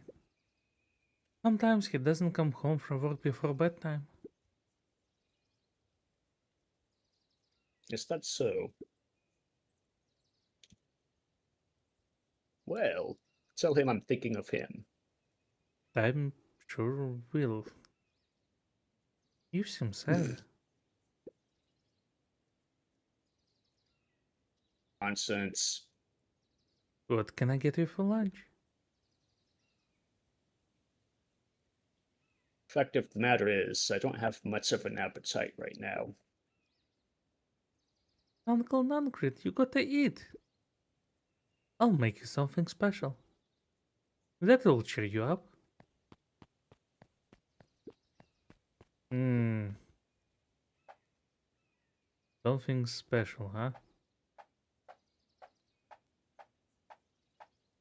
I don't think we ever tried this one. The burned patty? Would it even cheer someone up? Or candies? I don't know, maybe if they're sad. I would go with.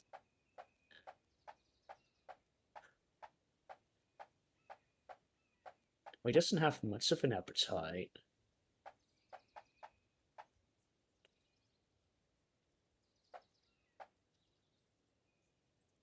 I go with adorable again. And something to cheer Of course, him I'm up. thinking succulent.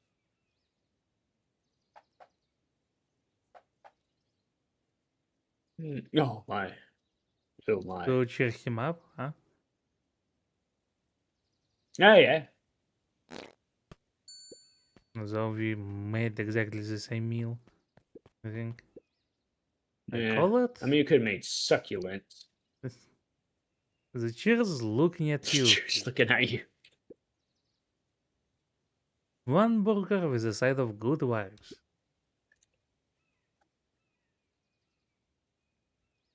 Oh, Luca, you sweet boy. Mr. Nuncreed reached down and patted Luca's shoulder with an enormous hand. You got a lot you got a lot of your daddy in you, don't you? I guess so. I wouldn't know. Right along. I'll do my best to clean my plate. Mm. Right, you too. This just in. Last chance diner overrun by gremlins. Wow. Okay, buddy. I'm not a gremlin. I'm Luca. Mr. Wilder adjusted his monocle jokingly. I stand corrected. In that case, would you believe I have a craving for a burger? Well, you're here, so not too surprising. You've come to the right place. Indeed, I have. A nice juicy burger topped with onion. Well, that's surprisingly forward. So, succulent with an onion. Gotcha. Those are onions, right? Oh, no more fish? Yes, onions are punching.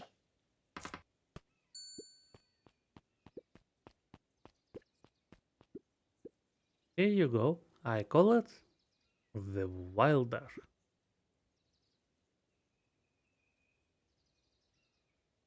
You know, I love a good byline. Many things.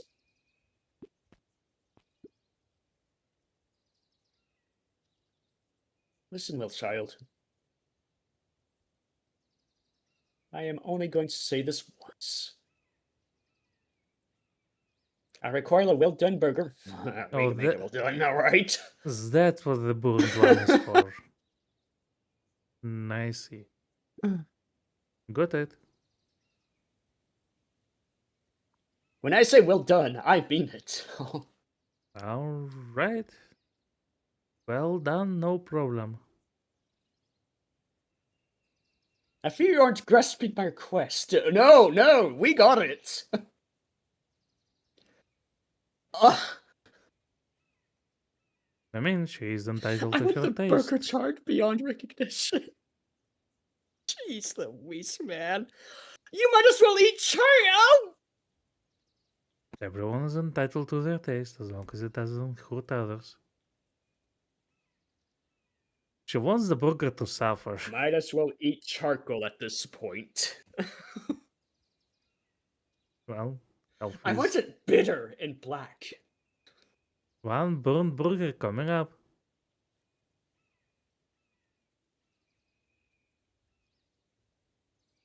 You want that to be extra crispy?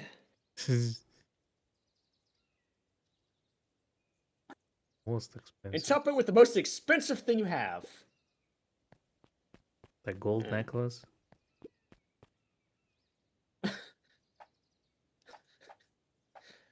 So something. So you're A going to have a sad caviar. burger, and you're going to cover it with Caviar. and you're going to cover it with something expensive. Well, lavish. And it's a caviar, which is expensive. That is definitely an acquired taste. Yeah, definitely. Depends on what kind of caviar in particular as well that I have also noticed. Well, it's certainly more expensive There are than actually some caviars. Oh yeah, yeah. There are some that are more expensive than others. Yeah, I know. Right?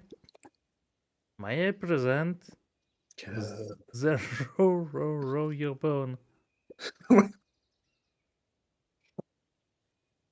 I can hardly believe it.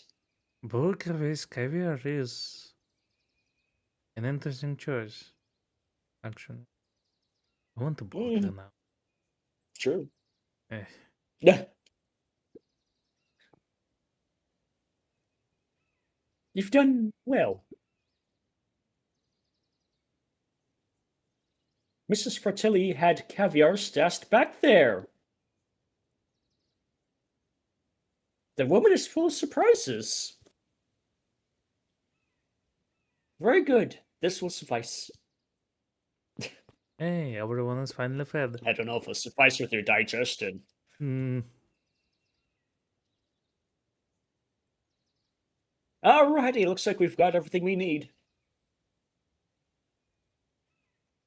Let's get to feeding these folks.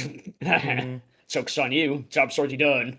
Oh, I already fed everyone. You made all the food yourself? Yeah. I forgot to take money though. Yeah, right.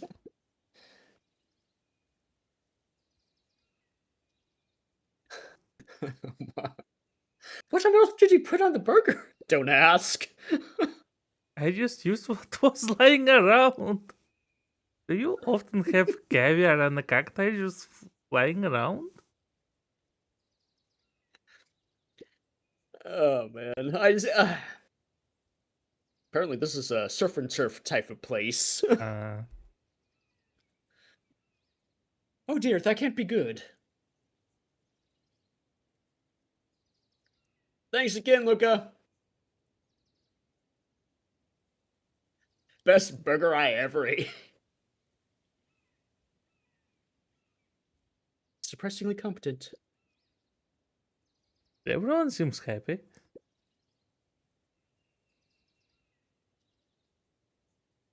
You really are a remarkable boy, aren't you? Hey, the achievement for feeding everyone. Ah. Well worth it, I think. Yum. Oh, it's just you.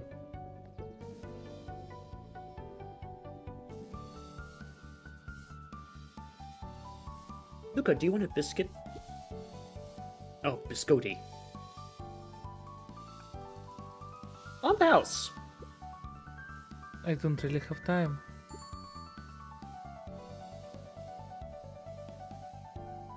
Zariel, you gotta come and see this. I finally did it. I pulled the perfect espresso. Aw, Lumi. Yeah, speaking of Lumi. If I didn't know better, I would think you're proud of something. Wow, okay. As if I know. It's too late! You are now officially a person that cares. You get a gold star. Hey.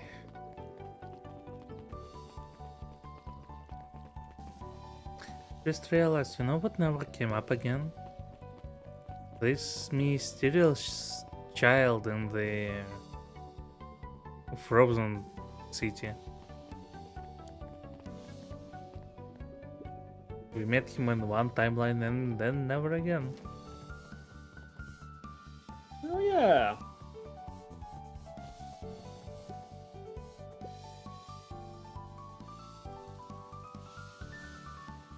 I can't believe it's over. Yeah, the town's really starting to turn a new leaf. The town? I was talking about Hank Atomic. I just finished the last issue. How was it? As great as always. Hank finally returned to Earth. But I just feel weird now. Yeah, that usually is. Yeah, it can be cool. It just means you're ready for something new. Any suggestions? You could ask Mr. Hutch about what she's always reading. The lizard lady. She seems to really enjoy it.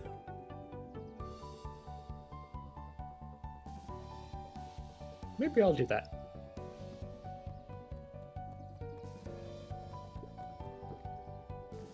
Over the school year, Kato and Bert had become close friends.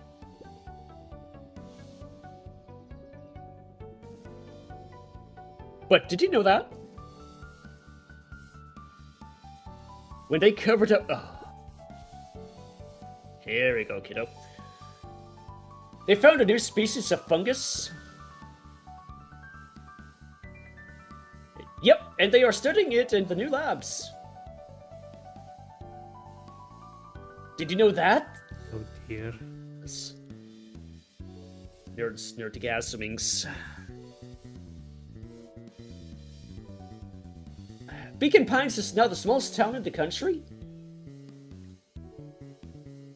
Yep, close to the population before perennial harvest move in. It typically went on like this for quite some time. You think we don't have to Jeez. listen to entire to it? Luca peeked over Piper's Right. shoulder. Way too many Stealthily facts being inside shot. A large volume of mathematics Mm-hmm. was the first issue of Hank Atomic. Uh-huh. Hi, Paul. Are you reading Hank Atomic? Do you mind not telling anyone? I've kinda got a reputation to uphold. No, it's nothing to be ashamed of. Just about every kid in town reads Hank Atomic. Honestly, I'm excited for you. What I would give to start over fresh. To experience it again for the first time. I guess that's the downside of finishing something nice. At least now I can enjoy it again through you. Promise to tell me about it as you go. Sure thing. Yeah. I sometimes rewatch, playthrough of games I like with other people to see how they went through it. It's so refreshing. Yeah. Yeah, Mr. Noncrete. I'm gonna go see my dad in a bit. Do you wanna come with? even after everything I did, you'd still. Mr. Nuncreed shook his head. Really? Your father's You son. really are aren't your you? father's son, aren't you? Yeah. Ah, go right ahead. I don't mind. I've been talking for the past 5.5 hours here. Oh, 4 hours 48 minutes. Technicalities. You know what? We're almost done. I don't Just think a I'm little ready. more. I don't think I'm ready for that yet. Well, you're always invited. I bet he would love to hear from you. I'll visit what's in my own time. You run along now. That's a lot of children. Right. Perennial harvest gone, the transportation tubes were left unused. Oh, Come on, come on. No one is too big, no one. It's too small. Well, at least he doesn't segregate size. For just wild ride. Maybe not completely. Makes me wonder how safe it is, though. well, apparently safe enough. Just one piece of candy. For the ride of your lifetime. Who's next?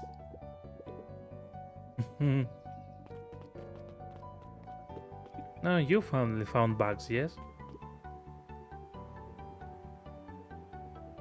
Guess what? Chicken butt. Yes, to say I saw a dynastis.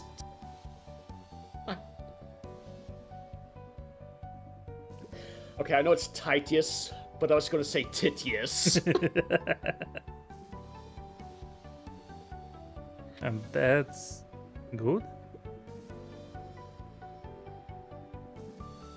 It's great! I haven't spotted one of those in years. At this rate, Beacon Pines is going to become the bug capital of the country. Boy. You keep dreaming, bug boy. Keep dreaming. Oh, they cleaned this up. Well, no aging other people now. Sad. No, there she is.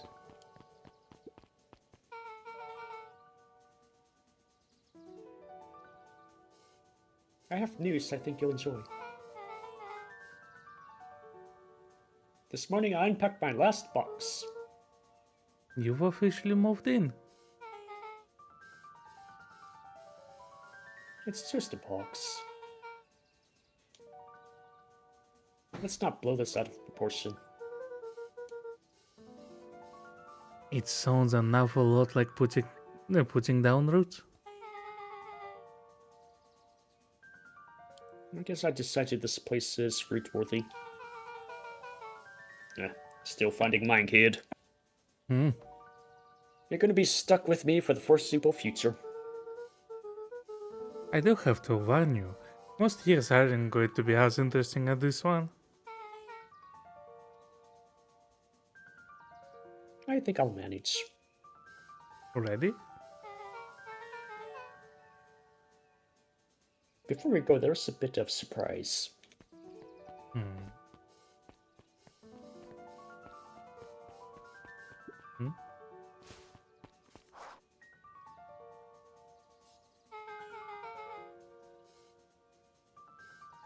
My mom's prepared this tree especially for you.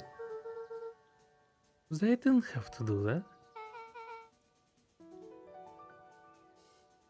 It wasn't just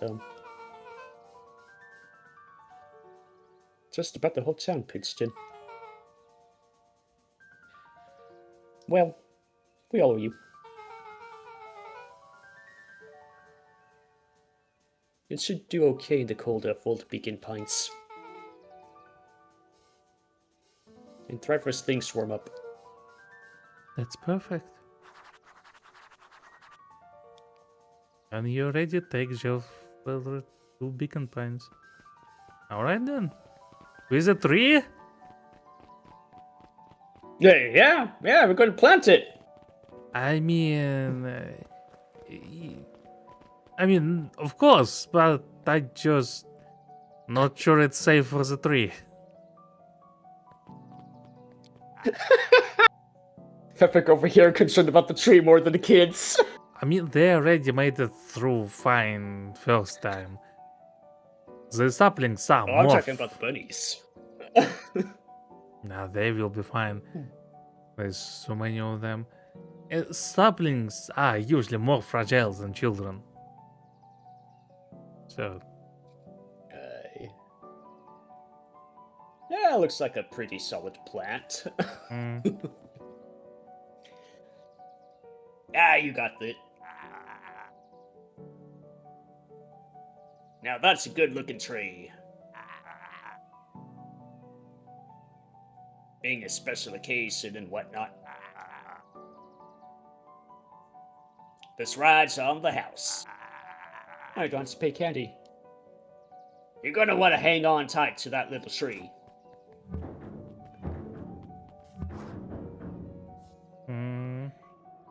Give the tree a hug. I think this is it. The end I've been waiting for. Honestly, I began to lose hope of ever finding it. But then you came along. I don't know exactly how to thank you. It's hard to explain how much this means to me. It's funny, now that our time together is finally ending. I'm at a loss for words. Let's just watch the end together. done.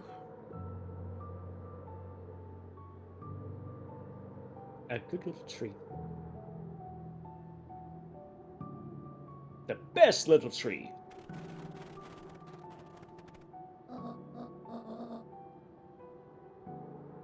Thank you, children. This means a lot. Yeah, thanks for everything. Shucks, only did what any super awesome best buddy would have done. Make conspiracy theories have a growth spurt.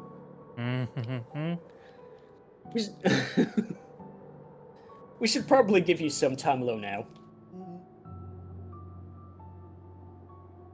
You good? Yeah. Damn. It's been a wild year. How are you feeling? Everyone keeps asking me that. I'm fine, really. Pi always says the only thing fitter than a fiddle is a cello. What?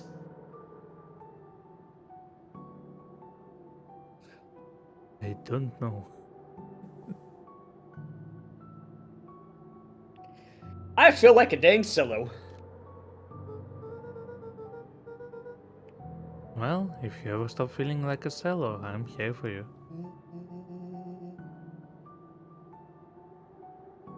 I know. You don't even have to say it.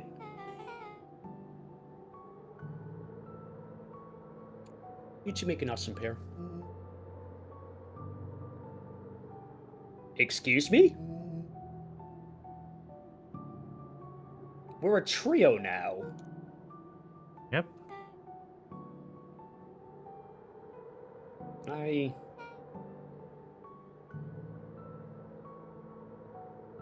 Thanks. There's just one thing missing, that you're a part of our group. Now that you're a part of our group. Missing? Let me tell you a little story about a man named Hank Atomic. Oh god. I won't be long.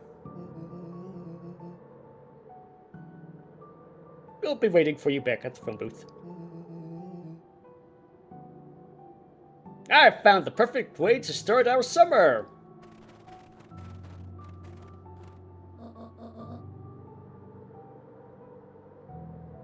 You've got some good friends.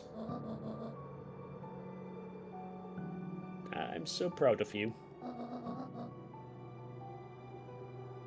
Your father would be so proud. I know.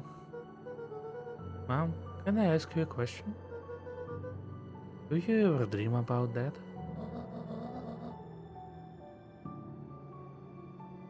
Not a night goes by that I don't. Are you ever afraid that you're going to forget him? Forget what he looked like? Forget his voice? No, because so much of him lives on in you. He loved that old tree, but I know he would have loved this one more. Because his two favorite people planted it.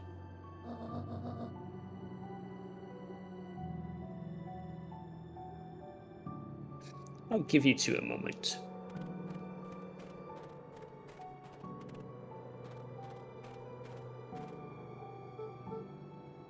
Hey, Dad. Dr. Modville says over there the next few years this place should warm up. So you won't have to be so cold for much longer. I think I finally understand why you left that night. There were things you believed in. Big things. Those beliefs were the things that made you you. If you wouldn't have stood up to Sharper, stood for what you believed in, you wouldn't have been the same person anymore. You had to go. But that didn't mean you loved us any less.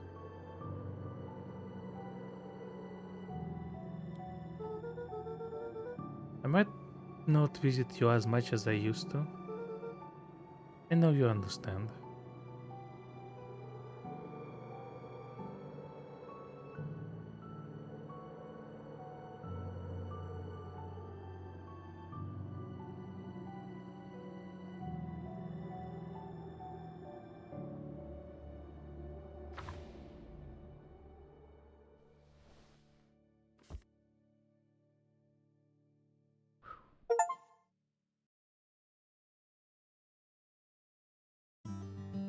Hey, we made And it. then they all died. I mean, eventually, yeah. Alas.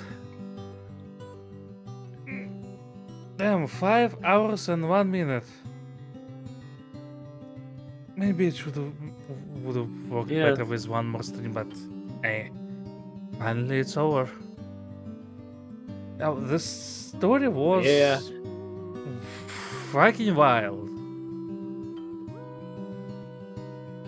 Kinda was. And I like those types of stories. Yeah, overall I quite There are a few enjoyed. games. Yeah, sorry, go ahead. There are a few games that I have actually played that are similar like that. So kind of like I would not necessarily say M. Night Shyamalan type of games, but When they the, have like, some extreme supernatural twists. such as?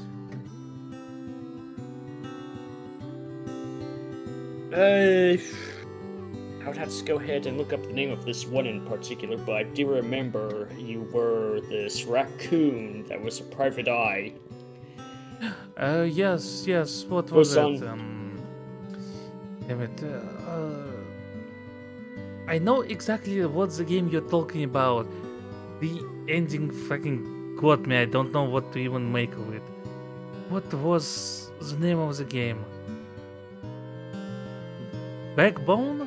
No. Something. Give me a moment. I actually have the prologue in my library, I think. Tales Noir. Tales Noir. Yep.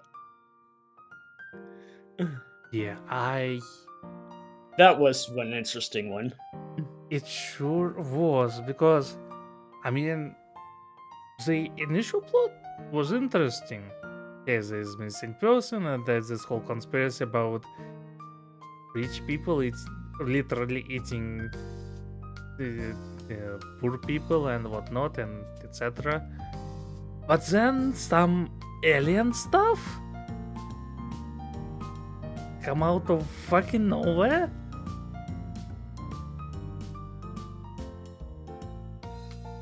Apparently, from my understanding, it was some sort of research experimentation, and you got caught up into it, and it freaking touched you. And then you died, yeah. Eventually. It's insane. It isn't. There's no happy ending to it. I mean, not every story needs a happy ending. Some stories are just However, this particular ending felt like out of fucking nowhere. And nothing got Yeah. accomplished. You just got infected by this parasite and then died. And also, I guess, killed your good friend.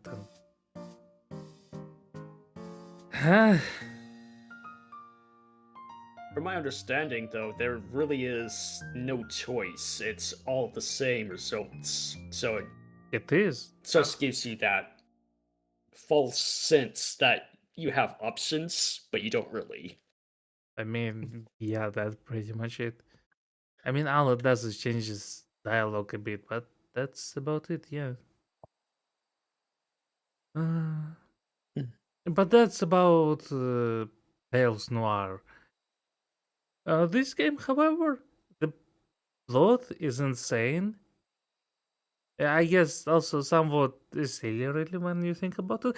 But overall, I think I enjoy it. When you don't take it too seriously, it's quite an experience.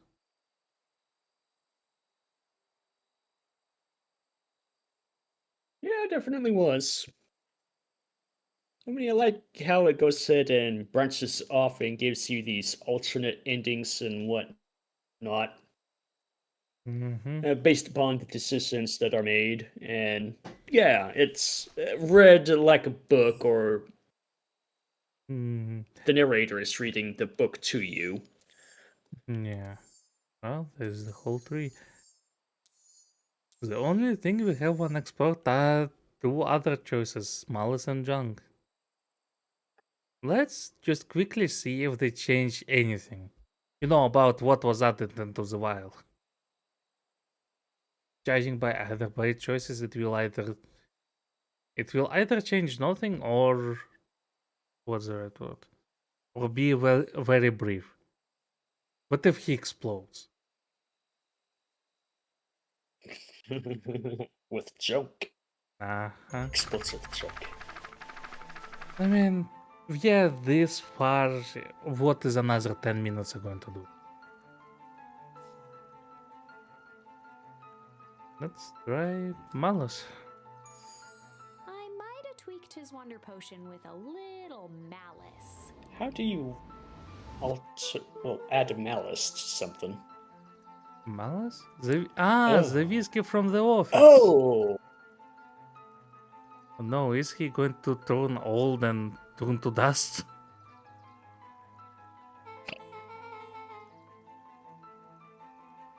Yep. Dude had an unfinished glass on his desk. Figured his grow juice could use a little hair of the dog. You can all call me Sharper Valentine. His body and face. Yeah. Yeah?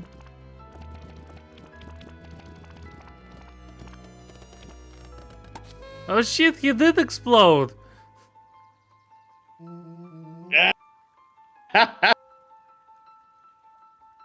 80. That's what I call 80 proof whiskey. If your alcohol does this for You may want a different drink. As I know he kinda just popped into confetti. However, it was still a child that just died in front of everyone. Yeah. Damn, dude. Go out with a bang. The achievement. The crowd gazed in stunned silence at the now empty stage. The quiet was broken when William Kerr sprinted off stage and into the distance. Yeah, I would be leaving too. Because how? He was never seen around Beacon Pines Alright, or that's a anywhere horse else show for that right matter, there. again. Watching the silhouette of Kerr disappear over the horizon, Luca began to laugh. First, a low chuckle that became uncontrolled, heaving laughter. Through his tears, he was vaguely aware that the crowd had begun to laugh with him. The end. That was Oh, unexpected. that's disturbing. Perhaps a bit of an absurd ending for my taste, but who am I to say? I'm only writing the damn thing. I see.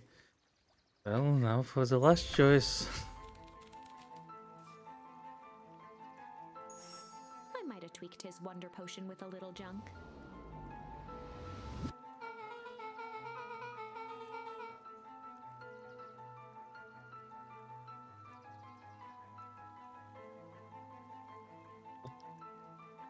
Can't wait to see the look on his face when he realized he drank his own cigar ash. How does ashes get into vial? It was pretty easy to mess with the vial when it was behind my back. Oh, that's sneaky. Well, it's a bad habit anyways. Pa always said, here we go with Pa. Bad habits are like 50-yard field goal. What the? Huh?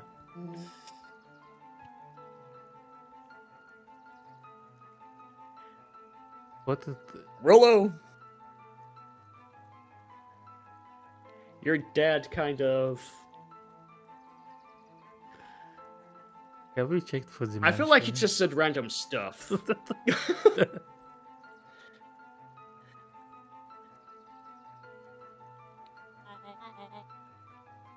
Yeah. His body and face.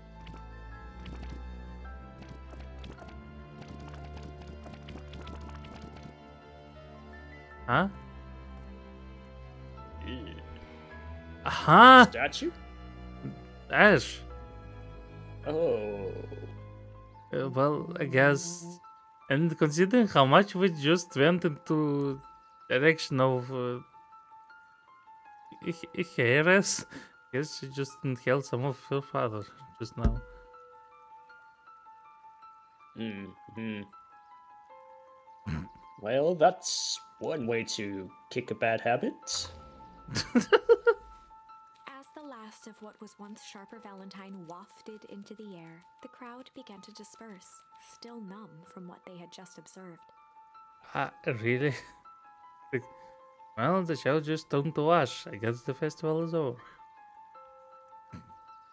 I mean, less traumatic, I guess, than Sharper seeing someone Valentine getting was gone blown for up. good. I guess. His end would be a new beginning for Beacon Pines. A new chance to let go of the things they had lost and grab hold of a new future. The end.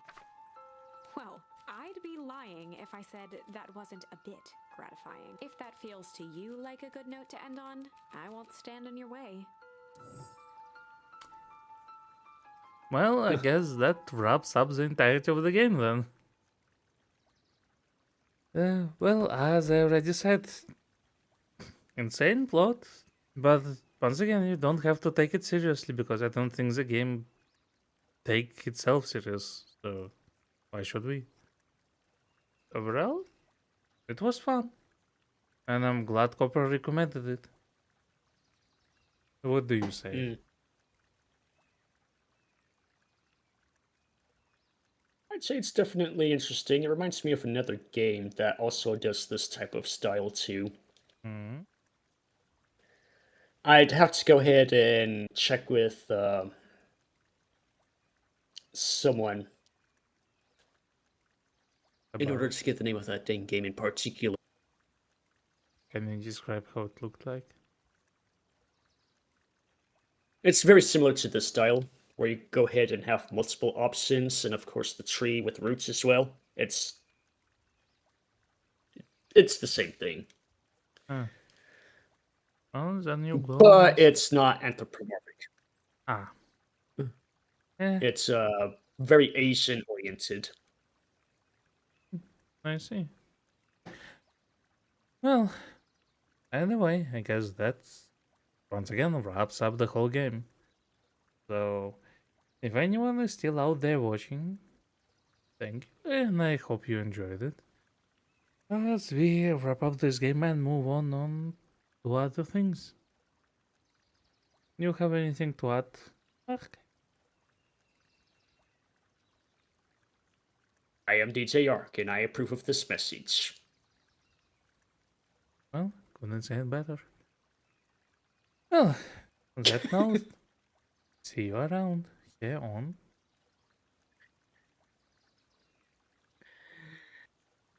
Your mama's dresser drawer? Oh, I'm It, sorry, wrong place. The Omega Republic. do you see what I have to work with? Bye.